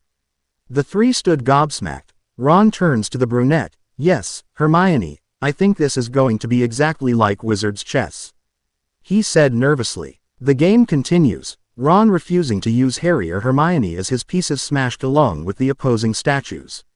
Castle to E4, smash, asterisk. Pawn to C3, smash, boom, asterisk. The group winces as the white queen turns and smashes a piece. The queen turns once more before ending its phrase. "Wait a minute," Harry said, getting Hermione's attention. "You understand, right, Harry? Once I make my move, the queen will take me. Then, you'll be free to check the king," Ron stated. "No, Ron, no," Harry shouted. "What is it?" Hermione asked in worry. "He's going to sacrifice himself," the dark brunette responded. Hermione went wide-eyed. "No, Ron, you can't. There must be another way," she shouts. Ron turns to his friends. "Do you want to stop Snape or not?" "Harry, it's you that has to go on, I know it. Not me, not Naruto, not Hermione, you," he said. Harry wanted to object but nodded. Ron turned his attention back to the game. "Knight to H3, he said, his pie. ECE shook and moved to its commanded place. "Check," Ron said as his heart beat faster than ever as the queen advances to him.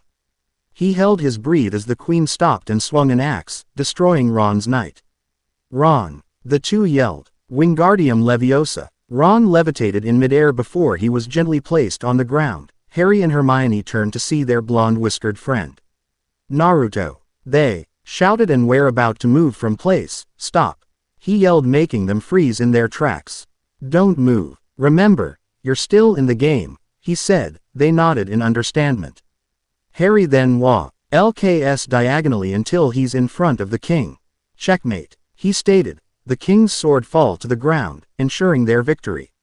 They then all rushed to Ron's side. "He's okay. The force of the strike must have knocked him out," Naruto said. Harry and Hermione sighed in relief. How were you able to levitate Ron? Hermione asked. I didn't. I levitated his clothes, the blonde replied, making the two sweat drop. Harry shakes his head. Listen, take care of Ron, then go to the Ollery, send Dumbledore a message. Ron's right, I have to go on, he said as he got up and walked towards the door. You'll be okay, Harry, you're a great wizard. You really are, Hermione stated. Not as good as you two, he said. The two smile. Harry, books, smarts, and skill have nothing to do with it, there are more important things. Friendship and bravery, Naruto stated, boosting the dark brunette's confidence. Harry, the boy turned to Hermione. Be careful, she said. The lightning-scarred wizard nodded and continued to the next and final room.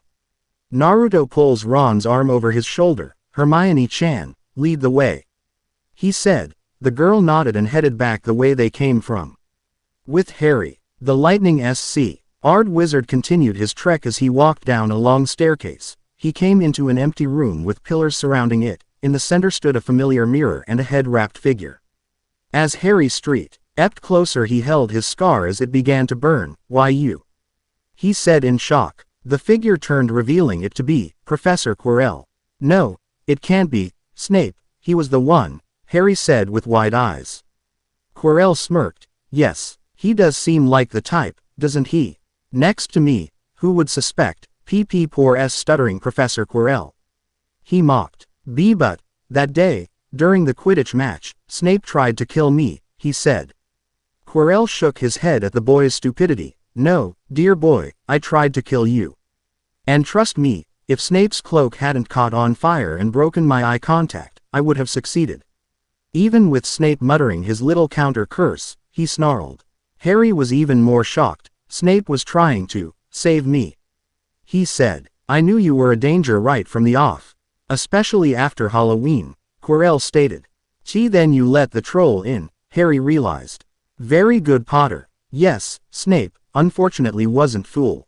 While everyone else was running to the dungeon, he went to the 3rd floor to head me off. He of course, never trusted me again. He rarely left me alone, he replies, before turning back to the mirror, causing Harry's scar to burn more. But he doesn't understand. I'm never alone. Never. Now, what does this mirror do?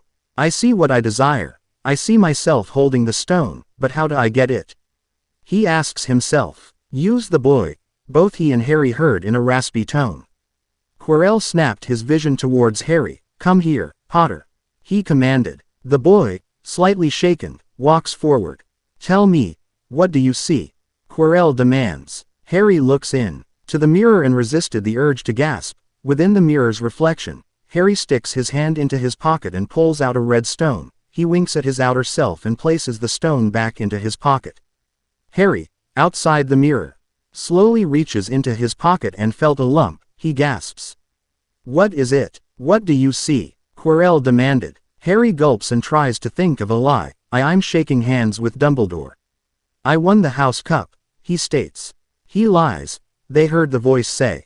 Tell the truth. What do you see? He shouted. Let me speak to him, the voice said, making Quirrell straighten up. But master, you are not strong enough, he says. I have strength enough for this. Quirrell nods and unwraps his turban. Harry gasps as he sees a snake-like face planted behind Quirrell's head. Voldemort, the boy whispers. Yes, you see what I've become. See what I must do to survive. Live off another, a mere parasite. Unicorn's blood can sustain me, but it cannot give me a body for my own. But there is something that can, something that conveniently enough, lies in your pocket. Voldemort states. Harry immediately turns and runs. Stop him. The Dark Lord shouts. Queer. Rel snaps his fingers, causing flames to erupt around the room, including the root back up. Don't be a fool. Why suffer a horrific death when you can join me and live? Voldemort states. Harry shakes his head. Never. Voldemort laughs. Haha, bravery, your parents had it too. Tell me, Harry, would you like to see your mother and father again? Together we can bring them back, he says as an eye. Mage of Lily and James appears in the mirror's reflection. All I ask in return, he said, before Harry reaches into his pocket and slowly brings out the Philosopher's Stone. That's it, Harry, there is no good and evil. There is only power, and those too weak to seek it. Together, we'll do extraordinary things. Just give me the stone, Voldemort said, as the images fade away. You liar, Harry shouts. Kill him, Voldemort commands. Quirrell soars into the air with his arms stretched out, intent on strangling the boy, but not before Harry draws his wand. Expelliarmus, he shouts, firing a red stream of magic. Quirrell is hit and is sent flying back into the mirror, which shatters upon impact. The two-faced man slowly gets up and draws his wand. Harry continues to fire his spell but is blocked by a familiar blue ethereal shield. Harry begins to back up as Quirrell closes in. Expelliarmus, quote, Protega, quote. Harry's shield is countered and falls on his back. As he gets up, Quirrell P.S. the boy's neck and points his wand at him. With the Philosopher's Stone in hand, Harry smashes it against Quirrell's face, causing the man to fall back and lose grip of his wand. Harry coughs as grasps his neck, but is then grabbed by Quirrell and is strangled once again. The dark brunette lets go of the stone and attempt to pry off the man's hands. Ready to meet your parents, Potter? He asks with a bit of insanity laced in his voice. Harry gasps for air as it was leaving his body. That is until they all heard a voice. You will not harm my son. Harry went wide-eyed. Mum. He thought before Quirrell yelled in pain. He let go of the boy's throat as smoke emitted from his hands. The two stood in shock as Quirrell's hands began to crumple up into ash. Ah, what is this magic? He yelled. Fool, get the stone, Voldemort ordered. Quirrell crawled toward the stone, before Harry jumped him and grabbed his face. Ah! Quirrell yelled before his entire body is horrendously burned and reduced to ash. Harry breathes in and out, trying to calm himself. He looks at his hands, wondering how he was able to do that before he rushes over to the stone. The dark brune TTE picks up the stone and sighs in relief. As he was about to pocket it, he heard a strange sound. He turned around to see a black cloud with Voldemort's face on it. Ah! They both yelled, as the Dark Lord passed through Harry, rendering him unconscious. Hospital wing. Naruto, Hermione, and Ron watch their bandaged friend as he laid in bed. His head shakes slightly before waking up. Ari sits up and puts on his glasses and notices his friends looking at him with smiles on their faces. You did good, mate, Naruto said, holding his fist out. Harry reaches back and knuckle bumps him. Some night, huh? Ron asked, getting nods from everybody. Good afternoon. They heard and turned to see Dumbledore walking up to the group. Ah, tokens from your admirers? He asked. Admirers? Why asked before turning to see a mountain of get-well cards, candy, and balloons. Yeah, Harry, what happened down there in the dungeon between you and Quirrell is a complete secret, so in other words. The whole school knows, Naruto explained, making the dark brunette sweat drop, but smiled nonetheless. And I also see that your friend Ronald has saved you the trouble of opening the chocolate frogs, the elder wizard stated. They turned to see Ron munching on a frog. Oh, come on Harry, we're friends, right? Share. He said, making everyone laugh. Harry shook his head. Professor Dumbledore, sir, what happened to the stone? He asked. Naruto, Hermione, and Ron then turned to Dumbledore, who too wanted to know. Relax, dear boy, the stone has been destroyed. My friend Nicholas and I had a chat and agreed it was best all around, he explained. But, Flammel, he'll die, won't he? Hermione asked. Dumbledore shook his head. He has enough elixir to set his affairs in order, but yes, he will die, he stated. Harry just had to ask, how did the stone get in my pocket, sir? 1 minute I was standing in front of the mirror and the next, he said. Ah, you see, only a person who wanted to find the stone, find it, but not use, would be able to get it. That is one of my more brilliant ideas. And between all of you and myself, that's saying something, Dumbledore explained with a smile. So even if Quirrell were to get it, he wouldn't be able to use it? Naruto asked, receiving a nod. Nice, he said with a few nods. Does that mean that with the stone gone, Voldemort can never come back? Harry asked. Sadly, Dumbledore shook his head. I'm afraid, there are ways in which he can return. Harry, do you know why Professor Quirrell couldn't bear to have you touch him? He asked, receiving a no from the boy. It was because of your mother, She sacrificed herself for you, and that kind of act leaves a mark, he states. They watch as Harry touches his scar. Dumbledore chuckles. No, no, this kind of mark cannot be seen. It lives in your very skin, he said. What is it? Harry asks. Love, Harry. Love, he said, patting the boy's head and walking out, but before he came across a bag of all flavor beans. Ah, Bertie Bott's every flavor beans. I was most unfortunate in my youth to come across a vomit-flavored one, he said, making the four gag, and since then I have lost my licky ing to them, but I think I could be safe with a nice toffee, he said, taking one and chewing it down. The elder wizard shakes his head. Alas, earwax, he said before making his way out, leaving four snickering students. Great Hall. Last day of school. All student currently present and seated in their respected table, the room decorated with black-green snake banners. McGonagall dings her glass cup, getting everyone's attention. She turns to Dumbledore with a nod. The elder wizard acknowledges and stand-ups. Another year gone, and now, as I understand it, the House Cup needs awarding, and the points stand thus. In fourth place, Gryffindor with 312 points, he states. Naruto, Harry, Ron, and Hermione sulked as it was their fault at losing 200 points. Third place, Hufflepuff with 352 points, he said, receiving some claps. In second place, Ravenclaw with 426 points, he said, receiving more claps. And in first place, with 472 points, Slytherin House, he states, receiving a full-blown cheer from the house. Woo, yeah, a student cheered. Nice one, mate, Draco said, as he smirked at Naruto and Harry, until Dumbledore got their attention. Yes, yes, well done Slytherin, well done, however. Recent events must be taken into account and I have a few points to award, he stated, making the houses look between themselves in confusion. To Miss Hermione Granger, for the use of C.Ul intellect when others were in great peril, 50 points, he said, getting an applause from the house. Nice going, Hermione-chan, Naruto states as he patted her back.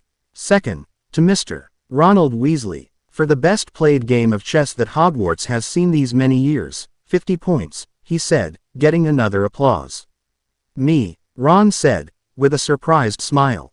Yeah, you, Harry happily replied. Third, to Mr. Naruto Uzumaki, for brave acts and for placing his own life on the line to protect those precious to him, 50 points, Dumbledore stated, the applause getting louder and with Naruto grinning. And fourth, to Mr. Harry Potter, for pure nerve and outstanding courage, I award 60 points. At this point everyone in Gryffindor was full out cheering. Did we just beat Slytherin? Hermione asked. And finally, it takes a great deal of bravery to stand up to your enemies, but a great deal more to stand up to your friends. I award 10 points to Neville Longbottom, he said, as the house continued cheering. I think we did, Hermione-chan, the blonde said as he cheered with the rest of his house. Neville sat still trying to comprehend what had happened, while Draco is downfallen.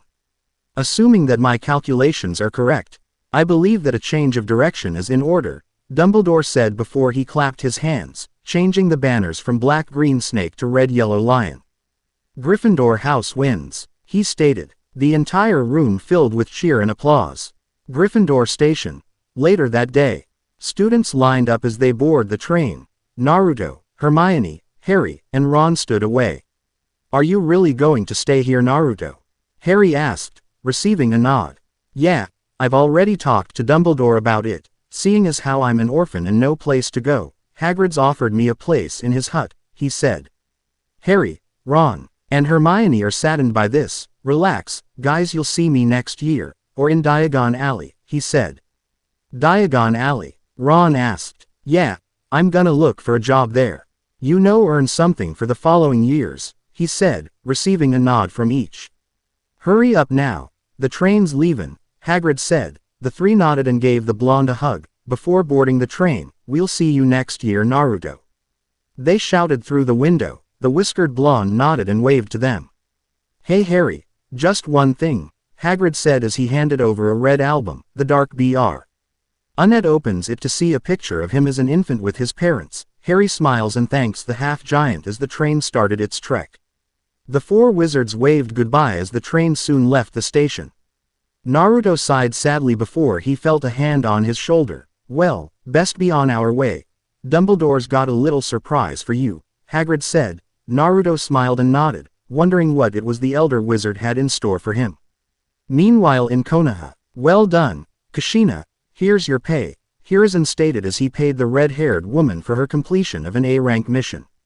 As Kushina was about to take the Ryo, the two heard a whirlwind-like sound. Kushina turned around while Hiruzen stared in confusion at the elder man in strange clothing. Anbu dropped from the ceiling with their weapons drawn. Pardon my intrusions, but I am here to speak with one Mrs. Uzumaki Kushina, he said. Hiruzen made the call sign to lower their weapons. Who are you? Kushina asked. My name is Albus Dumbledore. As to why I'm here, I humbly wish an audience with you. It's a matter that involves your son, Uzumaki Naruto, he said, making everyone gasp.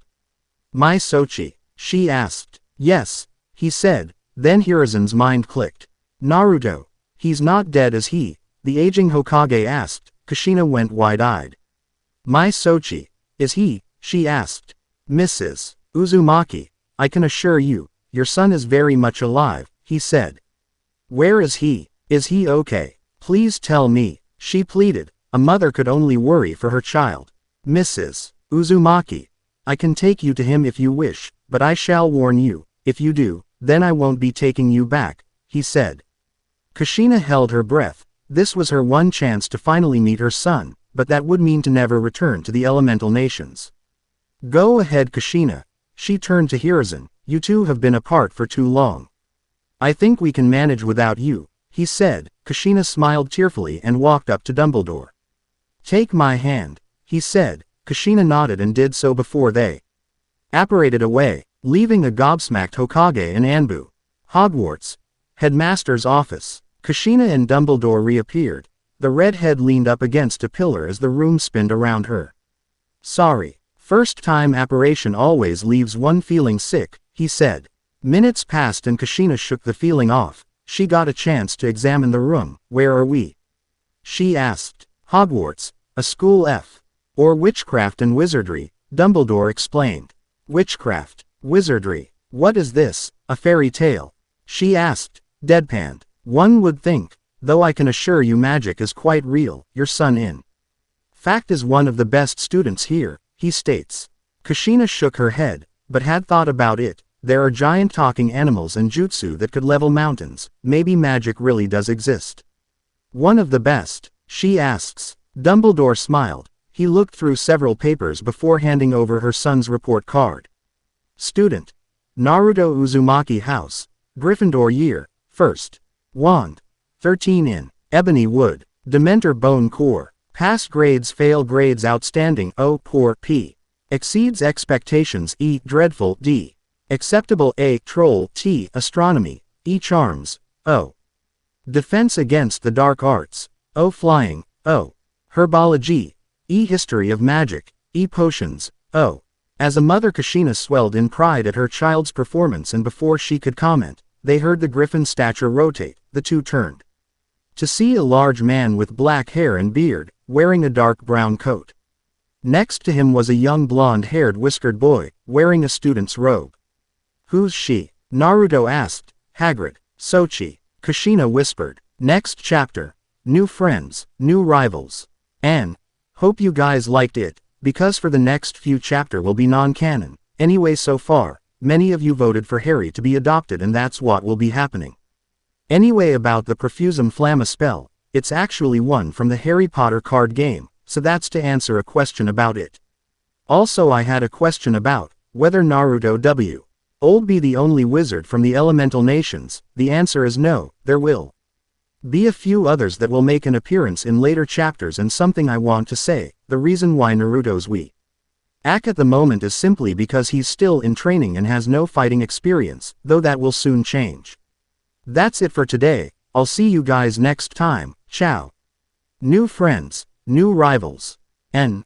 Naruto and Harry Potter is owned by Masashi Kishimoto and J.K.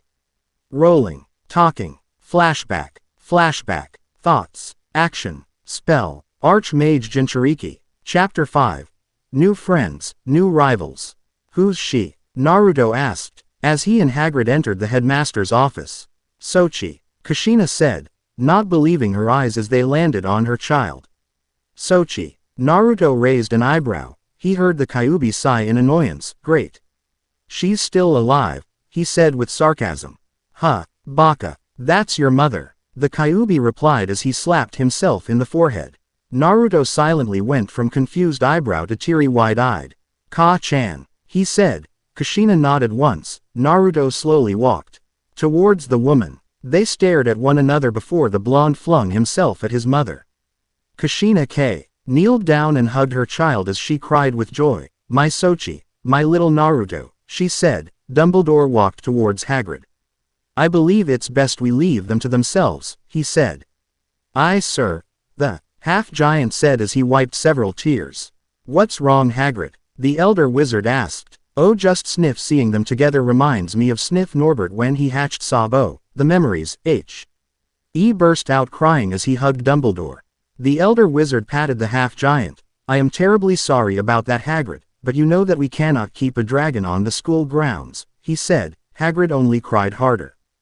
Great Hall. Naruto and Kushina conversed with each other. The blonde was happy to know that his mother didn't abandon him but was a little angry at the fact that Hiruzen never told him his mother was alive and in a coma. He was however shocked when he discovered that his mother was the Kyuubi's previous Jinchuuriki as well as the Yondaime's son. This left Naruto even more upset. The man that helped bring him into the world was the one who condemned him into a life of hate. Kushina hugged her child, telling him that it was the worst mistake he'd ever done and pleaded her son to not hate him. Naruto was reluctant but stated that it would take time before the wounds healed. Now it was Kushina's turn to ask questions. She was slightly annoyed that her child hadn't become a shinobi and declared that she would teach him, whether Naruto wanted or not. Considering how Naruto had chosen to become a wizard instead, he really didn't want to and stood by his decision. After hours of trying, Kushina finally slumped in defeat. The blonde wizard then offered to show his mother around the school. She agreed and off they went. As they walked through the corridors, introducing her to the sentient portraits and ghosts as they pass, he explained in detail as to what each class teaches and how much he knows on the subject. Naruto then decided to show off a bit of magic by using lesser charms like Lumos and Periculum. Gryffindor Common Room. 1 hour later, Naruto sat on the couch reading his spell book while Kushina sat next to him while stroking Sora's feathers. Tell me, Naru-chan, do you have any friends? Hi, lots, he replied. His mother urged him to continue. There's Harry, he's sort of an orphan like me but lives with his aunt and uncle. He's also Gryffindor's Quidditch seeker. Then there's Ron, he's not too bright but he's a good friend. Next there's Hermione-chan, he said. Hermione-chan. Kushina spoke with a grin. Naruto blushed madly. It's not like that, the blonde wizard cried out. If you say so, she said, her grin not leaving her face. So, have you kissed her yet? Ka-chan. Naruto yelled with an atomic blush. 3 weeks later. Now Naru-chan, remember, tidy up your room. Always brush your teeth after a meal, and don't forget to. Ka-chan, I get it, if you don't hurry you're gonna be late, Naruto stated. Within the past 2 weeks, Dumbledore had helped Kushina settle in, even get her a job, or rather several of them in Diagon Alley, and thanks to her Cage Bunshin, having many jobs was hardly a problem. Amongst other things, he now wore an average witch cloak to at least blend in with the crowd. I know, I don't want to be separated from Sochi-chan, she said while comically hugging her child. Dumbledore chuckled at the scene. I do believe he's right, Mrs. Uzumaki. I must be off to meet several acquaintances and you must be off towards Diagon Alley, he said. Kushina sighed and nodded. All right then, I'll see you later, Naru-chan, she said before giving her son a kiss on the forehead and walking in the fireplace. She reached into her pocket and brought out a small pouch containing flow powder. Diagon Alley, she said before dropping the powder and bursting into green flames. Try not to get into too much trouble, Dumbledore said, making Naruto flinch slightly. The past week the blonde decided to try out an Engorgio charm on a few of Hagrid's pumpkins. Needless to say, the spell backfired and brought the vegetables to life. All right, the blonde replied. Dumbledore nodded with a smile before apparating away. Naruto stood gobsmacked. I've so gotta learn how to do that, he said out loud before heading off to Hagrid's hut. The whiskered blonde walks down the path towards the gamekeeper's hut when he saw Hagrid placing several trunks onto his motorcycle. Off somewhere, Hagrid? He asked. The half-giant turned to the blonde. Oh, why there, Naruto? I was just he said while looking at his bike.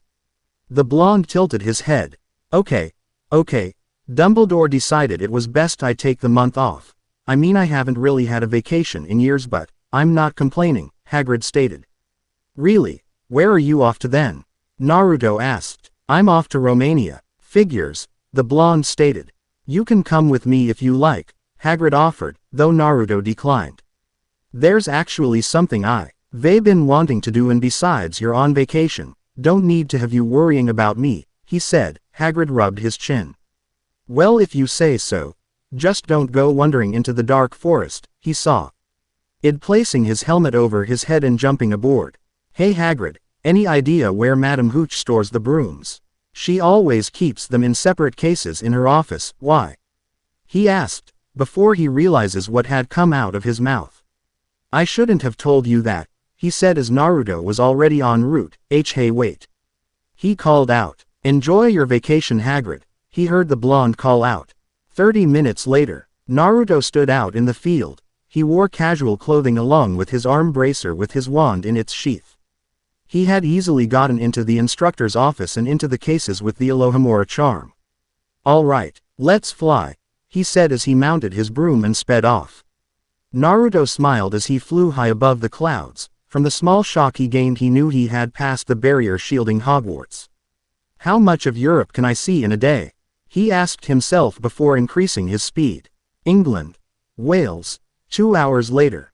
Practicing your spells, Anya, said red-haired twin. Ponytailed girl turned to see a boy about her age, his hair red in color and tied in a small ponytail. On his back was a bandage-wrapped staff. Like her, he wore a hooded cloak over casual clothing. Hello Negi. And yes, as a matter of fact I am, Anya stated, before looking back at her notebook. I found this one in the 3rd year section, she continued. Right, let's see then, the 8-year-old boy stated.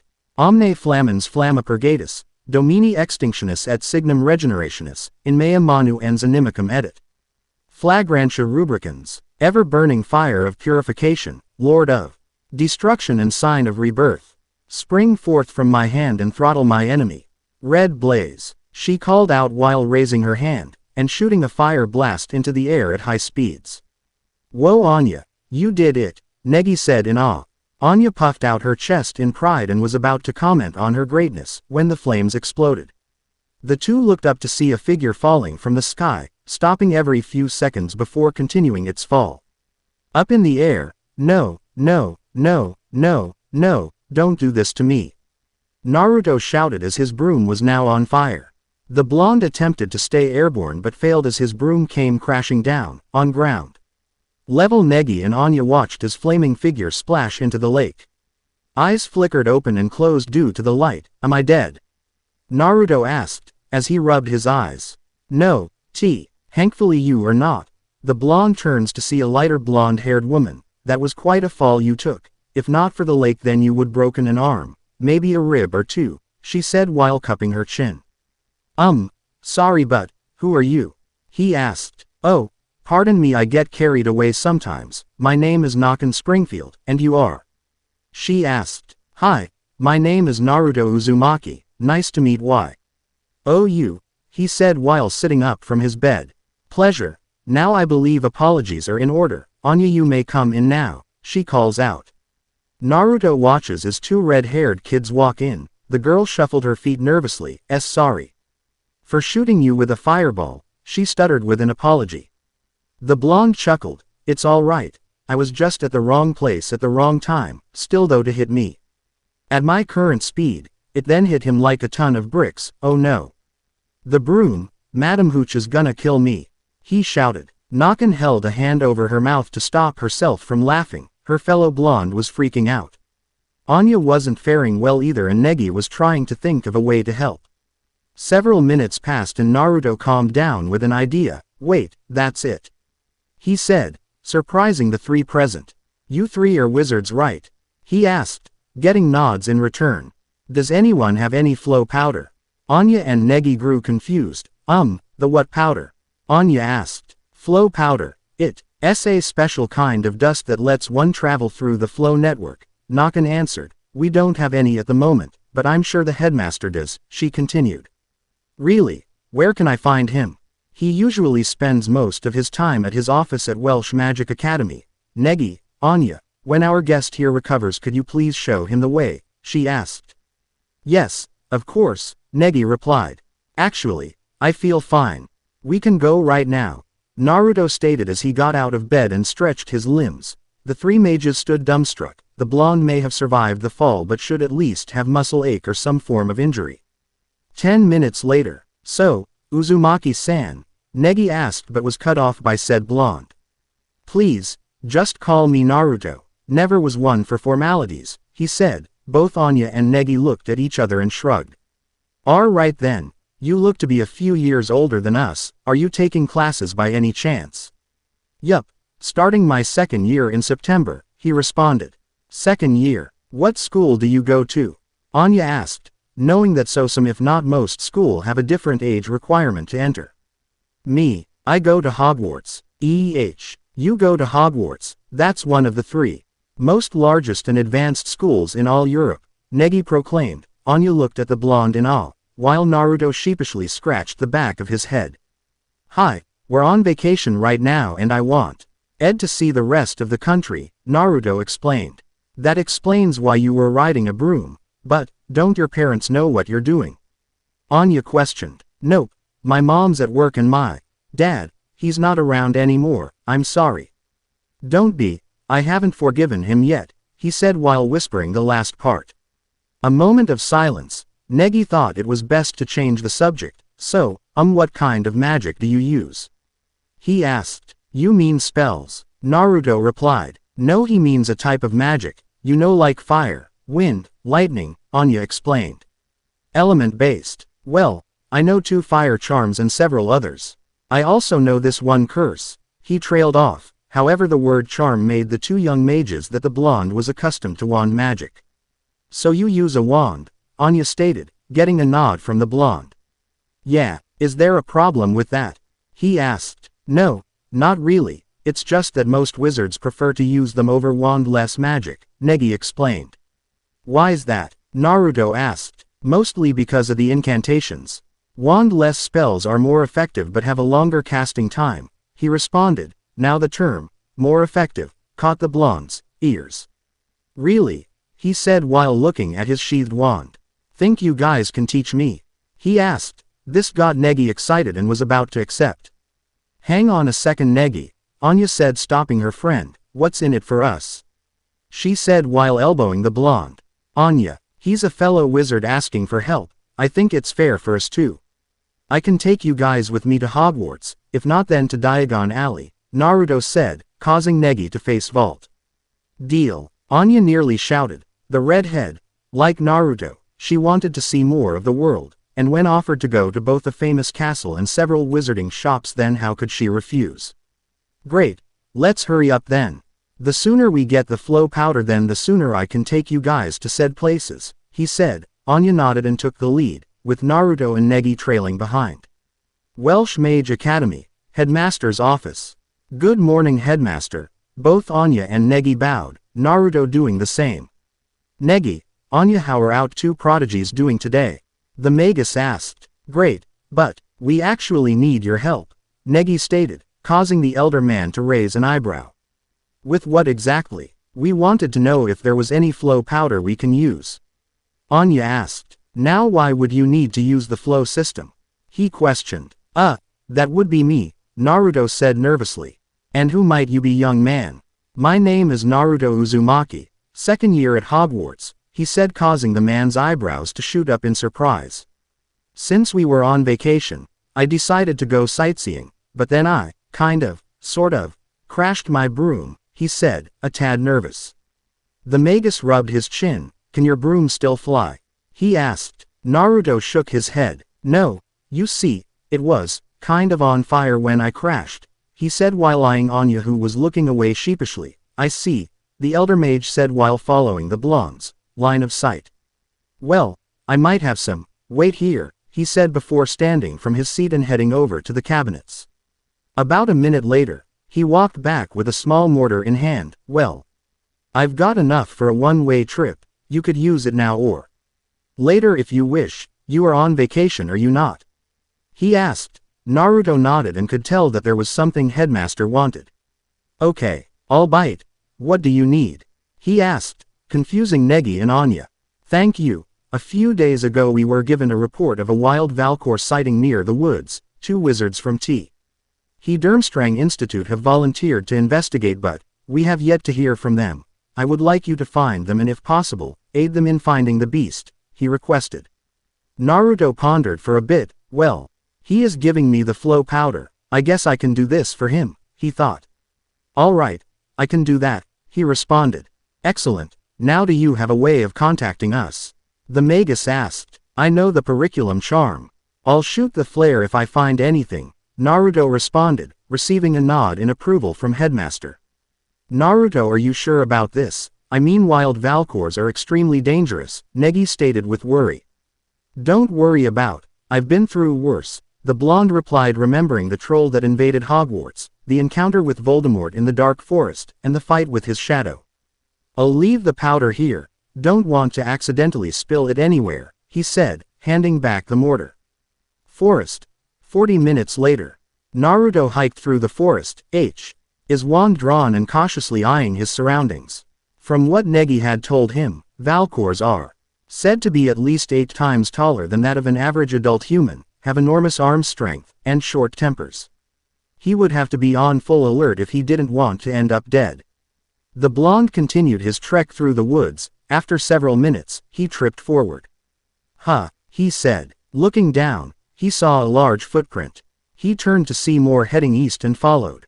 Naruto took the time to examine the area, a couple knocked down trees, destroyed boulders, and several scorch marks here and there. Naruto knew that the Valkor had come this way, and it wasn't alone. Half an hour later, the tracks came to a stop. Now where did it go? He asked himself. The blonde looked around the area and spotted a peculiar shadow over him. What the? Before he knew it, a large clawed hand shot through the trees and towards him. Ruar. Naruto jumped to right as a giant humanoid figure shot out. It had a large head with several horns sticking out, thick legs, and thin arms. The blonde knew that he had found the Valkor. Quickly raising his wand up, periculum, he called out as red flare-like sparks shot into the sky. The sparks temporarily blinded the Valkor, causing it growl in anger. It then reached for a tree and uprooted it. Naruto aimed his wand as it prepared to swing, Wingardium Leviosa. He pronounced, taking the tree from the creature's hand and promptly slamming it against the giant. Incendio. The blonde shouted while weaving his wand in an upside down V. The Valkor roared in pain as it set on fire. It gritted its teeth, picked up a large boulder and flung it at the blonde.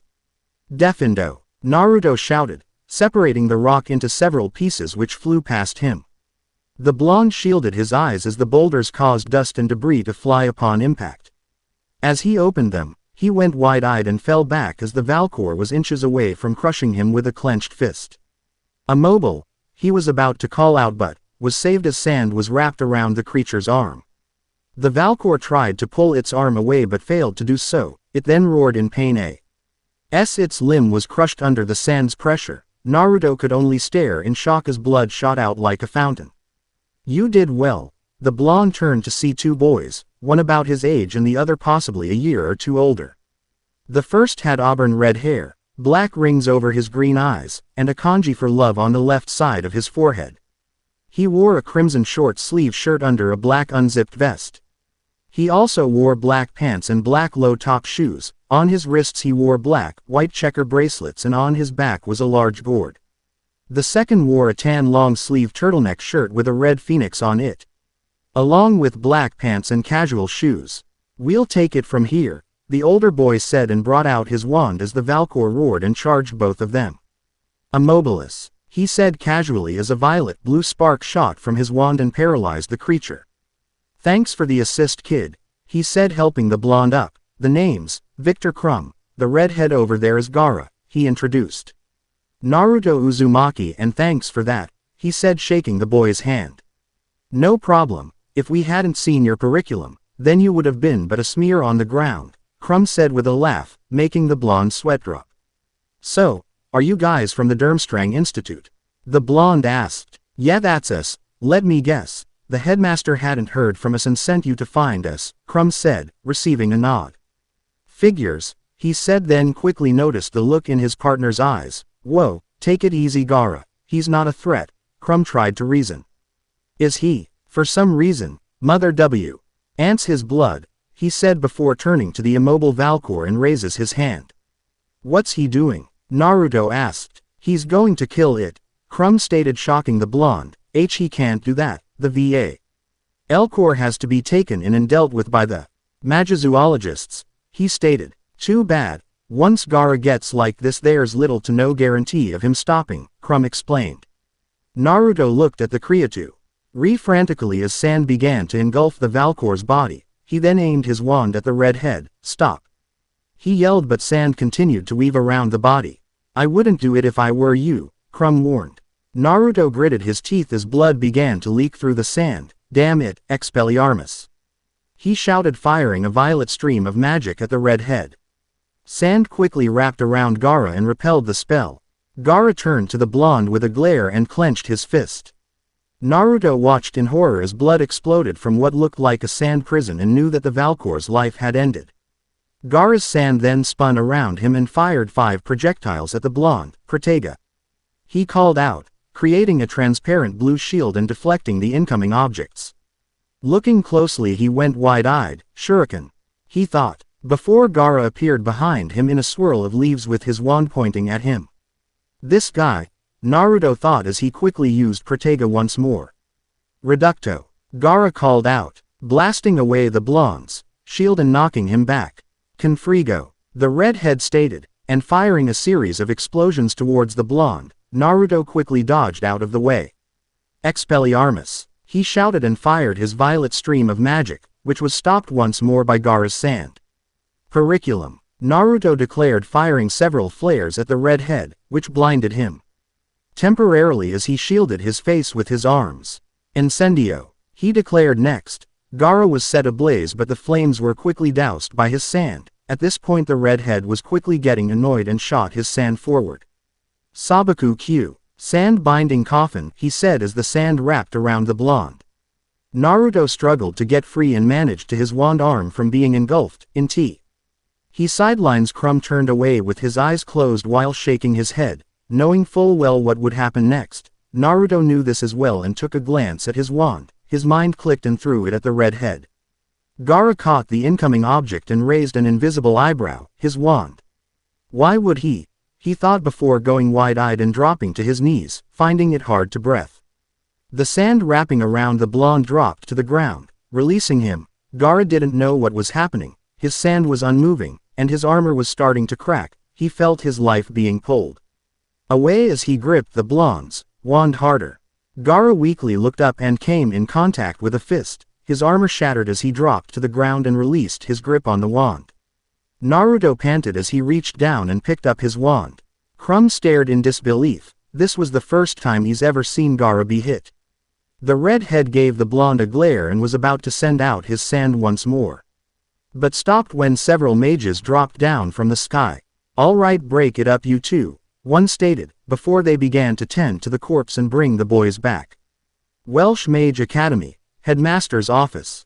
The magus rubbed his forehead after hearing the report. While he was glad no one was killed, he was disappointed that Gaara killed the Valkor and attacked a fellow mage. I see. Well then, missed, he said, and the 3 wizards nodded. Gaara and Crumb left the office while Naruto stayed behind for his flow powder. Sorry it ended up this way, the blonde apologized. Don't fret over it, things like this happen, he reassured. Naruto nodded and took the mortar. Do you know where I can find a? He asked. There's one in the main hall, the magus answered, knowing that the blonde was looking for a fireplace with access to the flow system. Arigato, Naruto said before exiting the office. As Naruto walked along the halls, he was approached by both Negi and Anya, who accompanied him to the main hall. On the way he filled them in on what had happened. Needless to say, they were shocked that a fellow wizard would act so violently. They entered the hall and walked towards the fireplace. "So, when exactly will you have spare time?" he asked. "We'll be taking our vacation by the end of the month," Anya replied. "All right, I'll see you guys then," he said while entering the fireplace. Hogwarts Castle. Headmaster's office, he said before dropping the powder and tossing the mortar to Negi. The two watch in awe as the blonde disappears in a burst of green flames. Unbeknownst to the three of them, Gaara leaned around the corner. Naruto, he thought while looking at his hand, remembering the feeling of having his life drained. "He's an interesting one, don't you think, mother?" he thought, getting a dark chuckle in agreement. Hogwarts. Headmaster's office. Appearing in green flames, Naruto sighed and walked out and towards Gryffindor's common room. "Not how I planned the day," he thought. As he walked, he began to ponder over the red head that nearly killed them. That guy, he was a shinobi, he thought. Gryffindor common room. 8 hours later. Naruto laid on the couch while stroking Sora's feathers. The bird didn't mind being petted but was concerned about his master. Ever since he got back, the blonde seemed to be in deep thought over something. Didn't know what, but he's been quiet for several hours. The two heard the door opened and in came Kushina. "Naru-chan, I'm back," she said. Naruto merely glanced at his mother. "Hey Ka-chan," he said. The red-haired woman noticed her child's dilemma. "Sochi, is something the matter?" she asks. The blonde wizard took another glance at his mother. He had a long time to think about this and had come to a decision. "Ka-chan, is it too late for you to train me?" he asks. Kushina smiled and shook her head. "No, but what changed your mind?" she asked. Naruto laid quietly before answering. "I met someone today, turns out. He's a shinobi mage. We ended up disagreeing, and he almost took my life," he said, shocking and angering the Red Death. "Nani, where is he? I'll tear the flesh from his bones," she stated with a dark fiery aura. "Ka-chan," he said, getting her attention. "I know that someday we'll end up meeting again, and I know that when we do, it'll end up in another fight. I want to be able to hold my own against him," he explained. Kushina smiled once more. "Very well then, we begin tomorrow," she states with a fist pump. Naruto gives a small smile and nods. In order to beat Gaara he would have to become a shinobi. Hogwarts. Field. 1 week later. "Try it once more," Negi stated as he, Anya, and Naruto stood out in the open field with several open books. As promised, they were teaching the blonde wand-less magic. So far he had learned a few basic spells like Deflexio, Shield, Illusion Breaker, and Sagitta Magica, Magic Arrows. This surprised the two younger mages. The blonde was even more a faster learner than Negi. "Right," Naruto said while aiming his hand in the air. "Quindecim Spiritus Flamma. Cunts, Sagitant Animicum Meme, Sagitta Magica, Estuo Flamma. 15 spirits of fire, come together and strike my enemy. Magic arrows, blazing fire," he called out as 15 flame elemental missiles were shot into the sky and promptly exploded. Anya whistled. That was even flashier than "Yours, Negi," she said, which caused the boy to smile sheepishly. Negi wasn't the one to show off but had to admit that the spell was very well executed and, like his friend had stated, very flashy indeed. "Let's take a break," Naruto suggested. The sound of stomachs rumbling was heard from both children and got a laugh from all three. Minutes later they were all sitting by in the Great Hall eating one of the greatest transfiguration spells ever known, endless sandwiches. The spell conjures a plate of sandwiches which automatically refills itself after being eaten. Though the spell may not be a conjuration, it still looks like it to me. While they ate, Naruto traded his notes and textbooks with the ones Negi and Anya had brought over and began to study different subjects. Naruto allowed Negi to use his potions kit, mainly the cauldron, files, etc. He even went and contacted Dumbledore for permission to use school ingredients. Thankfully he had agreed on the condition to use only what was necessary. The blonde had let Anya read through his DADA, charms, and transfiguration notes. Out of all of them she was intrigued by the transfiguration spells and had asked the blonde to borrow his notes. He had agreed on the condition that she teaches him the spell she used to blast him out of the air. Finally, we have Naruto reading through the books brought by Negi and Anya. He read through some of the subjects he learned during his first year and stopped when his eyes landed on a peculiar page. He read the title, Pactio System. The more he read about it, the more intrigued he became. That is until he learned that the general way to form a contract was through kissing. The image of him and a certain brunette performing a contract passed through his mind and sputtered a mild blush. "Are you all right, Naruto? Your face is red," Anya stated while tilting her head. Why yeah, I'm fine. You guys, is there any other way to form a Pactio?"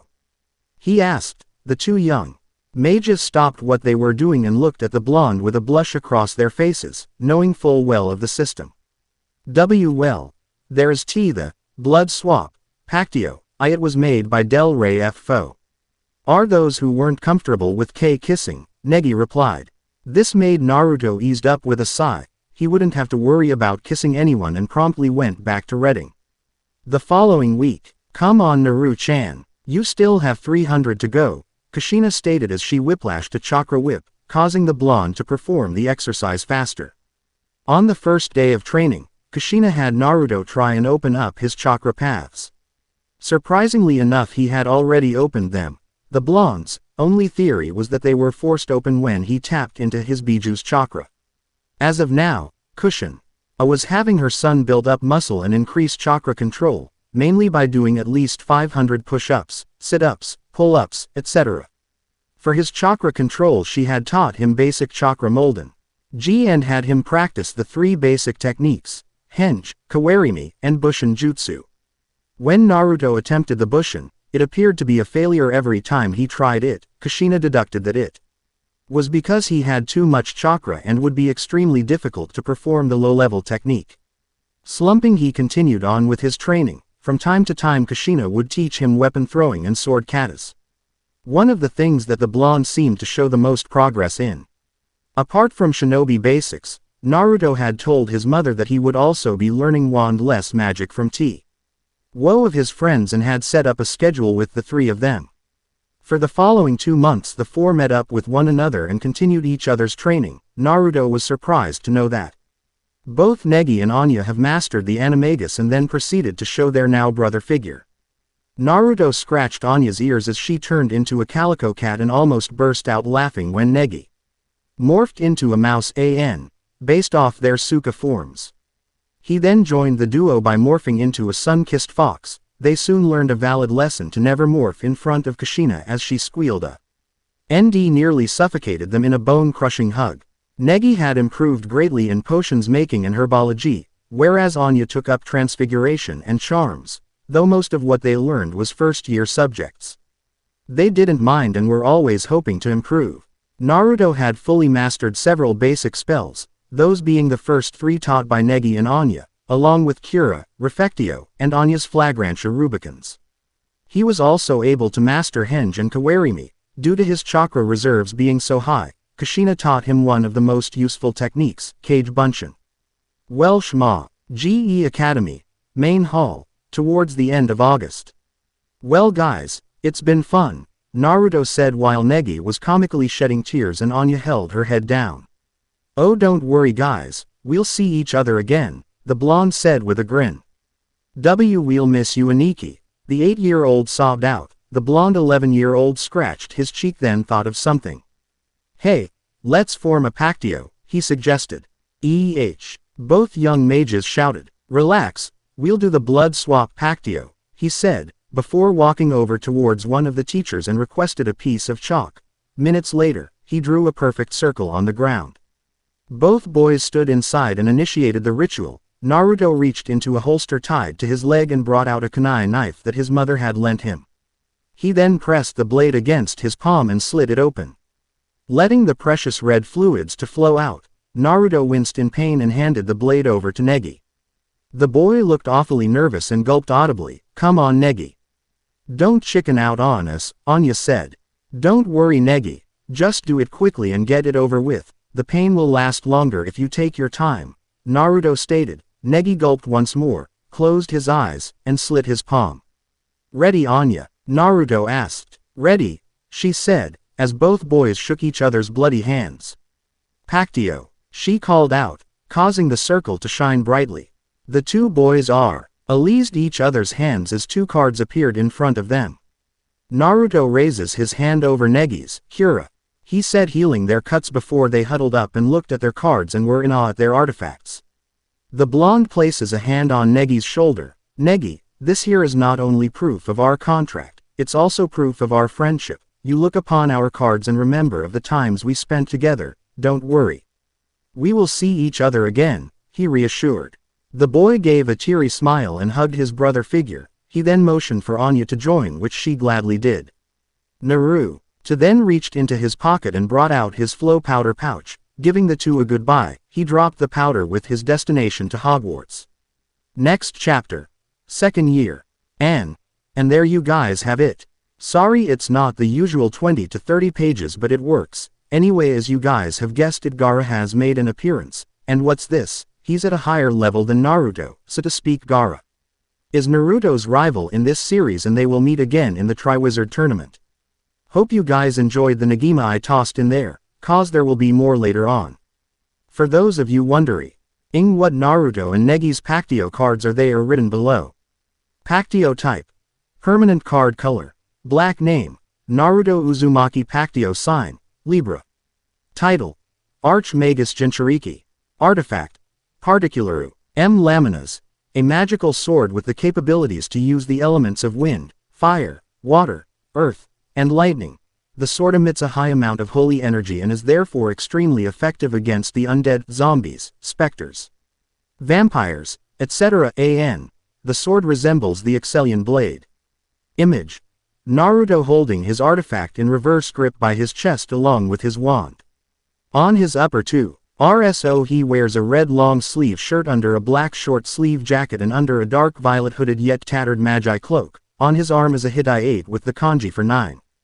On his lower torso he wears dark gray pants with kunai and shuriken holsters strapped to his legs, along with black low-top shoes. Pactio type. Permanent card color. Tan. Name. Negi Springfield. Pactio sign. Jupiter. Title. Magistralis Magi. Artifact. Mile Vincula. Permanent Veer. Use artifact of any Pactio formed by the Magi. Resembles a black passport. Image. Negi holding his artifact and father's staff with his back turned and taking a glance back. He wore a black Chinese-style outfit under a tan hooded, yet slightly tattered magi cloak. His original card, only non-temporary. And there you have it. Now I am sure you all know that he will eventually create one with Hermione, and I will be writing down the information at the Now just to throw this at you, unlike in the first year, Naruto will be playing a major role in the second. So be ready for that. Also, for those of you wondering, yes, I changed Naruto's animagus to a fox and have edited the previous chapters to match it, so sorry for that. That should be it. I'll be seeing you guys next time. Ciao. Omake. Diagon Alley. Naruto, Negi, and Anya walked through the busy streets of Muggle-free shopping district. The two younger mages went window to window with star eyes as they looked at the various items being sold. Aniki. Negi heard. Aniki, help me. He turned around to see a familiar white-furred ermine locked up in a cage over in a pet shop. Chamo. He shouted comically and rushed over to the window. Naruto and Anya heard the commotion and followed their friend. Naruto, Aniki, we've got to help him, Negi said frantically. Okay, let's see here. 50 galleons, what the hell? The blonde shouted. He turned to the red-haired boy who was giving him the puppy eye look and deadpanned. Minutes later, the trio walked out of the shop with the ermine perched on the young wizard's shoulders. While Negi and Anya were busy asking how the furry creature got into such a mess, Naruto headed into a broom shop. His goal, find a replacement broom for Madame Hooch's class. There were 2 months left before the start of the second year, so if he could buy one and replace it, then no one would ever know. With the remaining galleons he had left, he purchased a basic broomstick and was about to leave the store when he bumped into someone. Oh, excuse Madame Hooch, he shouted. Ah, Naruto, how are you this fine evening? Purchasing a new broom, I see, she examined. Well, why you see, he stuttered. Well, I'll be looking forward to seeing you fly it during class, she said as she passed him, making him cry anime tears. Pervert, He heard and quickly rushed outside to see Negi's ermine be crushed by Anya's foot. I think I know how they caught him now, both Naruto and Negi thought. End. Second year. N. Naruto and Harry Potter is owned by Masashi Kishimoto and J.K. Rowling. Talking. Flashback. Flashback. Thoughts. Action. Spell. Archmage Jinchuuriki Chapter 6. Second year. London 6:45 a.m. Z's. Naruto slept comfortably in his bed. Not a care in the world. The door creaked open. Naru-chan Tilda, a certain red-haired woman called out. Not getting a response from her son, Kushina walked over to the bed and shook the blonde's shoulder. Naru-chan, wake up Tilda, she said again. Naruto groaned slightly and turned to the side. Kushina sighed and walked over to the window and opened the curtains, letting the sunlight in. Naruto cried out, covering his face. Sora, Sky, who was in the room as well, flapped his wings in annoyance at being woken up. Come on Ka-chan, couldn't you give me 5 minutes, the blonde complained. Now Naru-chan, remember tomorrow's the start of your second year and you haven't bought any of your school materials Tilda, the redhead replied cheerfully. Ka-chan, didn't you already buy them for me? He asked with a yawn, whipping his tired eyes, and scratching his messy hair. Nope Tilda, she responded. Naruto sighed but mentally knew what she wanted, to meet his friends. Hi, I'll get up, he said. Diagon Alley 7:20 a.m. Appearing in green flames from within a fireplace, Naruto and Kushina made their entrance. Both wore casual clothing under their open robes. And Sora perched on the blonde's shoulder. Okay Naru-chan, what is it you need?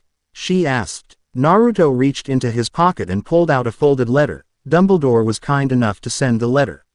Attached to Sora before the start of the week. Let's see. Hogwarts School for Witchcraft and Wizarding Second Year Supplies. The Standard Book of Spells Grade 2 by Miranda Goshawk. Break with a Banshee by Gilderoy Lockhart. Gadding with Ghouls by Gilderoy Lockhart. Holidays with Hags by Gilderoy Lockhart. Travels with Trolls by Gilderoy Lockhart. Voyages with Vampires by Gilderoy Lockhart. Year of the Yeti by Gilderoy Lockhart. Naruto's sweat dropped. What are these? Novel series, he thought to himself. Kushina overshadowing her son and looking at the list, she sweat dropped herself, having similar thoughts. Before the two headed off towards Gringotts.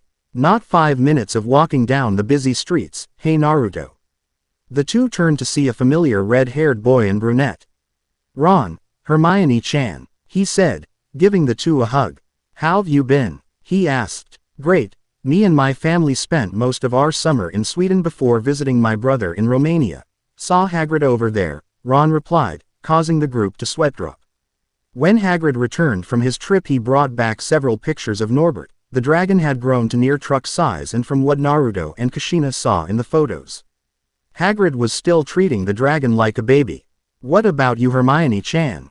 Not much. Me and my family spent some time in Greenland before I went back to my studies, she said. Ron rolled his eyes.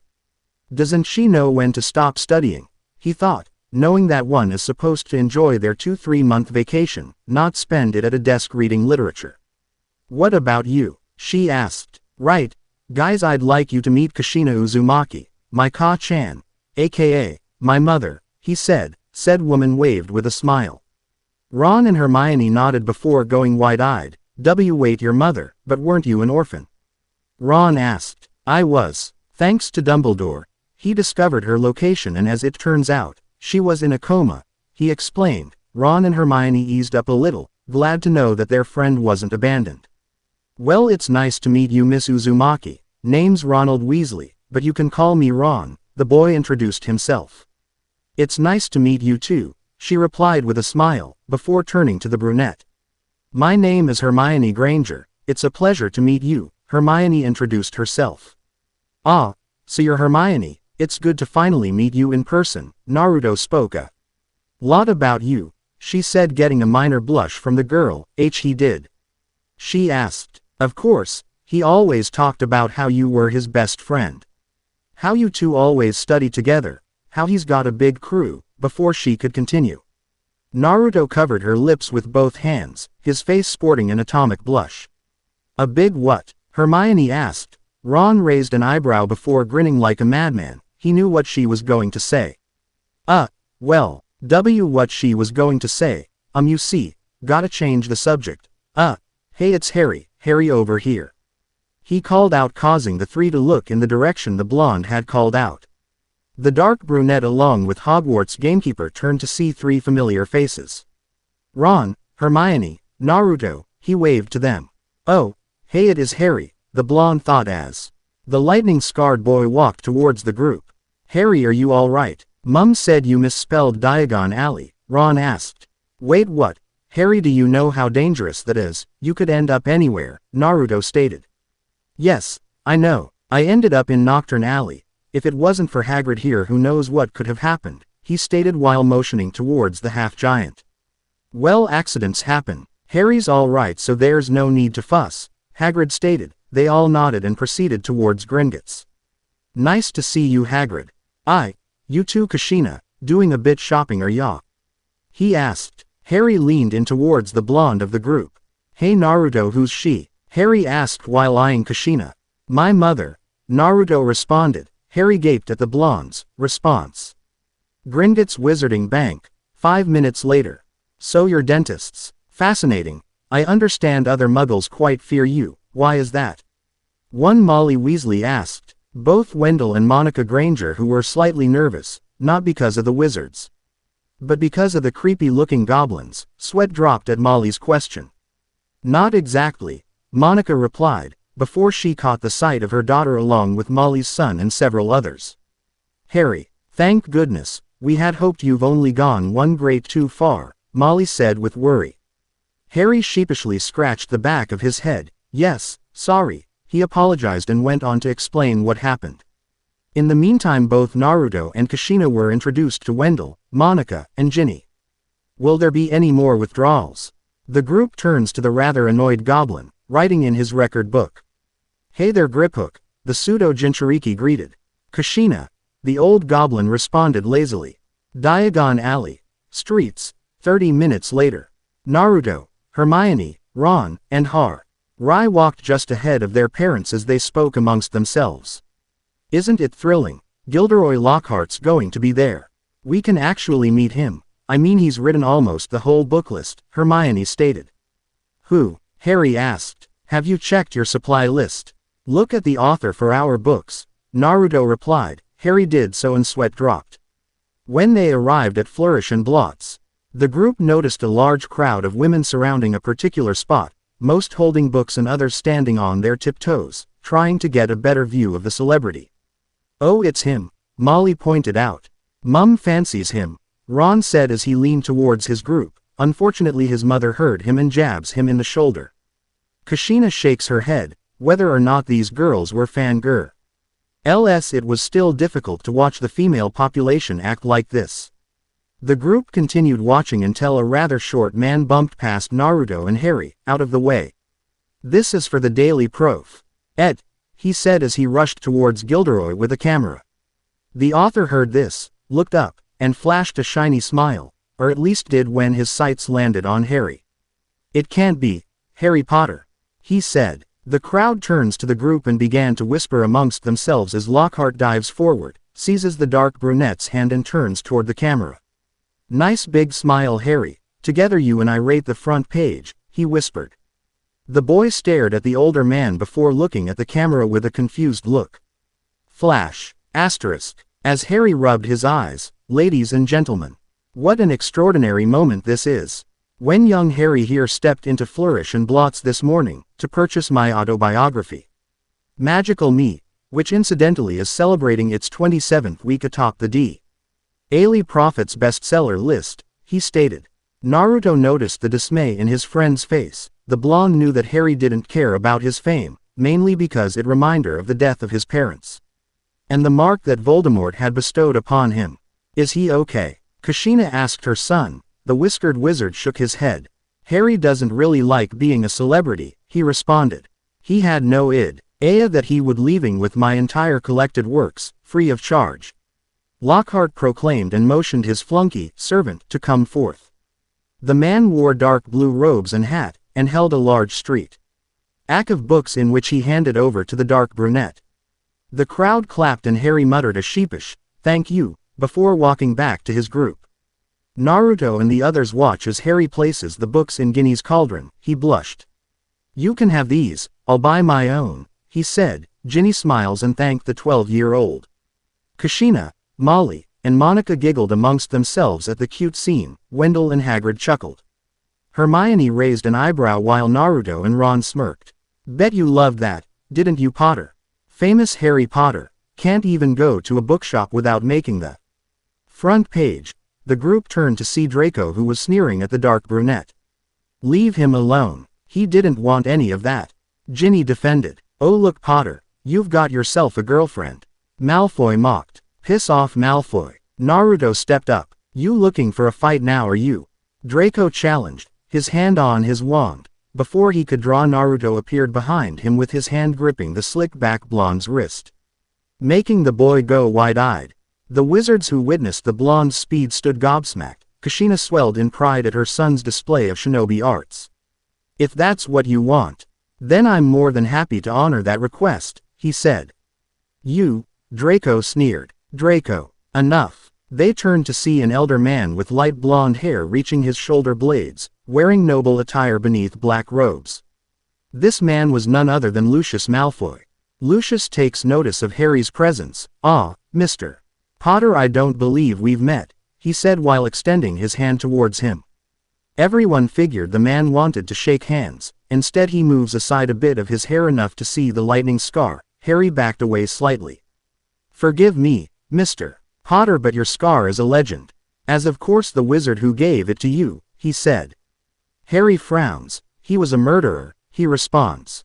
"Yes, a pity about your parents. Curious that you yourself should escape with a mere flesh wound," he responds, causing those present to frown and Harry to look down in guilt. "Curious too, that you speak of him in the past. Surely you don't think he who must not be named is gone forever," he said. "His name is Voldemort." They turned to Naruto, who glared at the older blonde. Nearly everyone gasped when they heard Naruto utter his name. "You must be very brave. Dare to speak his name or foolish," Lucius replied. "Fear of a name only increases the fear of the thing itself," the whiskered Jinchuuriki retorted. Lucius formed a smirk on his face. "I remember now, you must be Uzumaki Naruto. And Draco's told me all about you, an orphan," he said. They turned to Kushina. "You don't know anything about my child, so I would prefer stop speaking to him in such a manner," she replied. Everyone backed away as they could see a visibly red, menacing aura surround her.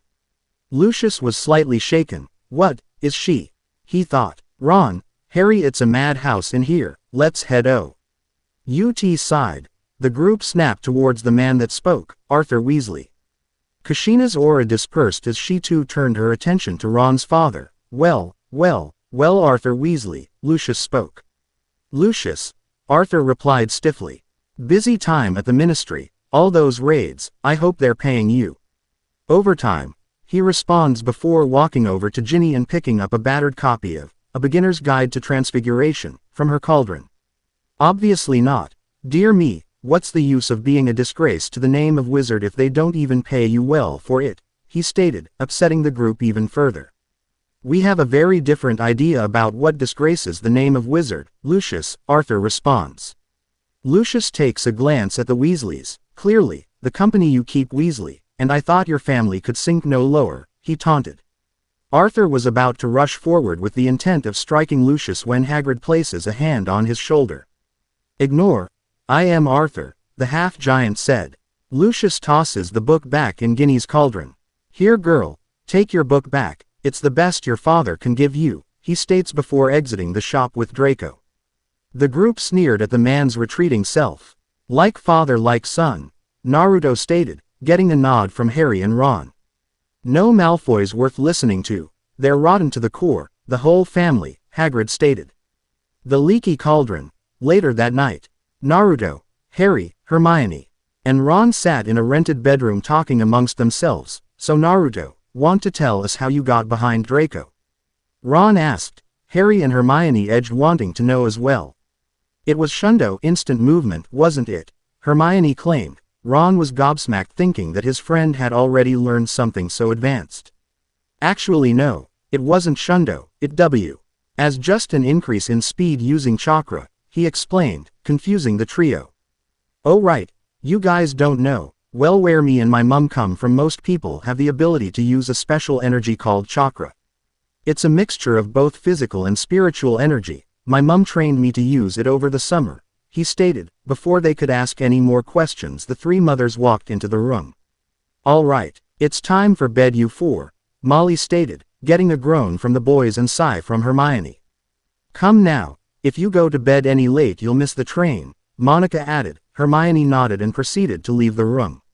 Ron, Harry, you too, the boys sighed and left the room as well. Naruto looked at his mother who was giving him the look. Okay, I'm going, he said as he walked towards the bathroom and proceeded to brush his teeth. King's Cross Station, 10:58 a.m. Naruto and the rest of the group dash with their carts through the platforms and towards the barrier. Oh dear, the train will be leaving any moment. All together now, Molly announced. Fred and George quickly dashed through the wall, with Hermione and her parents trailing behind her. Go on Ginny, you know what to do, Molly said, as she watches Naruto and Kushina pass through the barrier.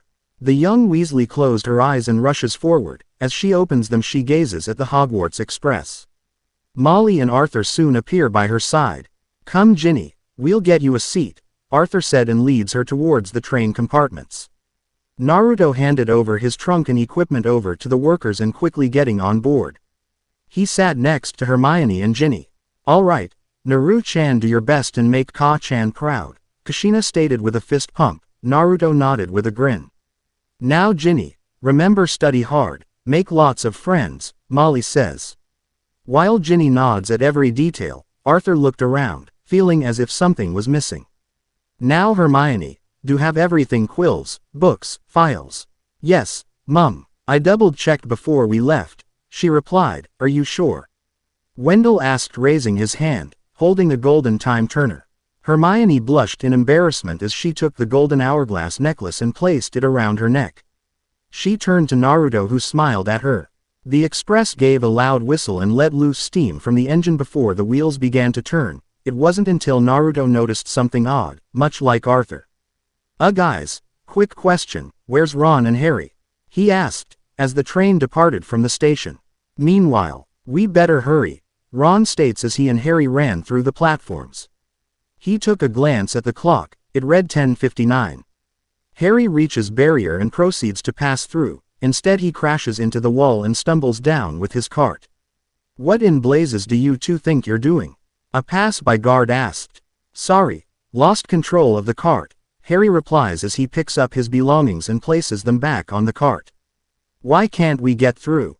He whispers to Ron. I dunno. The gate's sealed itself for a reason, he replies, pressing his ear against the pillar, as he did. The clock chimed.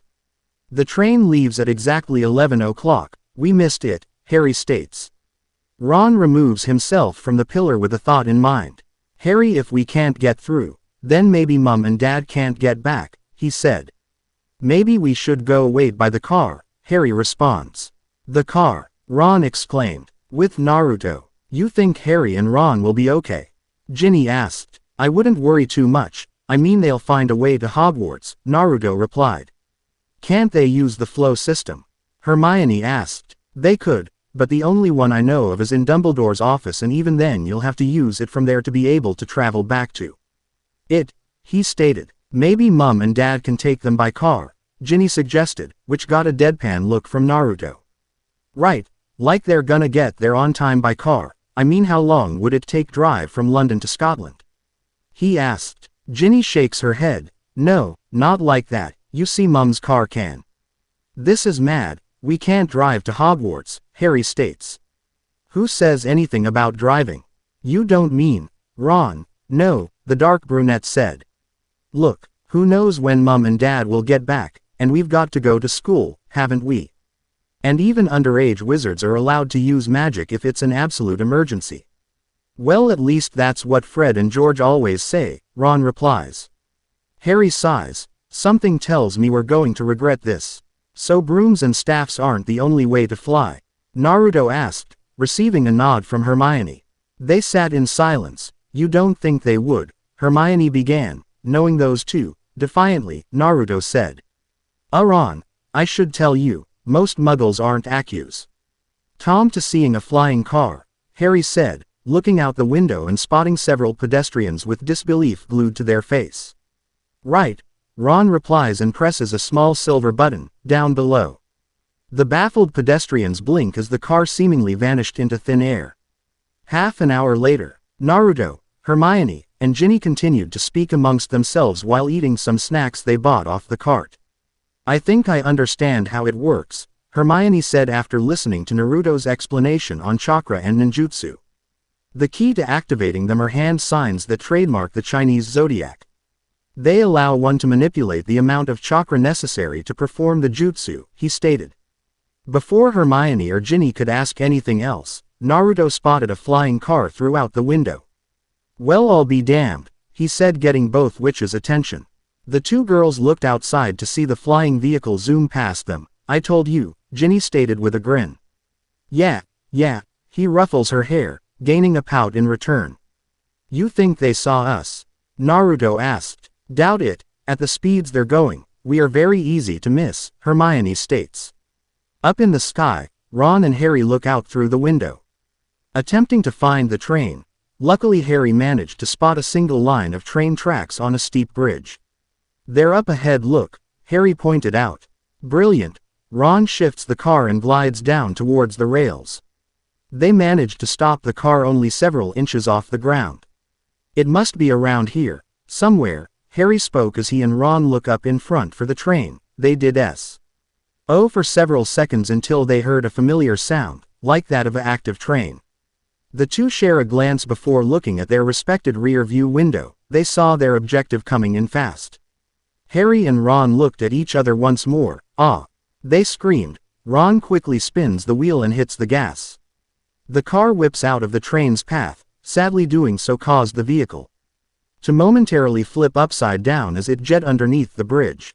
Harry slides out of his seat as the car tilts and hits the door. The impact caused the door to open and the dark brunette to fall off.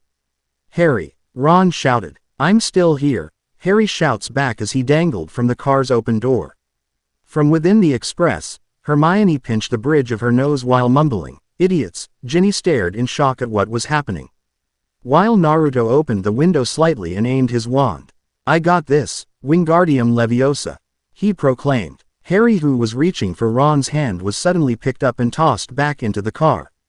The two wizards looked down at the express to see Naruto, Hermione, and Ginny waving at them. The two waved back and continued to follow the train. Hogwarts train station, 7:40 p.m. The students exit the express, now wearing their wizarding robes. All right, this way, come on now, they heard the half-giant say. Hey Hagrid, Naruto and Hermione said. Hello there you two, where's Ron and Harry? He asked. Naruto, Hermione, and Ginny looked around. They're probably still on the train, Naruto responded. Hagrid shrugged and motioned them to continue towards the boats. Where are those two? Hermione asked. Naruto and Ginny shrugged. Great Hall, 8:45 p.m. Both Naruto and Hermione sat with the Gryffindor house. The two happily ate their meals along with their housemates when they spotted Ron and Harry walking up to them, both battered with slight dirt here and there.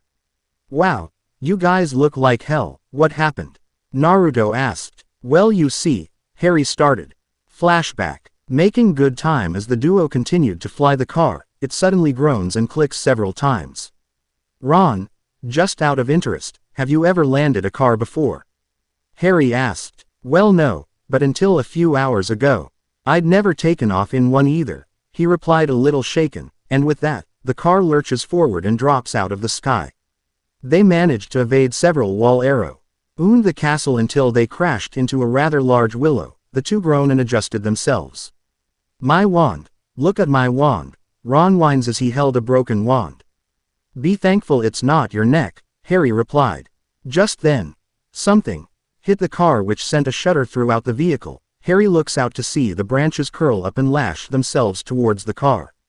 The boys screamed as the tree continued its assault, leaving shattered windows and heavy dents all over the car. The willow then slams the car down. However, It does not release its hold on the vehicle and readied its finishing blow. Reverse. Reverse. Harry shouts. Ron shifts the gears and car shoots backwards as the willow slams a large branch fist on the ground and shattering it. The boys sighed in relief, but that feeling quickly washed away as the doors swung open. The seats tipped sideways and ejected Ron and Harry. When they hit the ground, their belongings shoot out of the trunk. The car's taillights blaze Riley before the car drove off into the dark forest. "Dad's gonna kill me," Ron spoke, slightly shaken before the two wizards dragged their battered selves to the gates where they met themselves with a mountain of student trunks and caged pets. "Hey Sora," Ron said, getting several flaps in return. "First, a house elf shows up in my bedroom, then as it turns out couldn't get through the barrier and onto the platform. And now we almost get killed by a tree. Someone clearly doesn't want me here this year," Harry spoke. "Well, take a good look, lads." They turned to see Filch and his pet cat, Mrs. Norris. "This might well be the last you spend in this castle." Snape's office. The trio walk in to see Snape reading the Daily Prophet. The headline reads, "Flying Ford Angelia Mystifies Muggles." "You were seen, by 7 Muggles no less." Snape snapped, "Do you have any idea how serious this is? You have risked the exposure of our world, not to mention the damage you inflicted on a Whomping Wee. Lo, that has been on these grounds for hundreds of years," he states angrily. "Honestly, Professor Snape, I think it did more damage to us," Ron responded. "Silence, I can assure you, were you in Slytherin and your fate rested with me, the both of you would be on the train home tonight. As it is, they are not." They turned to see Dumbledore standing in the doorway, along with Professor McGonagall. "Professors," Harry and Ron sighed in relief. "Headmaster, these boys have flouted the decree for the restriction of underage wizardry as such. I'm well aware of our bylaws, Severus, having written more than a few myself. However, as head of Gryffindor House, it is for Professor McGonagall to determine the appropriate action," Dumbledore stated. Ron slumps in depression. "We'll go get our stuff," he said. "What are you talking about, Mr. Weasley?" she asks with a raised eyebrow. "Well, you're going to expel us, aren't you?" he asked. McGonagall sighs and shakes her head. "Not today, Mr. Weasley, but I must impress upon the both of you the seriousness of what you have done. I will be sending owls to both of your families tonight and you will each get a detention," she states.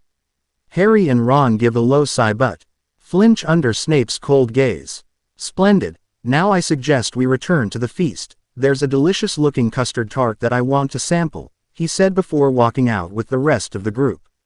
Harry spots an envelope on the floor and reads it. Quickspell, a correspondence course in beginner's magic. He looked at who it was addressed to and resisted the urge to laugh. Mr. Filch, you dropped this," he said. The man turned and blushed in embarrassment as he snatched the letter from Harry and shoves it in his pocket. End of flashback. "Wow. You guys are lucky, you know that," Naruto states. "How is that lucky? We've got detention on our first day," Ron replies, getting several snickers from nearby housemates. "All right, let's see. 1, you guys are still alive and D2, you're not expelled," the blonde pointed out. "He's got a point there," Harry stated. "So, are you guys gonna stand there all day or are you gonna join in?" Naruto stated, scotching over and letting his friends sit. As they ate, Hermione decided to ask, "Harry, what was that you said about the house elf?" she asked. Harry nodded and proceeded to tell them about Dobby, the house elf that appeared in his room and about the warning it gave him and all the little trouble it got him into. "Seems like he was trying to protect you," Naruto stated. "He's got a funny way of showing it," he responded, still angry at the fact that Dobby hid all of the letters his friends had written him, then tried to run off with them. He sighs and shook his head. "At least I'm here," he thought while glancing at his friends who smiled back at him. Next chapter. Unknown Secrets. And there you guys go, chapter 6 is finally up, like fucking finally. Now most of you don't know this, but the reason why I haven't written anything recently was due to a minor computer problem.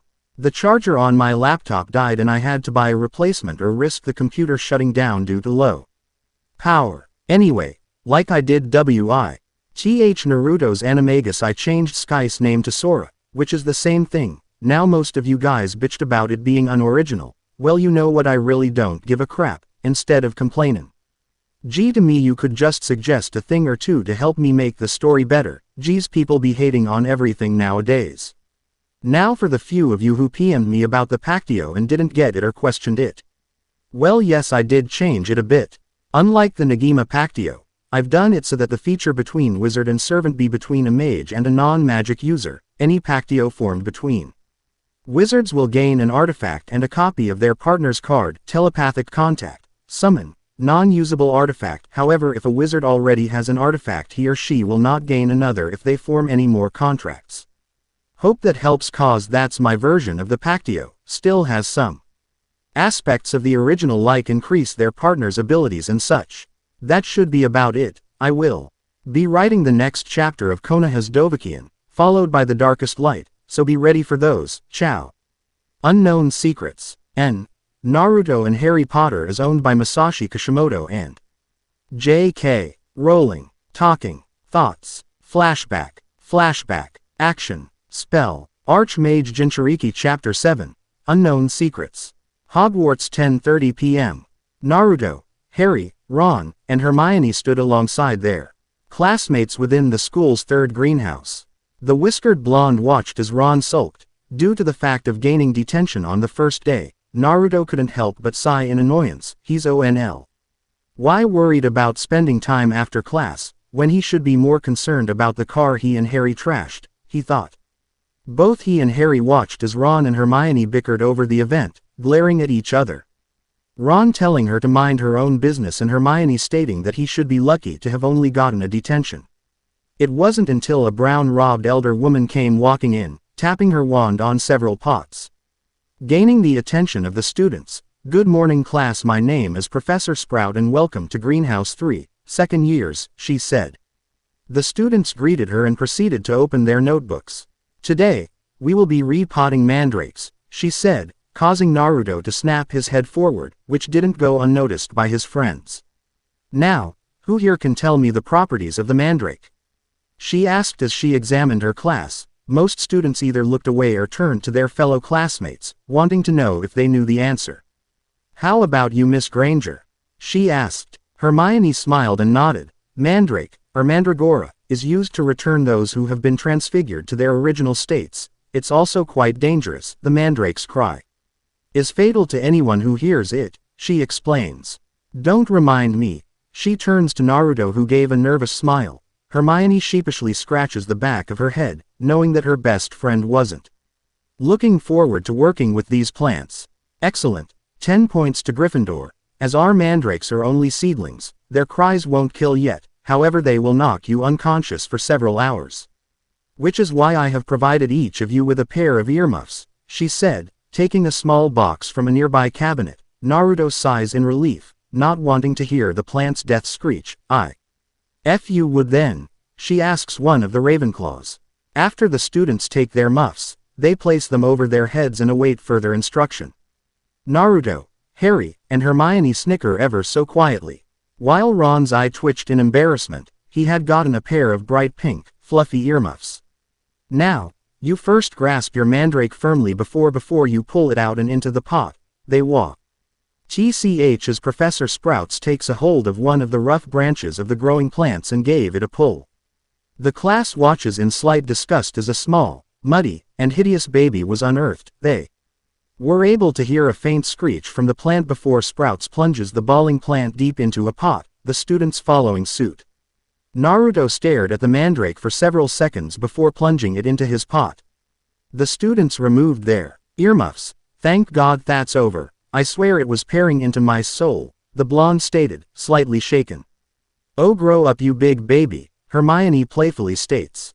What happened to Neville? Harry asked, getting everyone's attention. The class looks at the boy as his eyes were rolled to the back of his skull and was lying unconscious on the floor. It would seem Mr. Longbottom neglected his muffs. Naruto tilted his head. Actually, I think he fainted, he said, causing the other sweat drop. Professor Sprout shook her head. Yes, well, just leave him there.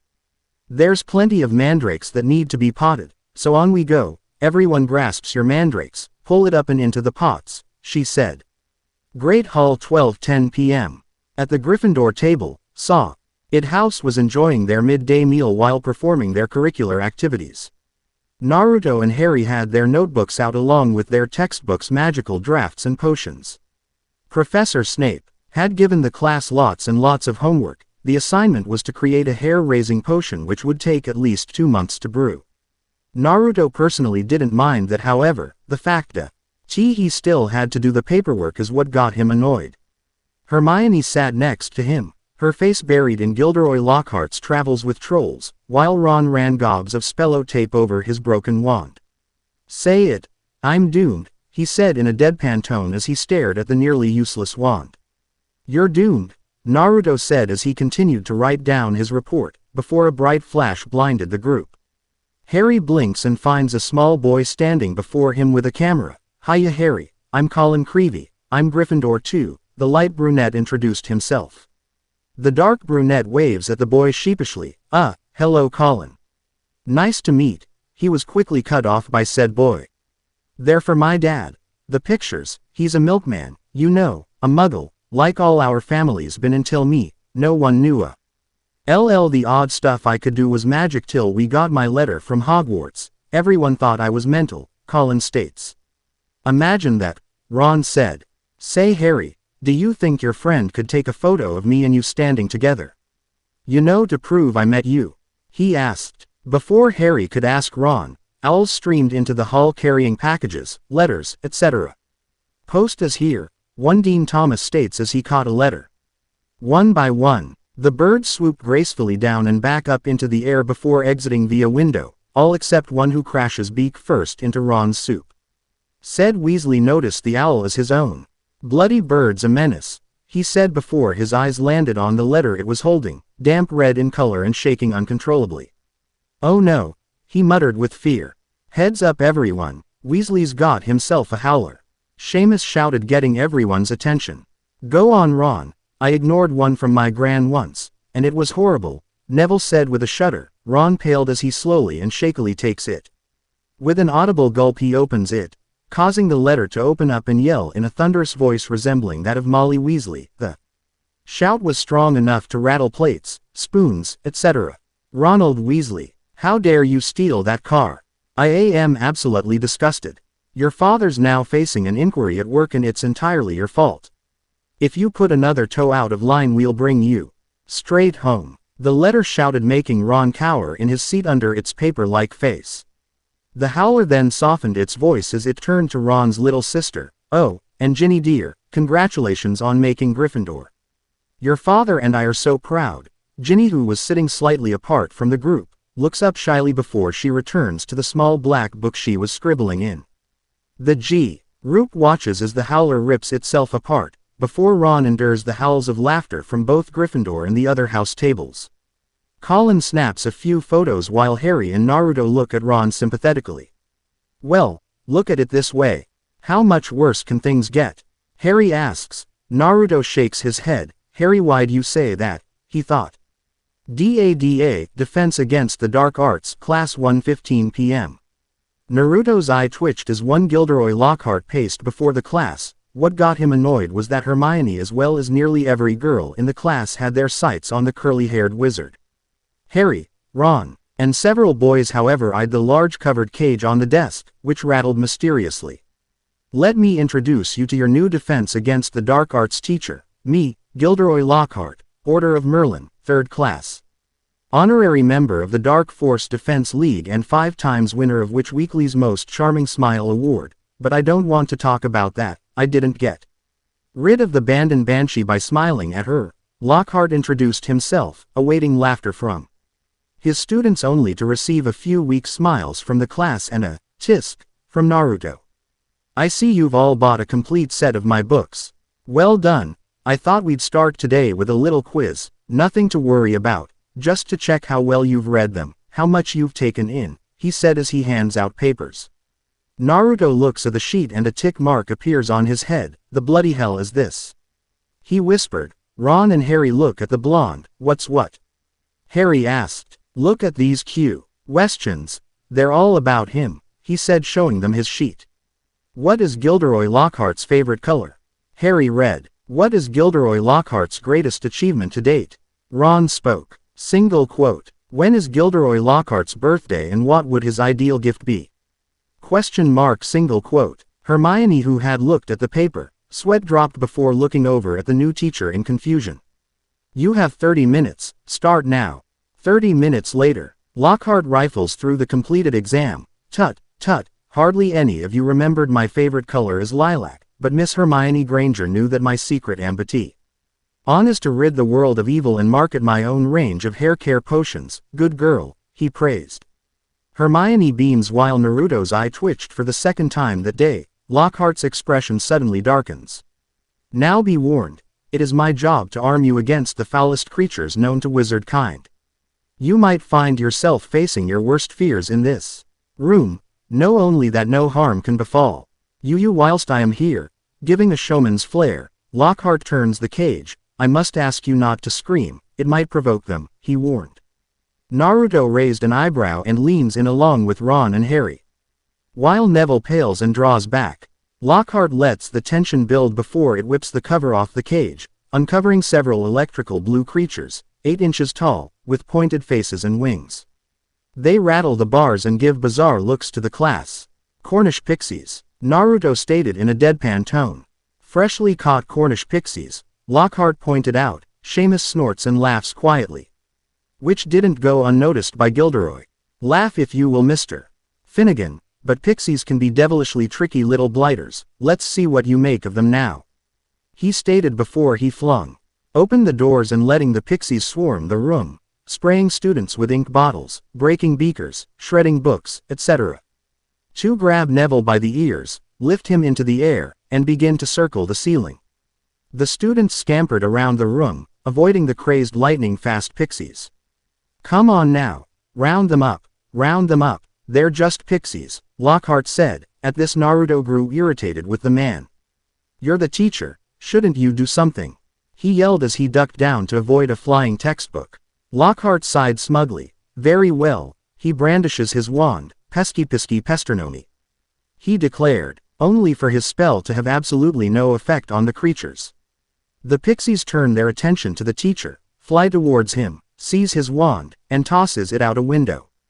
Having lost his wand, Lockhart joins the stampeding class towards the exit, leaving Naruto, Hermione, Ron, and Harry in the room. I'll ask you four to just nip the rest of them back to their CA. GE, he said before slamming the door shut. The group stood there blinking at the door. Ron swats a pixie that was gnawing his ear. What do we do now? He asks, Harry slapping away a pixie as it tried to take his glasses.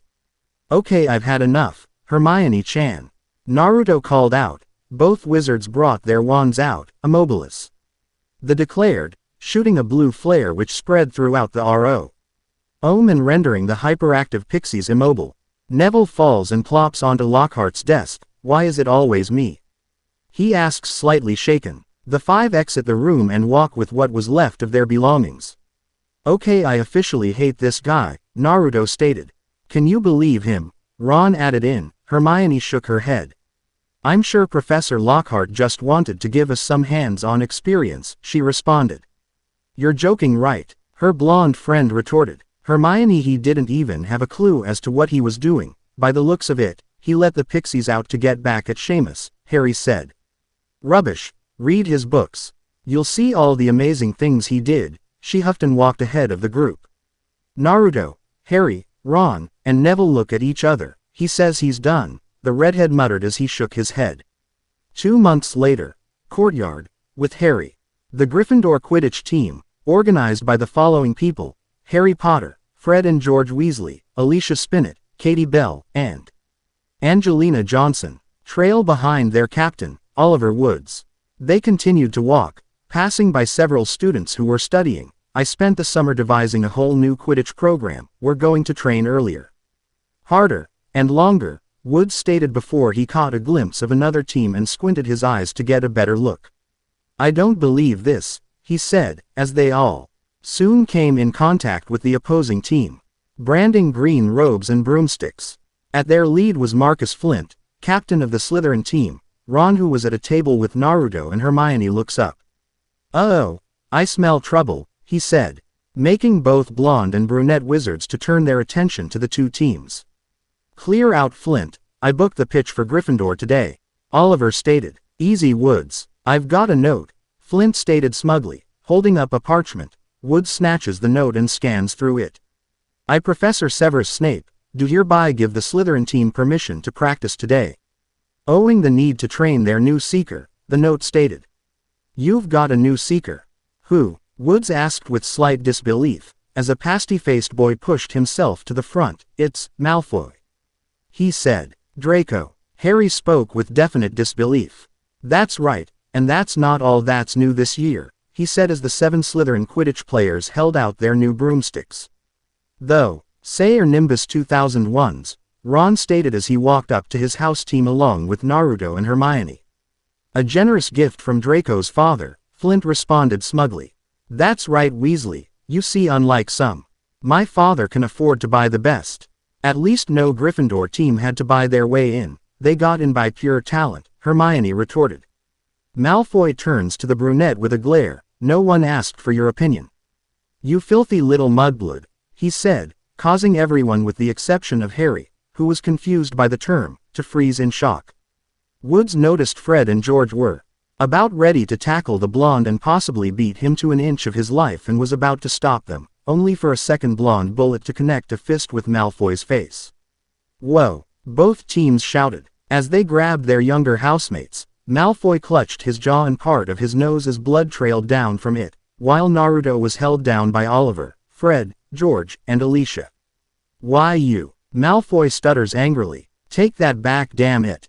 Take it back," Naruto threatened, as his features drastically changed, the ones holding him, now struggling to keep him down. The blonde's hair was in fact more wild. His whisker-like marks became more ragged, and his eyes went from sapphire blue to blood red. Those of the Slytherin team who noticed had a feeling of dread crawl up their spine. "You'll pay for that one, Malfoy, eat slugs," Ron shouted, aiming his cracked wand at the boy. Sadly, the spell scissored out the wrong end, hitting Ron himself in the stomach. The Gryffindor team left their weight off Naruto enough for him to rush out and towards his downed friend, along with Harry and Hermione. "Ron, you all right?" he asks. Said boy sits up and feels the need to upchuck. He opens his mouth and bletch. The three back off slightly as 3 slugs dribble out of Ron's mouth. The Slytherin team laughed at the boy's predicament. Ron angrily tries to stand up, only to fall to his knees and belch out slugs once more. Colin, who was nearby, was fascinated and ran up to them with his camera. "Wow. Can you hold him still, Harry?" he asks. Naruto and Harry heft Ron over their shoulder, out of tea. "He way, Colin," the blonde states before turning to Hermione. "Let's get him to Hagrid. He'll know what to do," he said. The brunette wiped her incoming tears and nodded. Hagrid's hut. The half-giant Lou ked through shelves and cabinets looking for something to cure the puking boy's stomach. Ron, who was sitting down, held a bucket between his knees, constantly puking slugs into it. Harry watched his friend with pity and slight disgust as he watched the slugs squirm in the bucket. Hagrid continues looking and catches a glance of both Naruto and Hermione. Said blonde held his best friend as she silently cried on his shoulder. "Better out than in," he said, referring to both Ron and Hermione. Who was he tryin' tear curse anyway? The half-giant couldn't help but ask. "Malfoy," Harry answered. "He see." Awed Hermione. "Well, I don't know exactly what it means." He trailed off. Hagrid glanced at the blonde and brunette. "He called me mudblood," she says quietly. "He didn't." Hagrid gasped in disbelief. Harry looked confused as ever. "It means dirty blood. Mudblood's a foul name for someone who's muggle-born, someone with non-magic parents, someone like us. It's not a term one usually hears in a civilized conversation," Naruto explained. "Yay, see, Harry, there are some wizards like Malfoy's family who think they're better than everyone else cause they're what they're called pureblood," Hagrid added. "That's terrible. Bletch, it's disgusting," Ron states. "And it's codswallop tear boot. Dirty blood. There's hardly a wizard today that's not half-blood or less. If we hadn't married muggles we'd have died out long ago. Besides, there isn't a single spell invented that our Hermione can't do," Hagrid stated. Naruto rubs her back. Don't think about it, Hermione-chan, not for 1 minute, he said. The brunette looked her best friend with red, watery eyes and smiled with a blush on her face. Gilderoy Lockhart's office. That evening. Camera pans the walls of the teacher's office, lined with framed photos of, well, Lockhart. Naruto and Gilderoy work by candlelight at an ornate desk. Bleary-eyed, Naruto addresses envelopes while a cheery Lockhart puts signatures to the stack of glossy photos with his image on them. Naruto, Naruto, Naruto, can you possibly imagine a better way to serve detention than by helping me answer my fan mail? He said. The blonde wizard forces a smile as he continues to address the mail. How was he forced to serve? Well, while Naruto did get back at Malfoy, it's still against the rules to physically assault another student. Fame's a fickle, my friend Naruto. Celebrity is as celebrity does. Remember that, he said. Naruto nods, not really caring, and stares gloomily at the towering stack of envelopes that remain. If only Kushina had taught him the Kage Bunshin, then this would have been done ages ago. He dipped his quill into the ink and starts to write, when an ominous voice fills the air. Come to me. Naruto snaps his head forward and looks around the room. What? He asks. I was saying, 6 solid months at the top of the bestseller list. Broke all records. Lockhart boasted. No, not you. That voice. That voice. Didn't you hear it? Naruto asked. What are you talking about, Naruto? I think we're getting a bit drowsy, he said, looking around the room, before his eyes landed on the clock. Great Scott, no wonder, look at the time. We've been here nearly 4 hours. Dinner's nearly done. If you hurry you might make pudding. Spooky how time flies when one's having fun. He stated. Fun. Naruto stared at him like he was crazy. 20 minutes later, Naruto walks through the empty corridors, his hands sore from so much writing, before he could turn. The ominous voice from earlier returned. Blood. I smell blood. The blonde stops dead in his tracks. He brought out his wand from his arm holster and looked around for the source. Let me rip you. Let me kill you. Naruto steps towards the wall and plays his fingers along the stone before he continues to walk down the corridor. He starts slow, before quickening his pace, as if following something. He turns the corner and comes face to face with Harry, Ron, and Hermione. Naruto. Did you hear it? He asked, almost frantically. Hear what? Hermione asked. That voice. What voice? Harry's turn to ask. I heard it first in Lockhart's office, then again on my way here. Kill. Time. To kill. Naruto stiffens and immediately darts his line of sight throughout the area. The trio study the blonde curiously. It's moving. I think it's going to kill, he said before running off. The remaining 3 look at each other before dashing after their friend. The blonde wizard runs madly through the staircase, past the archway, and into the 2nd floor. He continues his track and nearly slips on the wet floors. Recovering, he looked down at the oozing waters, or rather his reflection. He saw words. Harry, Ron, and Hermione catch up, breathing heavily from sprinting. Naruto, what are you doing? Harry asked. The blonde turns to the wall to see the words on the water's reflection. The 3 wizards turn to look as well. The Chamber of Secrets has been opened. Enemies of the heir, beware. Chamber of Secrets. Naruto spoke. Enemies of the heir, Hermione said, Harry wondering the same. What's that, hanging underneath? They heard Ron say. They turn and gasp. That's Filch's cat, Mrs.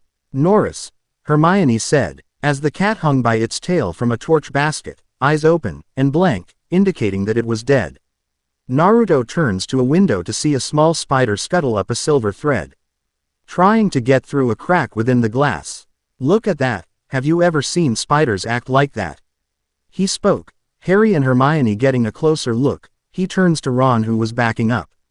What's wrong with you? I don't like spiders, he said, before they begun to hear voices. The stairwell sparked to life with the sounds of chattering students. Seconds later they enter the archway. They all stop when they spot the words on the wall along with the corpse of Mrs. Norris. Silence befalls the students, before Draco walks towards the wall and grins nastily. Enemies of the heir, beware. You'll be next. Mudbloods, he said, eyeing Naruto and Hermione.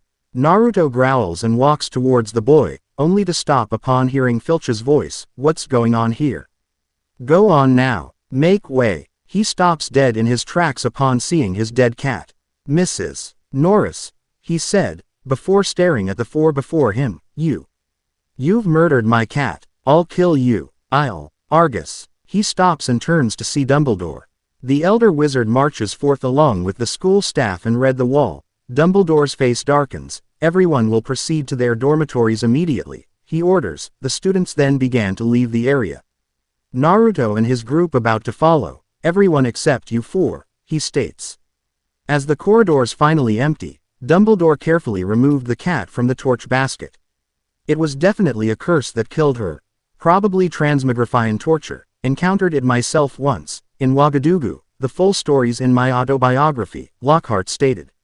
She's not dead, Argus. She's been petrified, Dumbledore stated. Filch sighs in relief. Precisely. So unlucky that I wasn't there. I know the very counter curse that could have spared her, Lockhart stated, trying not to look stupid in front of his fellow staff. But how she's been petrified, I cannot say. Filch then points to Naruto. Ask him. It's him that's done it. You saw what he wrote on the wall. That's not true. I swear I never touched Mrs. Norris. Rubbish. If I might, Headmaster. The two stop arguing and turn to Severus. Perhaps Mr. Uzumaki here and his friends were simply in the wrong place at the wrong time, he said. Said Blonde and his group blinked in surprise. Was Snape defending them? However, the circumstances are suspicious. I for one don't recall seeing Uzumaki at dinner, he said. Gilderoy sheepishly rubs the back of his head. I'm afraid that's my doing, Severus. You see, Naruto was helping me answer my fan mail. Snape's lips curl in disgust, while Hermione then jumped in. That's why Harry, Ron, and I went looking for him, Professor. We'd just found him when Naruto said. She stopped, wondering if the voice Naruto was hearing would raise any suspicions. Snape raised an eyebrow. Yes, Miss Granger. When I said I wasn't hungry, we were heading back to the common room and found Mrs. Norris. Naruto continued. Severus eyed the blonde coldly, knowing the boy was lying. Naruto turns to Dumbledore, who was studying him as well. Innocent, until proven guilty, he spoke. Filch looked at the elder wizard in disbelief. My cat's been petrified. I want to see some punishment. We will be able to cure her, Anyus. As I understand it, Madam Sprout has a very healthy growth of mandrake. When a potion will be made to revive Mrs. Norris. In the meantime, I advise Ca. Yushin to all, he said before everyone left to their designated dorms, not before removing the writing on the wall. Gryffindor common room. Geez, why does Filch gotta act like such a douche? Naruto stated. Probably cause he's a squib, Ron said. Huh, Naruto and Harry asked. A squib's someone who's born into a wizarding family but hasn't got any powers of their own. It's why he hates students so much. Naruto. Hermione speaks. This voice, you said you heard it first in Lockhart's office. Yes, and did he hear it? He said he didn't. Maybe he was lying, Ron added. I hardly think someone with Gilderoy Lockhart's credentials would lie to one of his students, Ronald. The three boys roll their eyes. Besides, if you recall, we didn't hear anything either, she said. Naruto looks at his friends. You do believe me, don't you? Course we do. It's a bit weird, isn't it? You hear this voice and then, Mrs. Norris turns up petrified. I can't explain it. It was scary, he said before frowning. You think I should have told Dumbledore and others? Are you mad? Ron states. No, Naruto. Even in the wizarding world, hearing voices isn't a good sign, Hermione adds. Transfiguration class 11:20 a.m. McGonagall stood in front of her class. Resting on the desks of her students was a different animal. Today, we will be turning animals into water goblets, she said, before. Bring her up her wand and taps the bird in front of her 3 times, before it morphs into a beautiful crystal goblet. Now who would like to go first? She scans the room. Mr. Weasley. Ron nods and proceeds to turn his rat, Scabbers, the same way shown. Sadly, due to his malfunctioning wand, that spell worked halfway, leaving a beautiful, tailed, goblet. McGonagall's sweat dropped. I believe it's best you replace that wand, Mr. Weasley, she said. It was then that Hermione raised her hand. Yes, Miss Granger. Professor, I was wondering if you could tell us about the Chamber of Secrets. A sudden hush falls over the class. Even Naruto, who looked at her like she was crazy. My subject is transfiguration, Miss Granger. Yes, Professor, but there seems to be very little written about the chamber. For those of us with a personal interest on the subject, that is disturbing, she responded. Malfoy regards the brunette with chilly amusement while McGonagall considers Hermione's question after a brief period of silence. Very well. You all know, of course, that Hogwarts was founded over 1,000 years ago by 4 great witches and wizards of age. Godric Gryffindor, Helga Hufflepuff, Rowena Ravenclaw, and Salazar Slytherin. 3 of the founders coexisted quite harmoniously, one did not. 3 glasses who? Ron asked in confusion. Salazar Slytherin wished to be more selective about the students admitted to Hogwarts. He believed that magical learning should be kept within all magic families, in other words, purebloods, she answered, causing the Gryffindor 4 to furrow their eyes.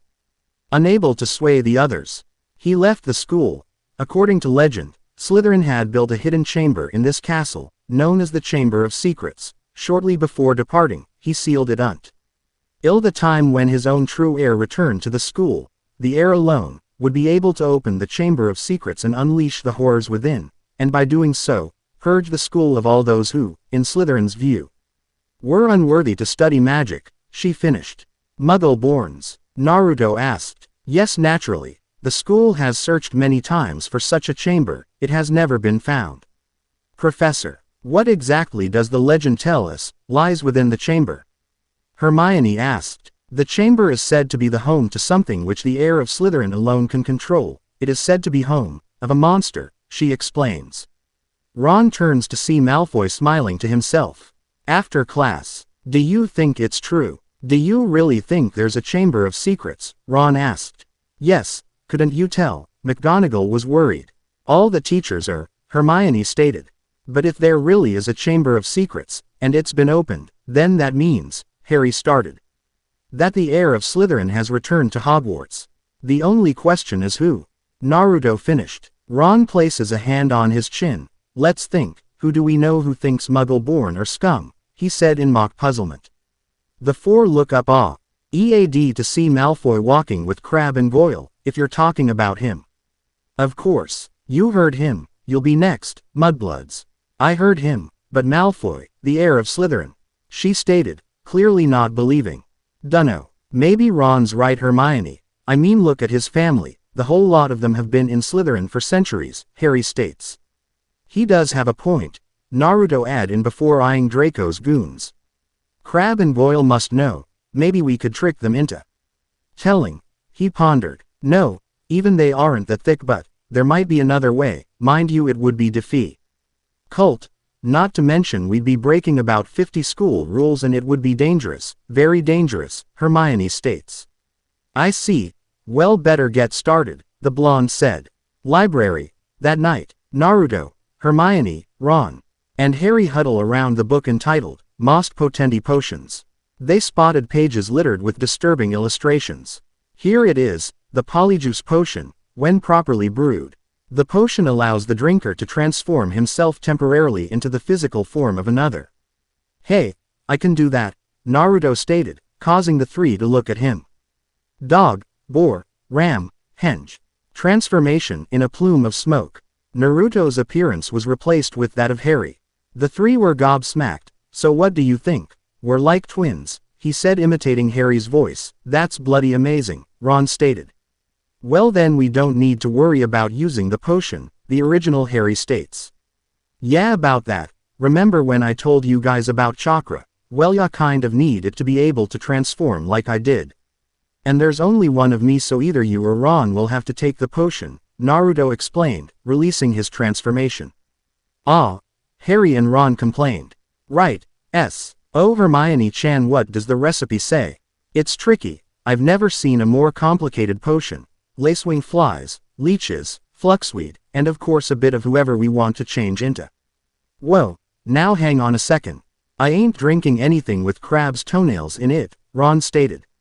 How long to brew? The blonde asked. A month, she replied without a care in the world. A month. But if Malfoy, why is the heir of Slytherin? He could attack half the Muggle-borns in the school by then, Harry stuttered. You didn't have to tell me that, Hermione mutters, Naruto placing a hand on her shoulder. Next chapter. Unraveling Truth. Anne. Hey guys, so sorry that it took so long to update this chapter. I've been working on my other ones, including a new story I've been secretly writing. Don't think I'll be posting it anytime soon though. Also, I've recently gotten a job, so I won't be working on them 24/7 like I used to, but don't worry, The Darkest Light and Konoha's Dovahkiin will be out soon, so be ready for that. Also for Konoha's Dovahkiin, now there were some of you that wanted to quit reading due to not having played any of the DLC and wanting to see it for themselves. Well, I will be RTING the Dawnguard questline pretty soon after Sasuke's retrieval mission, so give or take 1 or 2 chapters before going back to Skyrim. Second question people have asked me is when are the Fate Night factors going to be appearing in this story? The answer is, the 5th year. By the way, I've gotten an PM personal message from Lycanoda, who's a fan of my One Piece crossover, Naru no mi. Now I quit writing the story on account of losing interest and making Naruto too powerful. I mean, it's a godlike FIC, but still I think I gave him too many Logia and Paramesha but no zone, for the story went down under after chapter 3. Now Lycanoda has already voted that I start another story. Make it similar just with better properties, if you guys want me to start another One Piece cross. Sover, just vote for it at the end of your review or send me a PM. Other than that, I don't have much left to say, so I will see you guys next time. Ciao. Unraveling Truth. Naruto and Harry Potter is owned by Masashi Kishimoto and J.K. Rowling. Talking. Thoughts. Flashback. Action. Spell. Mage Jinchuuriki Chapter 8. Unraveling Truth. Quidditch pitch 5:26 p.m. The hears of the 4 main houses were heard from the Quidditch pit as the Gryffindor and Slytherin teams zoomed to each side's goal rings. Unlike last year, however, the Slytherin team had higher numbers on the scoreboard, gallopin', Gorgons. Slytherins flyin' like they got dragon fire in their brooms, Hagrid states, trying to keep track of the player holding the quaffle. Ron fumes, after humiliating himself with a backfired Slugulus Eructo and having himself and his friends referred to as mudbloods by the Malfoy. It was needless to say that his dislike for the Slytherin house has heightened. No, intercept, yes. Wait. Naruto wailed as Slytherin scored once more. Come on Harry, the match ends in 3 minutes, ya gotta catch that snitch, he mutters. Ron agrees along with Hermione, as they eyed their friend who was in current sports conflict with one Draco Malfoy. Naruto sighs and quickly notices someone in particular. Arriving onto the faculty box, he asked Hagrid for his rather large binoculars and took a look. He thought in slight anger as his eyes landed on Lucius Malfoy. Harry flies high above the other players in search for the winged golden orb, when Malfoy streaks overhead. All right there, Scarhead? He asked with a smirk. Harry only glares at the slick-back blonde and misses the bludger that was rushing towards his head. Harry, watch out, he hears George shouts and narrowly misses the whistling bludger. The Weasley twin bats the thick magical ball away from the duo. Harry watches the bludger soar off but suddenly blinks as it turns around and aims right back at him.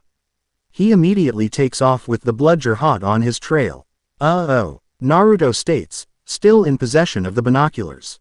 What is it? Ron asks. Bludger's after Harry. A rouge bludger. Hagrid mutters. Rouge bludger. Ron asked with Naruto and Hermione paying close attention. That ball's been tampered with. See fear air self. Hagrid points out as Harry executes a series of zigzags, loops, and rolls in attempt to shake the relentless bludger.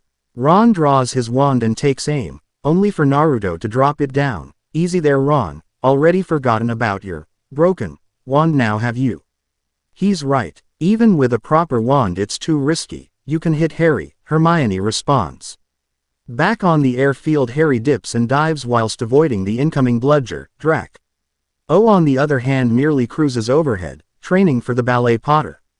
He taunts. Harry turns with a sneer but resisted the extreme urge to look surprised. The golden snitch was buzzing several inches behind the heir of Slytherin. He quickly turns his broom and dashes towards Malfoy, who gulped and swayed clear as the brunette zoomed past him and down towards the ground. The slick-back BL. Owen took notice of the golden orb that Harry was pursuing and growled, "Cheap trick there, Potter." He shouts before blitzing after him into the trench that circled around the pitch. "What's happening?" Ron asked, wanting to know what was going on within the non-visible trench. Naruto narrowed his eyes as time seemed to slow down. The cheers from the crowd had muted and all he could hear was a serpent's hiss. He glanced over to the faculty box and noticed a rather familiar black-cloaked figure, standing above the rest of the Magi teachers. Naruto. Snapping from his stupor, he turned to Hermio. Nay, who motioned towards the field to Miss Malfoy shoot out from beneath the trench and off his broom. Of course he'd have wondered what had transpired through the trenches, but took a quick glance to see that the figure had disappeared. "Harry," he heard Ron shout, and turned back to the field to see Harry fly out and onto the field as well. The brunette tightly gripped his arm, indicating that he had received an injury. Everyone was at the edge of their seats as the boy's hand unclenched. "Harry Potter has caught the golden snitch. That's 150. Gryffindor wins. The stadium with the exception to Slytherin roared in high cheers. "Yes, that's how it's done, mate." Ron high-fives Naruto, but stops when the Rouge bludger slams into the ground, nearly crushing Harry in the process. Harry himself grunted in pain as he was forced to roll on his now broken arm, the bludger continuously aiming for him as it blasted off into the sky and repeatedly slammed back down, violently tattooing the field with small craters.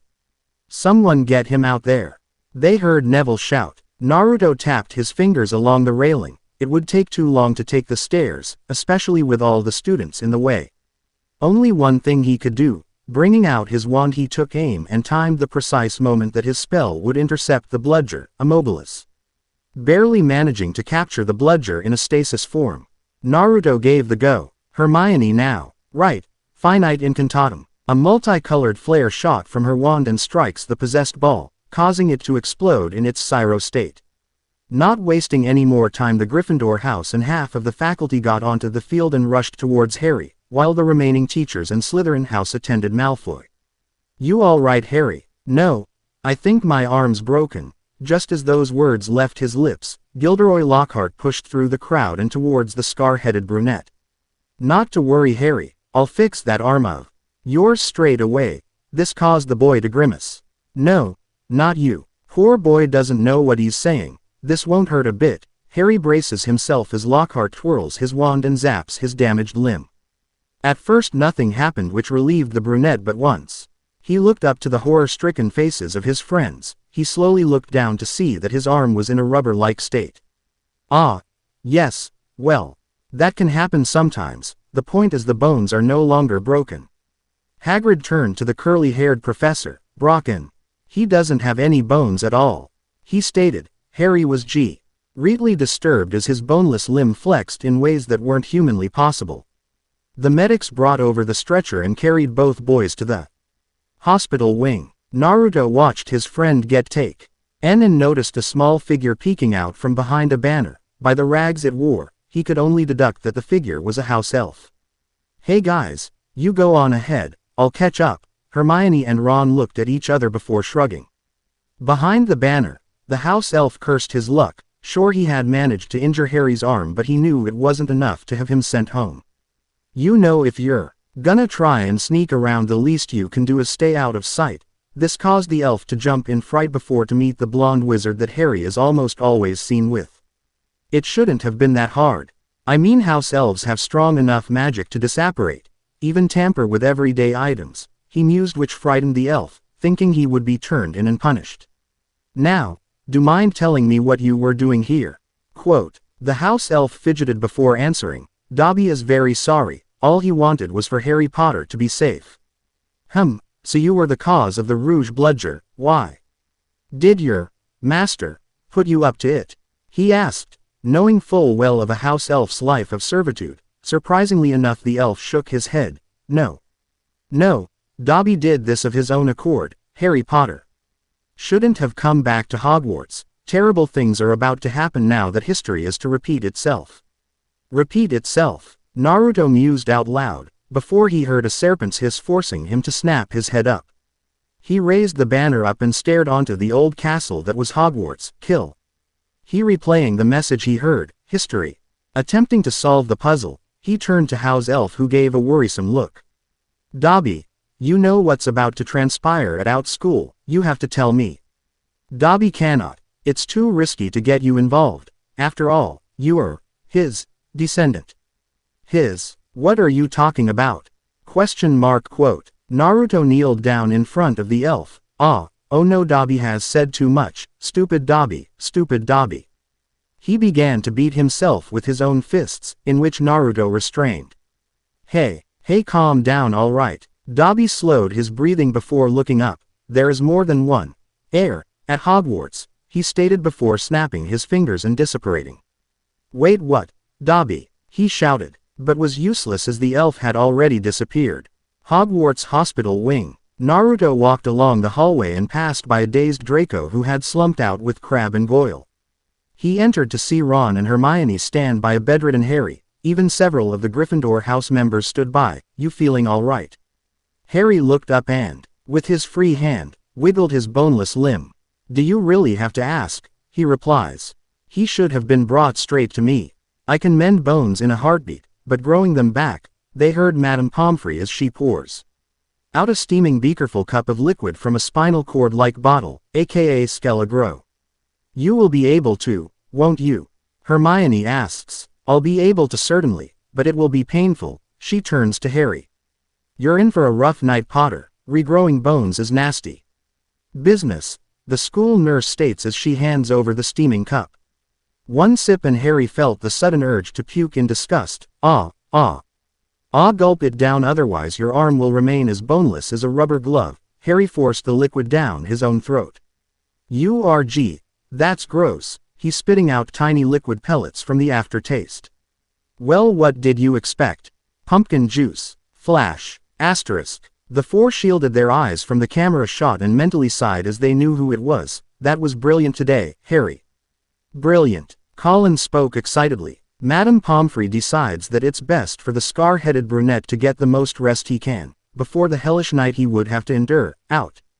All of you. This boy's got 33 bones to regrow. Bidding goodbye to Harry, Naruto, Ron, and Hermione left the hospital wing. So where did you head after the game? The redhead asked. I didn't go anywhere, Billy. They it or not, I found the house elf that Harry was talking about. Dobby. Naruto proceeded to explain the situation between the house elf and their scar-headed friend, what he still couldn't understand. ND was the warning Dobby had accidentally left him. Did it have to do with the Chamber of Secrets? One could never know, however it wouldn't hurt to find out. Naruto and Hermione headed towards the library while Ron trailed back to the common room. He didn't want to get into a conversation he couldn't follow. Hallways 7:35 p.m. Well, that was a total bust. All we got was info we already knew, Naruto sighed. Though it was true and could see the logic, it wouldn't be a chamber of secrets if everybody knew about it. Hermione could only agree. Thankfully they haven't searched the entire library. Why, so they had another shot the following day. I did learn something rather interesting, like. Hermione brought out an old book, branding the mark of Slytherin. You found the history archives. Receiving a nod from his best friend. It says here that Salazar Slytherin was in part of a pure-blood family whose descendants along with Cadmus Peverell made up the House of Gaunt, she explained. Pure-blood family, so they participated in incest. Of course, in order to preserve their status and pass along their ability to speak Parseltongue. Parseltongue, the language of the snakes, few in the Slytherin house should possess this ability. Naruto made an expression before continuing. So what else does it say? Not much. She flipped the pages and noticed several tears along down the center. Looks like these pages were torn off. Fancy that. It shows the Slytherin family tree. Naruto laid his head on her shoulder to get a better view of the page, but never noticed the small blush from Hermione from the contact the two currently shared. Salazar Slytherin, Cadmus Peverell, Corvinus Gaunt, Marvolo Gaunt, Morphin Gaunt, Merope Gaunt. Just skimming up and down the page he noticed something peculiar. No photo and just a name. Agatha Slytherin. The two exchanged a look and then proceeded to search the book for anything else. Kill. Naruto snapped his head up. Naruto. He raised a hand to keep her quiet. Kill them all. That voice. He muttered. Hermione gave an unsure glance before jumping at the sound of a camera snap and a serpent-like hiss. Oh no. Naruto immediately dashed thought the hallway. Hermione right on his trail. The blonde gasped and skid to a stop. Hermione bumped into him and gasped as well. Colin Creevey stood as still as a statue, holding his camera up to his face and up in the air. Colin. Naruto tapped him. Nothing. The first year's skin was as cold as a late night. Marble floor. You don't think, Hermione started. Kill. The voice sent a shiver up the blonde's spine. Yes. He's been petrified. Come on, we've gotta tell Dumbledore. Harry Potter gave a rather disapproving look to one Dobby. He had recently discovered that the house elf W. as responsible for not only the barrier closure onto platform 9 3/4 but had also tampered with Bludger that had caused him the injury. Unfortunately for the house elf, Dobby had accidentally let out T. He same info he had given to Naruto and proceeded to bash himself with the bottle of Skelegro. Harry seizes the bottle in order to stop the elf's self-abuse. Tell me Dobby, when has this happened before? Who's doing it now? Dobby fidgeted. Dobby cannot say, sir. Dobby only wants Harry Potter to be safe, he stated as he backed away from the brunette. No Dobby, tell me. Who is it? They heard doors crack open and Dobby seized the opportunity to disapparate. Harry sighed and slumps down as a shadow flicker over the curtain that encircled Harry's bed, peering through a slit in the curtains. He was able to see Dumbledore and McGonagall bring in the statue-like form of Colin. Seconds later did Madame Pomfrey bustle in. What's happened? She asked. There's been another attack, Dumbledore answers. Pomfrey gasps upon seeing the petrified Colin. Perhaps he managed to get a picture of his attacker, McGonagall states. The headmaster takes the camera and opens, only for a jet of steam to hiss out. What does this mean, Albus? Dumbledore grimaces. It means our students are in danger, Minerva, Mr. Creevey was fortunate. If not for his camera, he would surely be dead. The three teachers stood in silent moments before McGonagall asked what the headmaster would have her tell the staff.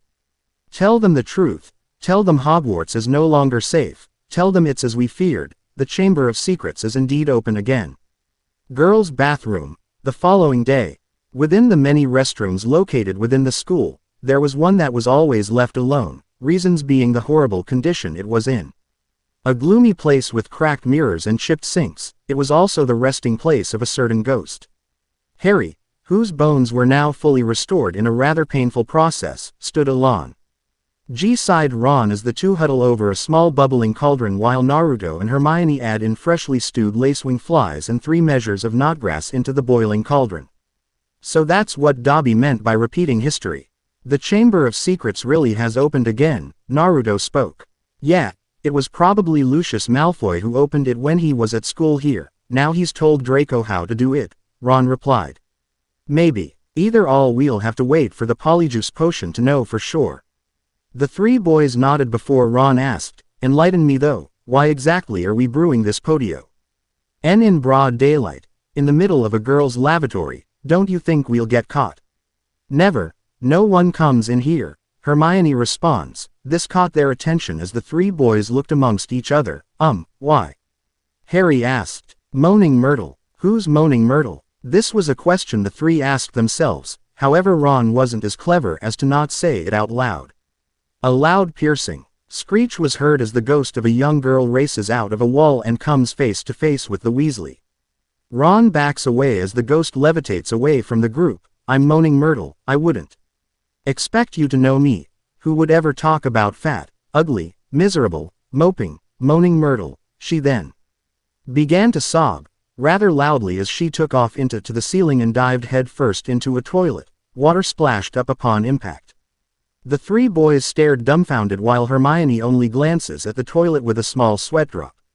She's really sensitive, the brunette mused before motioning Naruto to help out with the potion. Great Hall 6:20 p.m. Gather round. Gather round. Gilderoy Lockhart motioned. Several students from each of the 4 houses were presented in the day's event. Can everyone see me? Can you all hear me? Some of the students either replied with a yes or gave a nod. Excellent. In lights of the dark events of recent weeks, Professor Dumbledore has granted me permission to start this little dueling club. Naruto, who was in the crowd along with Harry, Ron, and Hermione, perked up after hearing dueling club, to train you all up in case you ever need to defend yourselves as I myself have done on countless occasions. For full details see my published works. Duel Club I. Naruto cups his chin. You're not serious, are you? I mean you, in a club, with him. Ron points to Lockhart. Naruto grimaces. Okay, but that's the only flaw with this club, he whispers. Back on the stage, their potions master, Snape, enters the fray. Let me introduce my assistant, Professor Snape. He has sportingly agreed to help me with a short demonstration. Now I don't want any of you youngsters to worry, you'll still have your potions master when I'm through with him, never fear. Naruto, Harry, Ron, and surprisingly enough, Hermione as well, gave a deadpan sweat drop. What's the fun in that? Ron mused. The students watch as Lockhart and Snape bow towards one another before turning and taking 10 paces. They spin with their wands poised like swords. As you can see, we are holding our wands in the acceptable combative position. On the count of 3 we will cast our first spells. Neither of us will be aiming to kill, of course, Lockhart ensured. Harry, who had finished introductions with Justin Finch Fletchley, gazed at Snape. I wouldn't bet on that, he whispered. 1, 2, 3. Expelliarmus. A dazzling flash of crimson light blasts Lockhart off his feet and into the wall across the hall. Do you think he's all right? Hermione asks with minimal concern. Tisk. Who cares, he got knocked the foo. Naruto looks up to see Snape gaze upon him, causing the blonde to clear his throat. Well, you know what I mean. Well, there you have it, that was a disarming charm. As you see, I've lost my wand. Lockhart spoke as he unsteadily picked himself up. Hermione sees the magical tool and hands it over to the Gilderoy. Ah, thank you, Miss Granger. Yes, an excellent idea to show them that Professor Snape, but if you don't mind my saying so, it was very obvious what you were about to do. If I had wanted to stop you, it would have been only too easy. Perhaps it would be prudent to first teach the students to block unfriendly spells, Professor, Snape responded in a bored fashion. An excellent suggestion, Professor Snape. Let's have a volunteer. He searches the room. Several students either ducked to avoid being chosen, until his eyes landed on the 4 boys who were, still, snickered due to watching Gilderoy be shot through the air like a rag doll. Uzumaki. Longbottom, how about you? Huh, was Neville's reply. Naruto saw the instant mood change of his fellow housemate. Sir, maybe it's a better idea to pair me up with someone who won't blow us both up. No offense. Whispering the last part to Neville, who waved him off, eager to not participate. Gilderoy turns to second year, having trouble with certain charms. No worries then, just calm. By after class and I'll guide you down the right path of spell casting. Now then, how about you, Mr. Weasley? Ron gave a nervous glance at his blonde friend, very well knowing of his more experienced combat spells. Weasley's wand causes devastation with the simplest spells. We'll be sending both students to the hospital wing in a matchbox. Might I suggest someone from my own house? Malfoy perhaps, Snape suggested. Harry, Ron, and Hermione turned to their whiskered friend as he and his fellow blonde glared malevolently at one another. The two walked up onto the stage while both professors backed down. Draco glared at his opponent. I didn't get you back for that punch now, did I? Naruto frowned. And you still haven't taken it back. The two grudgingly bowed to each other and took 10 paces back. They turned with their wands poised. Wands at the ready. When I count to 3, cast your charms to disarm your opponent. Only to disarm. We don't want any accidents now, do we? Alright, 1, 2. Draco fires early and blasts Naruto off his feet with spark of white light. The whiskered blonde rebounds and lands on his feet while holding his chest. He saw Malfoy ready his wand again, Flipendo. Launching Malfoy into the air, Expelliarmus. While still in mid-air, Draco was suddenly blasted further down the stage. I said disarm only. Aqua Eructo. Draco sends a spout of high-pressure water jet towards the blonde. Glacius. Naruto countered as he fired a blue flare directly into the waters and freezing them in solid ice. Malfoy stopped his charm and leaving the frozen waters to shatter on the stage. Incendio. Switching from water to flames, Naruto times the incoming flames, Flamma Regentum. A teal-blue flash sparked through the flames and let them engulf him. Most of the students at this point were panicking. Naruto. He heard his best friends shout, only for the flames to die down, leaving him completely unharmed. Flamma Regentum, the flame freeze. Ing charm causes fire to become harmless to those caught in it, they heard Snape mention. Though the charm is available in the third-year history of magic, seems Uzumaki has been doing some extra street UDing. The potion's master thought to himself. Prior incantado. Now in reverse, Naruto fires Malfoy's Incendio. Relatio. Malfoy counters by shooting fiery sparks into the blonde's hands, fork. Ing him to drop his wand and cancel the spell. Inches from hitting the ground, Naruto kicked his wand back up to his grasp, Profusum Flammas. Now firing his own variety of charm, as a violet stream of flames erupted towards Malfoy. Aqua Eructo. Draco counters with the charm from before and doused the flames before they could reach him. Let's see how you like this, Serpensortia. Naruto P. Aled as he soon came face to face with fully matured Black Mamba. Snape smiles in amusement, for something that was originally supposed to be a friendly little duel was suddenly turned into actual full-on wizard's duel. He found it highly entertaining. Naruto backed up as the snake slithered closer, scared of snakes. Uzumaki. Was he really scared of snakes? Hardly. The Black Mamba, however, was how. Veer one he would prefer not to be bitten by. He could just kill it off with one of his charms, but this one was conjured and had no idea if it would be resistant to any at all. Don't move, Uzumaki. I'll get rid of it for you, Snape reassured as he made his way back up on stage.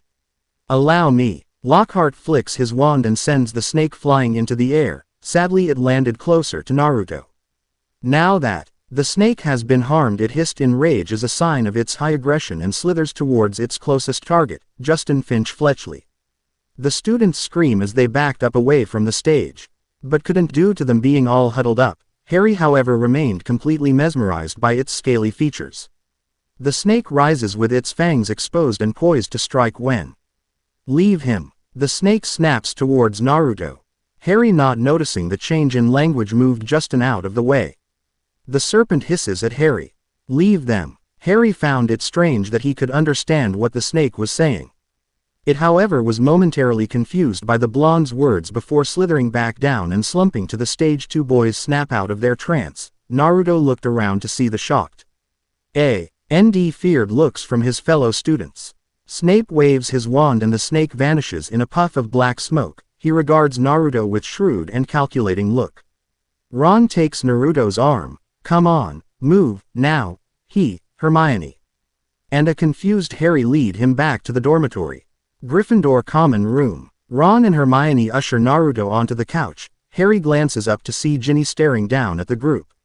Their eyes met and she turns back and towards the girls' dormitory. You're a parcelmouth. Why didn't you tell us? I didn't know. A parcel what? Harry asked. A parcelmouth, he can talk to snakes. So, I can too, Ron, Hermione. And Naruto stared in shock at the brunette. I mean, I did set a python on my cousin Dudley at the zoo once, but so what? I bet loads of people here can do it. No they can't, Harry, Naruto replied. It's not a very common gift. Harry, this is bad, Hermione finished. What's bad? If Naruto hadn't told that snake not to attack Justin. Oh, so that's what you said to it, Ron mused. You guys were there. You heard him say it. Harry, they heard me speaking in Parseltongue, snake language. Naruto shook his head and rested it on his palms. What's strange is I didn't even realize I was speaking another language, he replied. I don't know, Naruto, but it sounded like you were egging the snake on or something. It was creepy, Hermione stated. Soon the Gryffindor house began to stream into the room. Most eyed the blonde warily. Even Seamus, Neville, and Dean Thomas walk by without a word. Naruto looked crestfallen. Their stares, just like the villagers, he thought. Listen up, you two. There's a reason the symbol of Slytherin house is a serpent. Salazar Slytherin was a parcelmouth. He could talk to snakes too. Exactly. Now the whole school's gone. Not think Naruto's his great-great-great-grandson or something. No way. There's only ever been few wizards to appear from my homeland. I highly doubt even Salazar has been there. Yes, but he's lived 1,000 years ago. For all we know you could be, Hermione responds. Naruto shook his. He just couldn't believe it. There was just no possible way for him to be a descendant from a man who had not only housed his rival but whose grandson had previously attempted to murder his lightning-scarred friend, unless Agatha Slytherin. Hermione gasped while Ron and Harry looked at each other in confusion. Before Naruto dashed out of the common room, his destination, the library. Library 9 p.m. Naruto sat on the cold marble floors. Next to him were piles of books, each with specific information on the Slytherin house. Agatha. Where is she? It's like they wanted to erase her from. His mind clicked before taking every shredded page from the books and placing them together, like a puzzle. Several were missing. He just needed to find out where the pieces were hidden. After several minutes he had managed to find at least 9. It wasn't much, however it did fill most of the information he required. Naruto placed the pieces on a nearby table and brought out his wand, Reparo. The pieces began to hover in the air as they slowly connected to one another, soon formed 2.5 pages. Agatha Slytherin. He began to read and what he had learned from both pages made him drop to his knees. Agatha was Salazar's firstborn, a pure blood however unlike her father who had a deep mistrust of Muggle-borns. She did not and refused to follow his ideals. This family feud went on for nearly a century before it ended violently in a clash between parent and child. She had lost against her more experienced father and was banished from the Slytherin lineage before the founding of the Gwent family. The map on the second page was what made Naruto tremble, the last known location of Agatha, the elemental nations. He had skimmed through the map many times, but found it legitimate. She had settled down in Uzu no Kuni. So it's true. He whispered out loud, I'm an heir to Slytherin. In the Gryffindor boys' dormitory, Harry stayed up as he gently placed a hand over Hedwig's feathers. Who am I, Hedwig? What am I? He asked, only receiving a hoot as an answer. The dark brunette sighed and continued to watch the snow fall. Great Hall. 3 days later. Naruto wrote slowly into his notebook. He was currently having thoughts about the knowledge he had gained the night before. He wanted to tell someone but, by the looks of it, hardly anyone wanted to be near him. Ron and Hermione seemed to have distanced themselves as well, except for Harry as he too was having thoughts about his origin. Ron and Hermione smiled at the two, which looked rather forced about it. Unable to bear it any longer, he sighed, took his belongings and left the hall. Many students who glanced up quickly looked away. Naruto caught a glance at Ginny, who looked rather tired and pale as she scribbles furiously into a small black book. Hermione felt guilt boiling down inside her. Naruto was always their foe. And now that everyone thinks he's the one targeting Muggle-born wizards, he could really use her help. I'll see you guys later, she said, following Naruto by several feet. Naruto walks through the hallway and pauses when he hears voices. He listens in. So anyway, I told Justin to hide up in our dormitory. I mean to say, if Uzumaki marked him down as his next victim, it's best he keeps a low profile for a while. But why would he want to attack Justin? Justin let it slip that he was a Muggle-born. And you definitely think that Uzumaki's the heir of Slytherin. Hannah, he's a Parselmouth. Everyone knows that's the mark of a dark wizard. Have you ever heard of a decent one who could talk to snakes? They called Slytherin himself Serpent Tongue. Don't you remember what was written on that wall? Enemies of the heir. Beware. Uzumaki had some sort of run-in with Filch, and the next thing we know his cat's been attacked. Then there's that annoying first-year Creevy who was put in the hospital wing not a few days ago. He always seems so nice though. It's probably what he wants you to think. Naruto heard enough and moved away from the door. Hermione saw the pained look in his eye and followed. Hermione had followed Naruto out of Hogwarts and had apparently lost sight of him. She sought out Hagrid to see if he had seen him pass by.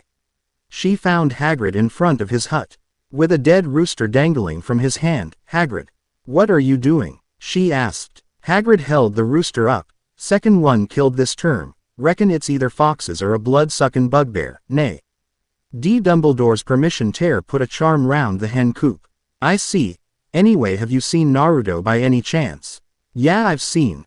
I am head up this path and up towards the lake. Is he all right? He looked all hot and bothered.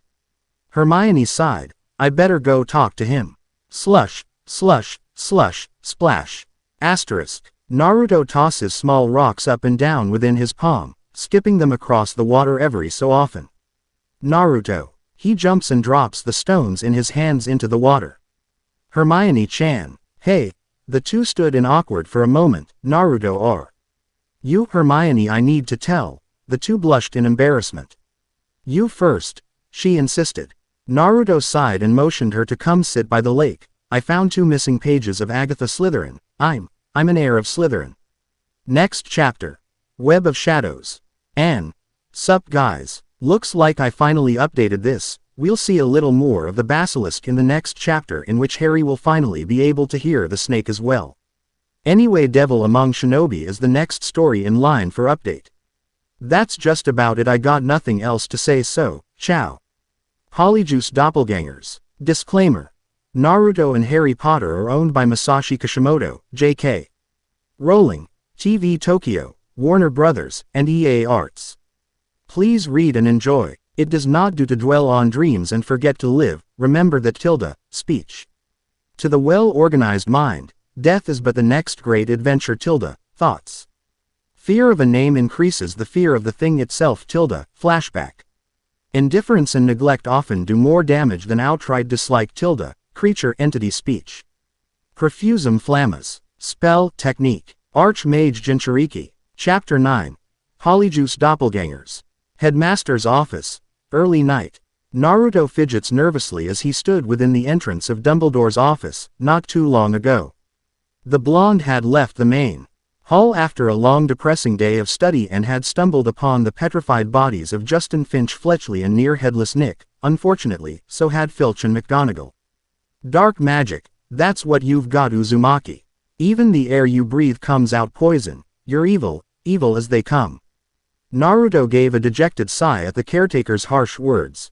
As he and his friends were starting to develop an unfortunate habit of arriving at the wrong place at the wrong time. As he waited for the headmaster, he took the time to properly inspect the room. Portraits of the previous headmasters and mistresses circled the office, as well as a number of spindly tables which hosted variety of silver instruments, many that whirred and emitted puffs of smoke. He also spotted a shallow stone basin with carved runes and strange symbols, and amongst the impressive collection of books, sat the Sorting Hat. Taking a second glance, Naruto made his way towards the bookshelf. Took the sentient hat and placed it on. Bee in your bonnet, Uzumaki. Quote. Naruto shook his head before answering. When you sorted me into Gryffindor, you said there was something full within me, that you could have easily placed me in Slytherin. How so? He asked. Who knows? Could it have been because of the fox? Or possibly from your descending lineage? It replied, causing the blonde to tense. How did you know? I have sorted thousands of students throughout the years, their personalities, their personal experiences, traits you may or may not know about yourself. It all aids me in sorting them into their respected house. Then if you knew why, didn't you? I stand by my decision when I sorted you into Gryffindor. You may be a Slytherin by blood, but not by heart, much like her. Her. You mean Agatha. Precisely. It responded, forcing a small smile onto the blonde wizard's face. Thanks. He replied before setting the hat back onto its shelf. Light footsteps were heard and Naruto figured he might as well get the incoming punishment over with. He stood patiently for the headmaster before his ears caught a sound of chokes and gags. The sounds drew his gaze towards a large blaze-feathered bird, currently sitting on a gold-crafted perch. Whoa, a phoenix, he muttered, seconds before it burst into flames, plastering a horror-stricken expression on the second-year wizard as the bird was reduced to ash within seconds. Oh my! Naruto turns and flinches upon seeing Dumbledore. Professor, your phoenix, I swear I didn't do anything. It just combusted. He frantically tried to explain. It's about time too, Oro. He's been looking dreadful for days. Pity you had to see him on his burning day. He's really handsome most of the time. Phoenixes aren't ordinary birds, Naruto. They burst into flames when it is time for them to die and are then reborn from their ashes, he pointed out. Not too soon did the ashes begin to swirl. Shing away the powdered flesh did a phoenix chick poke its wrinkled head out. Fascinating creatures phoenixes are. They can carry immensely heavy loads, their tears have healing properties, and firth or more make highly faithful pets. Before the elder wizard could continue, Hagrid bursts in through the door. It wasn't Naruto, Professor Dumbledore. Hagrid, I met with. I am just before that kid was found, it couldn't have been. I am. Hagrid, I'll swear to it in front o' the Ministry o' Magic. Hagrid, I don't believe that Naruto attacked anyone. The groundskeeper stood quietly before sheepishly responding, oh, right, I'll just wait outside then. He spoke as he trails back the way he came. Naruto on the other hand gave the headmaster a curious and questioning look. You don't think it was me? He asked. No, I don't, but I must ask you, Naruto, is there anything you'd like to tell me? Anything at all? The young wizard pondered, conflicted whether or not to share his dilemma with the chief warlock. In the end, he shook his head and answered, no sir, nothing at all. 1 week later, snow fell across Scotland, painting its scenery in an angelic white layer. Students drifted through Hogwarts carrying their luggage as they prepared to return home for the holiday season. The four wizards trailed down towards the main hall, catching several weary glances towards their whiskered friend. Make way for the heir of Slytherin. Seriously evil wizard coming through. The Weasley twins declared, causing many students to open a path for them. Ron grinned in amusement before catching sight of Naruto's overhead storm cloud. Oh come on Naruto, they're just joking around, don't see anyone else laughing. Okay, so half the school thinks you're nipping off to the Chamber of Secrets every night, who cares? I do. Students are being petrified and I'm the one getting blamed for it.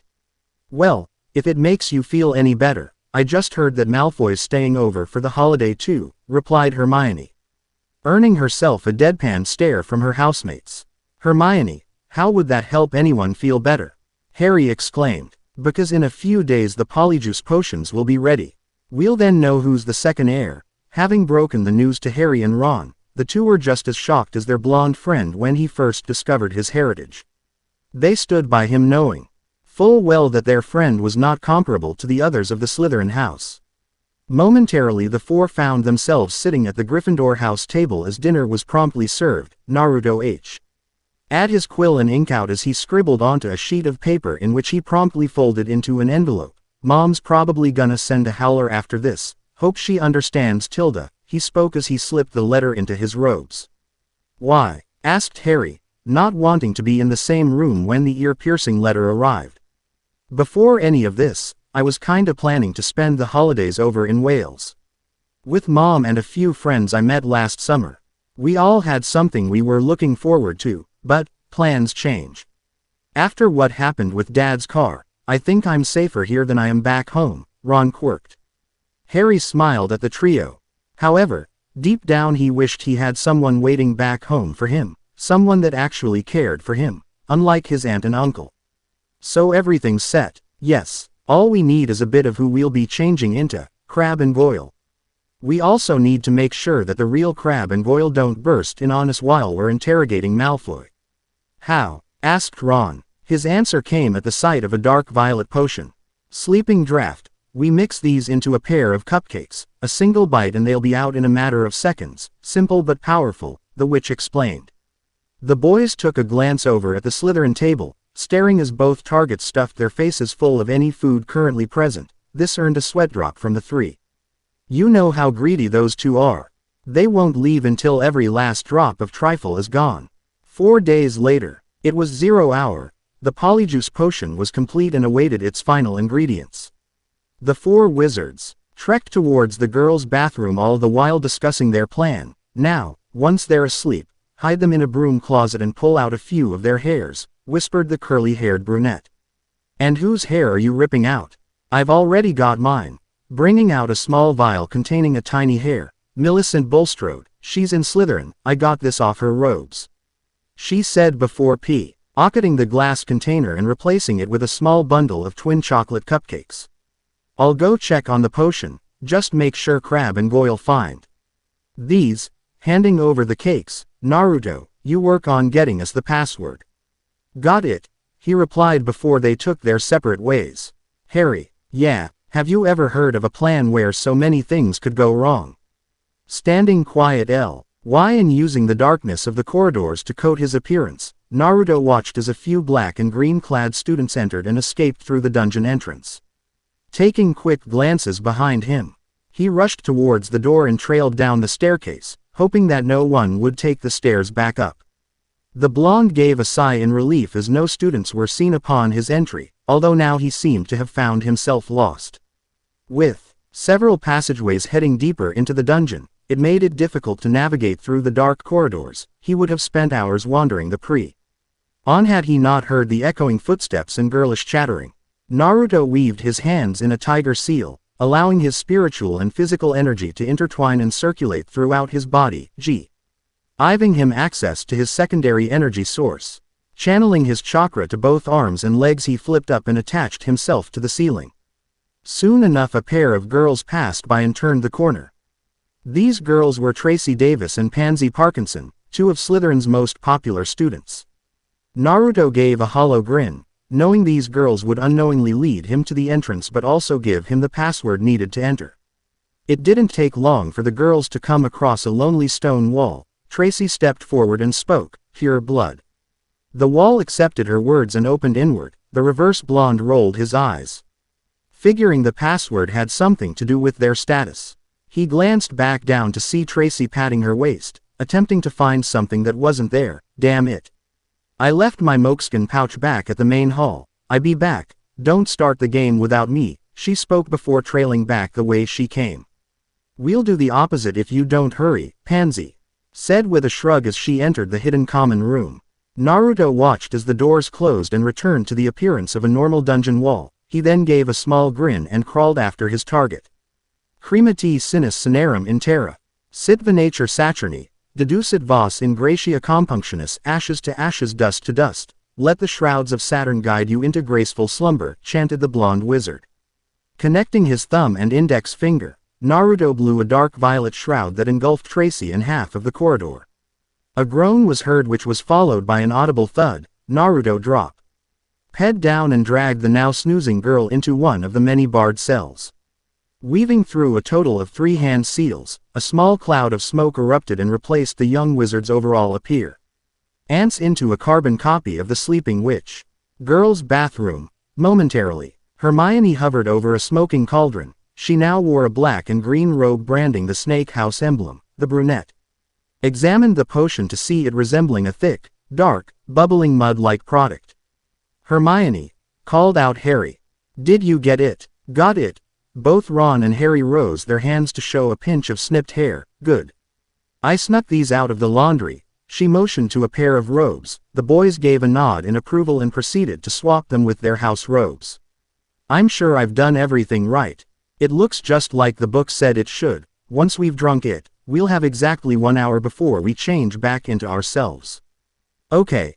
What now?" "We separate it into 3 glasses and add the hairs," the boys grimaced. "Is everyone ready?" "Naru, too." "Yeah, it's me, and don't say nothing about my choice in appearance." "Whatever you say, Tracy," Ron replied with a snicker, causing a twitch in Naruto's left eye.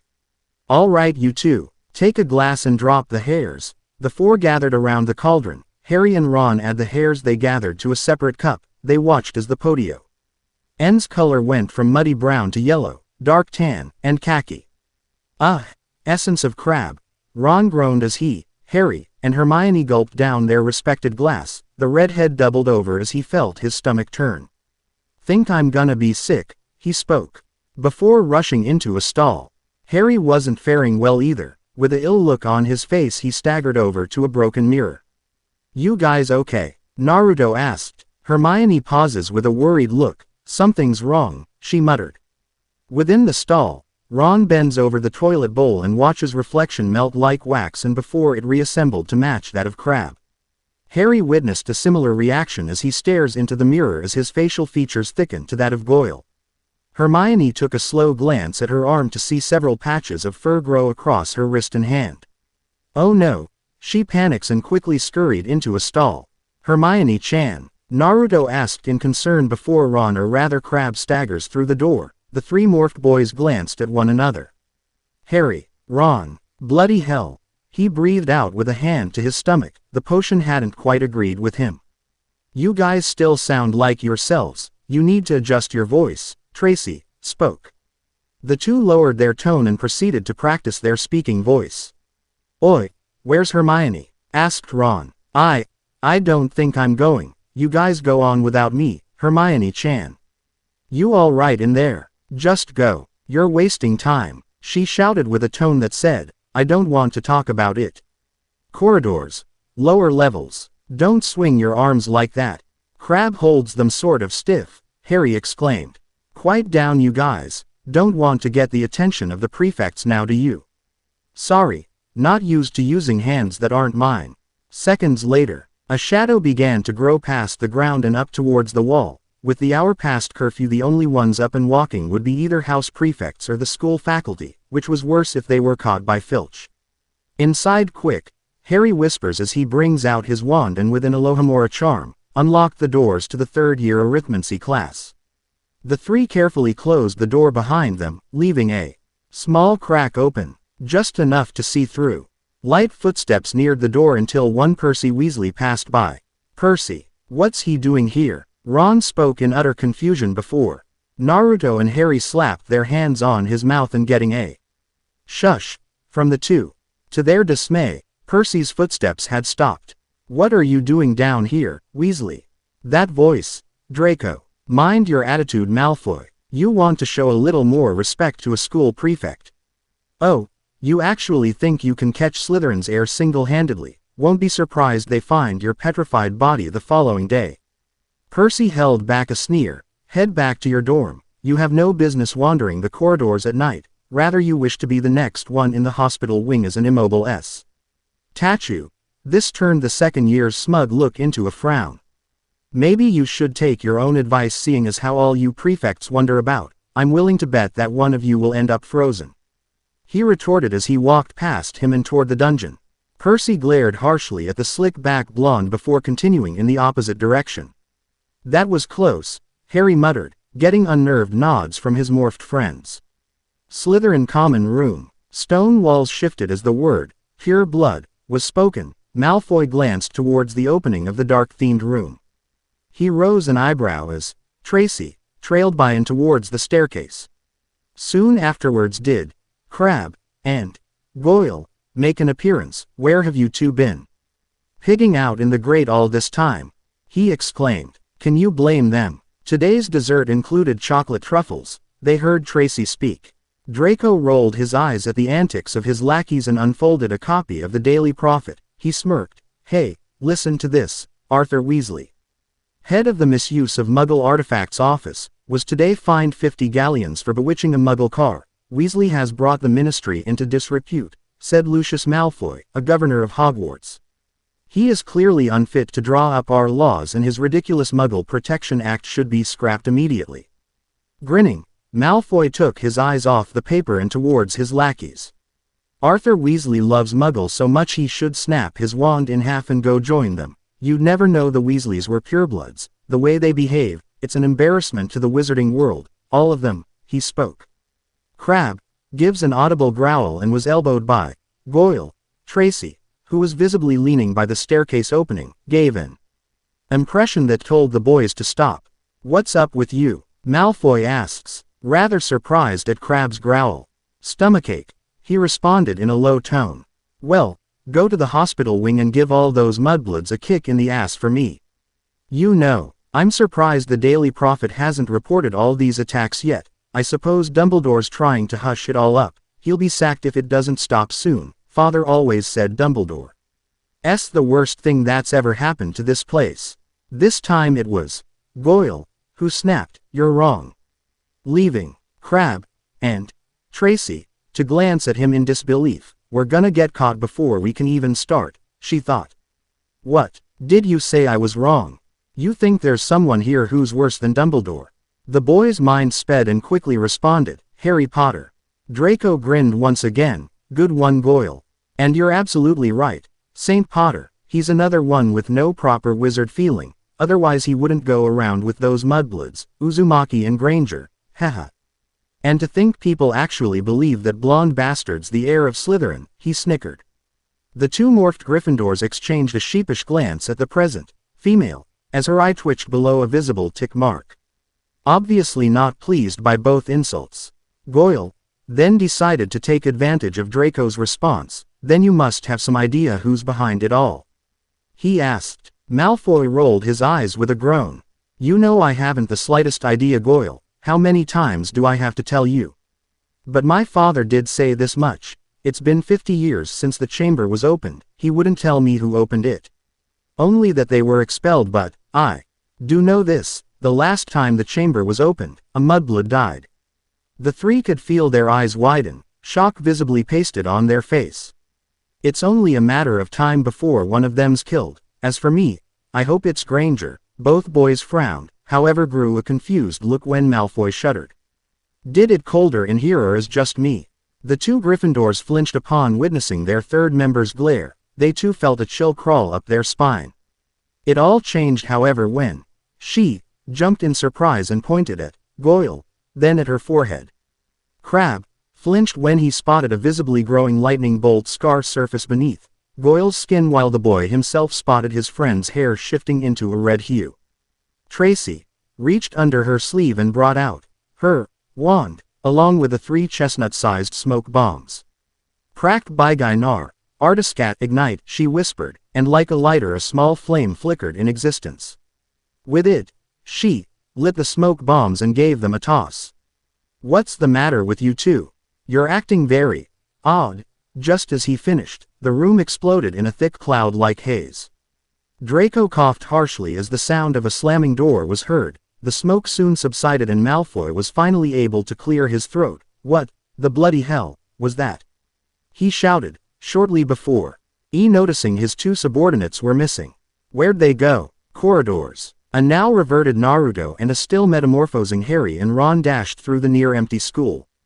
"That was way too close," shouted Ron. "Shut up and keep running," retorted the whiskered blonde. Racing upstairs, they failed to notice an opening broom closet as well as a woozy Crabbe and Goyle. The 2 Slytherins, however, were able to notice the incoming trio and made way for them before freezing in shock. They glanced in their general direction, having sworn to have seen themselves running with a Gryffindor.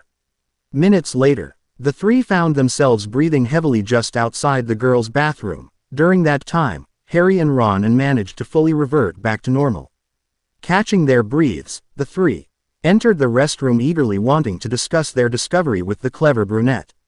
"Hermione-chan, come out, we've got loads to tell you." "Go away." The 3 wizards shared a puzzled glance.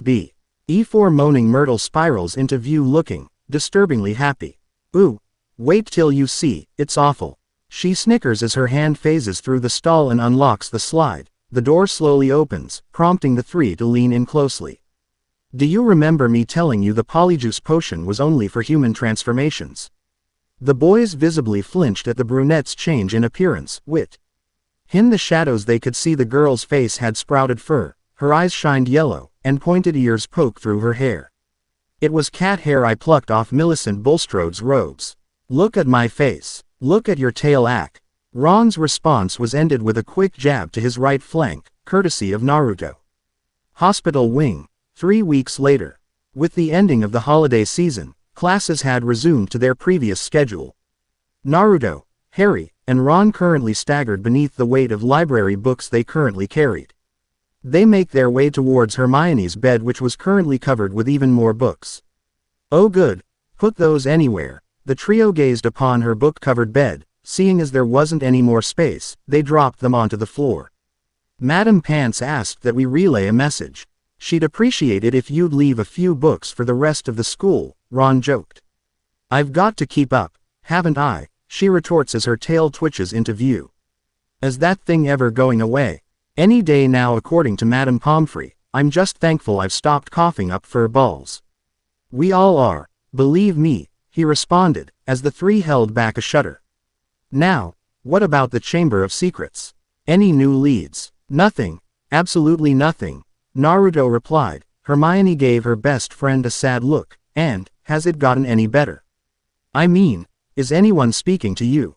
she asked. "Well, Neville asked to borrow a tubeworm in potions yesterday. I suppose that's something." Harry took notice of a get well card beneath the brunette's pillow. "To Miss Granger, wishing you a speedy recovery." From your concerned teacher, Gilderoy Lockhart. You sleep with this under your pillow, he asked. Of course not. I don't know how that got there. Now go, I still have 600 red pages to read in Transformation Through the Ages, she retorts. The boys sweat drop and proceed to leave the infirmary. I know Hermione's mental, but can you believe she falls for that smarmy nonsense of Lockhart's, spoke Ron. Naruto couldn't help but agree. How could Hermione support that poor excuse of a teacher? Several minutes of walking through the corridors, the three felt their steps trail against water. They looked down to see a great flood streaming from the girls' bathroom. From within, Myrtle could be heard moaning.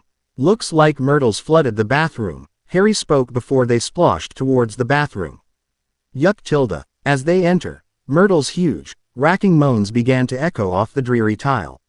All taps were running, streaming miniature waterfalls, overflowing the sinks and splashing to the grounds below. The trio step towards the last cubicle where they see Myrtle moaning in midair. She then turns her attention towards them. Come to throw something else at me. She speaks accusingly. Why would we want to do that? Don't ask me. Here I am, minding my own business and someone thinks it's funny to throw a book at me. But it can't hurt if someone throws something at you, I mean. It'd just go right through you, wouldn't it? Ron ponders, before Myrtle snaps at him. Oh sure, let's all throw books at Myrtle because she can't feel it. 10 points if you can get it through her stomach. 50 points if it goes through her head. Nice going, Ron, Naruto spoke sarcastically. Harry shook his head before asking, who threw it at you anyway? I don't know, I didn't see them. I was just sitting in the U-bend, thinking about death and it fell through the top of my head. Through the top of her head, thought Naruto before glancing at the ground where he spotted a small black book. Picking it up he shows it to Harry who gives him a questioning look. 50 points if you can get it through her nose, Ron mutters. I heard that, shouted Myrtle in a deep menacing tone, causing the three to comically flee in fright. Gaining a distance between themselves and the haunted bathroom, they were able to analyze the thrown book. Looks like an old diary. It is, most recently in a toilet too, added Ron before stopping Naruto from opening its contents. Hey. Are you mad? That could be cursed. Dad once told me about a book the ministry confiscated that burned the eyes out of anyone who tried to read it, he cryptically states. The blonde and dark brunette glanced towards the black book. Take a deep breath, I'll take my chances, Naruto replied before opening the cover page. Ah, tilde tilde tilde oh my god, my eyes, tilde tilde tilde I am blind, tilde tilde tilde, ah ha ha ha ha tilde tilde tilde. He laughed at both Harry and Ron's frightened looks. I'm sorry, I couldn't help myself, thus earning himself a jab from the scar-headed wizard. It wasn't until they noticed Ginny standing at the end of the corridor, her expression became horror-stricken upon spotting the black book. And dashed off. Oh come on Ginny, I was joking. Don't be like that. Ah, great, now your sister's scared of me. Who isn't? Ron quirked. Harry shakes his head and notices a name written in embossed letters, Tom Marvolo Riddle. He read. Ron ponders, Tom Riddle. Wait, I know that name. The night I had detention, my job was to polish the silver in the trophy room. I remember because I kept burping slugs all over his trophy. I must have wiped slime off his name for an hour, he said. Naruto and Harry shudder at the curse Ron had bestowed upon himself. The blonde shook away his thoughts and fans through the pages, only to find it empty. That's odd. He never wrote in it. The three could only wonder, why. Next chapter. Web of Shadows.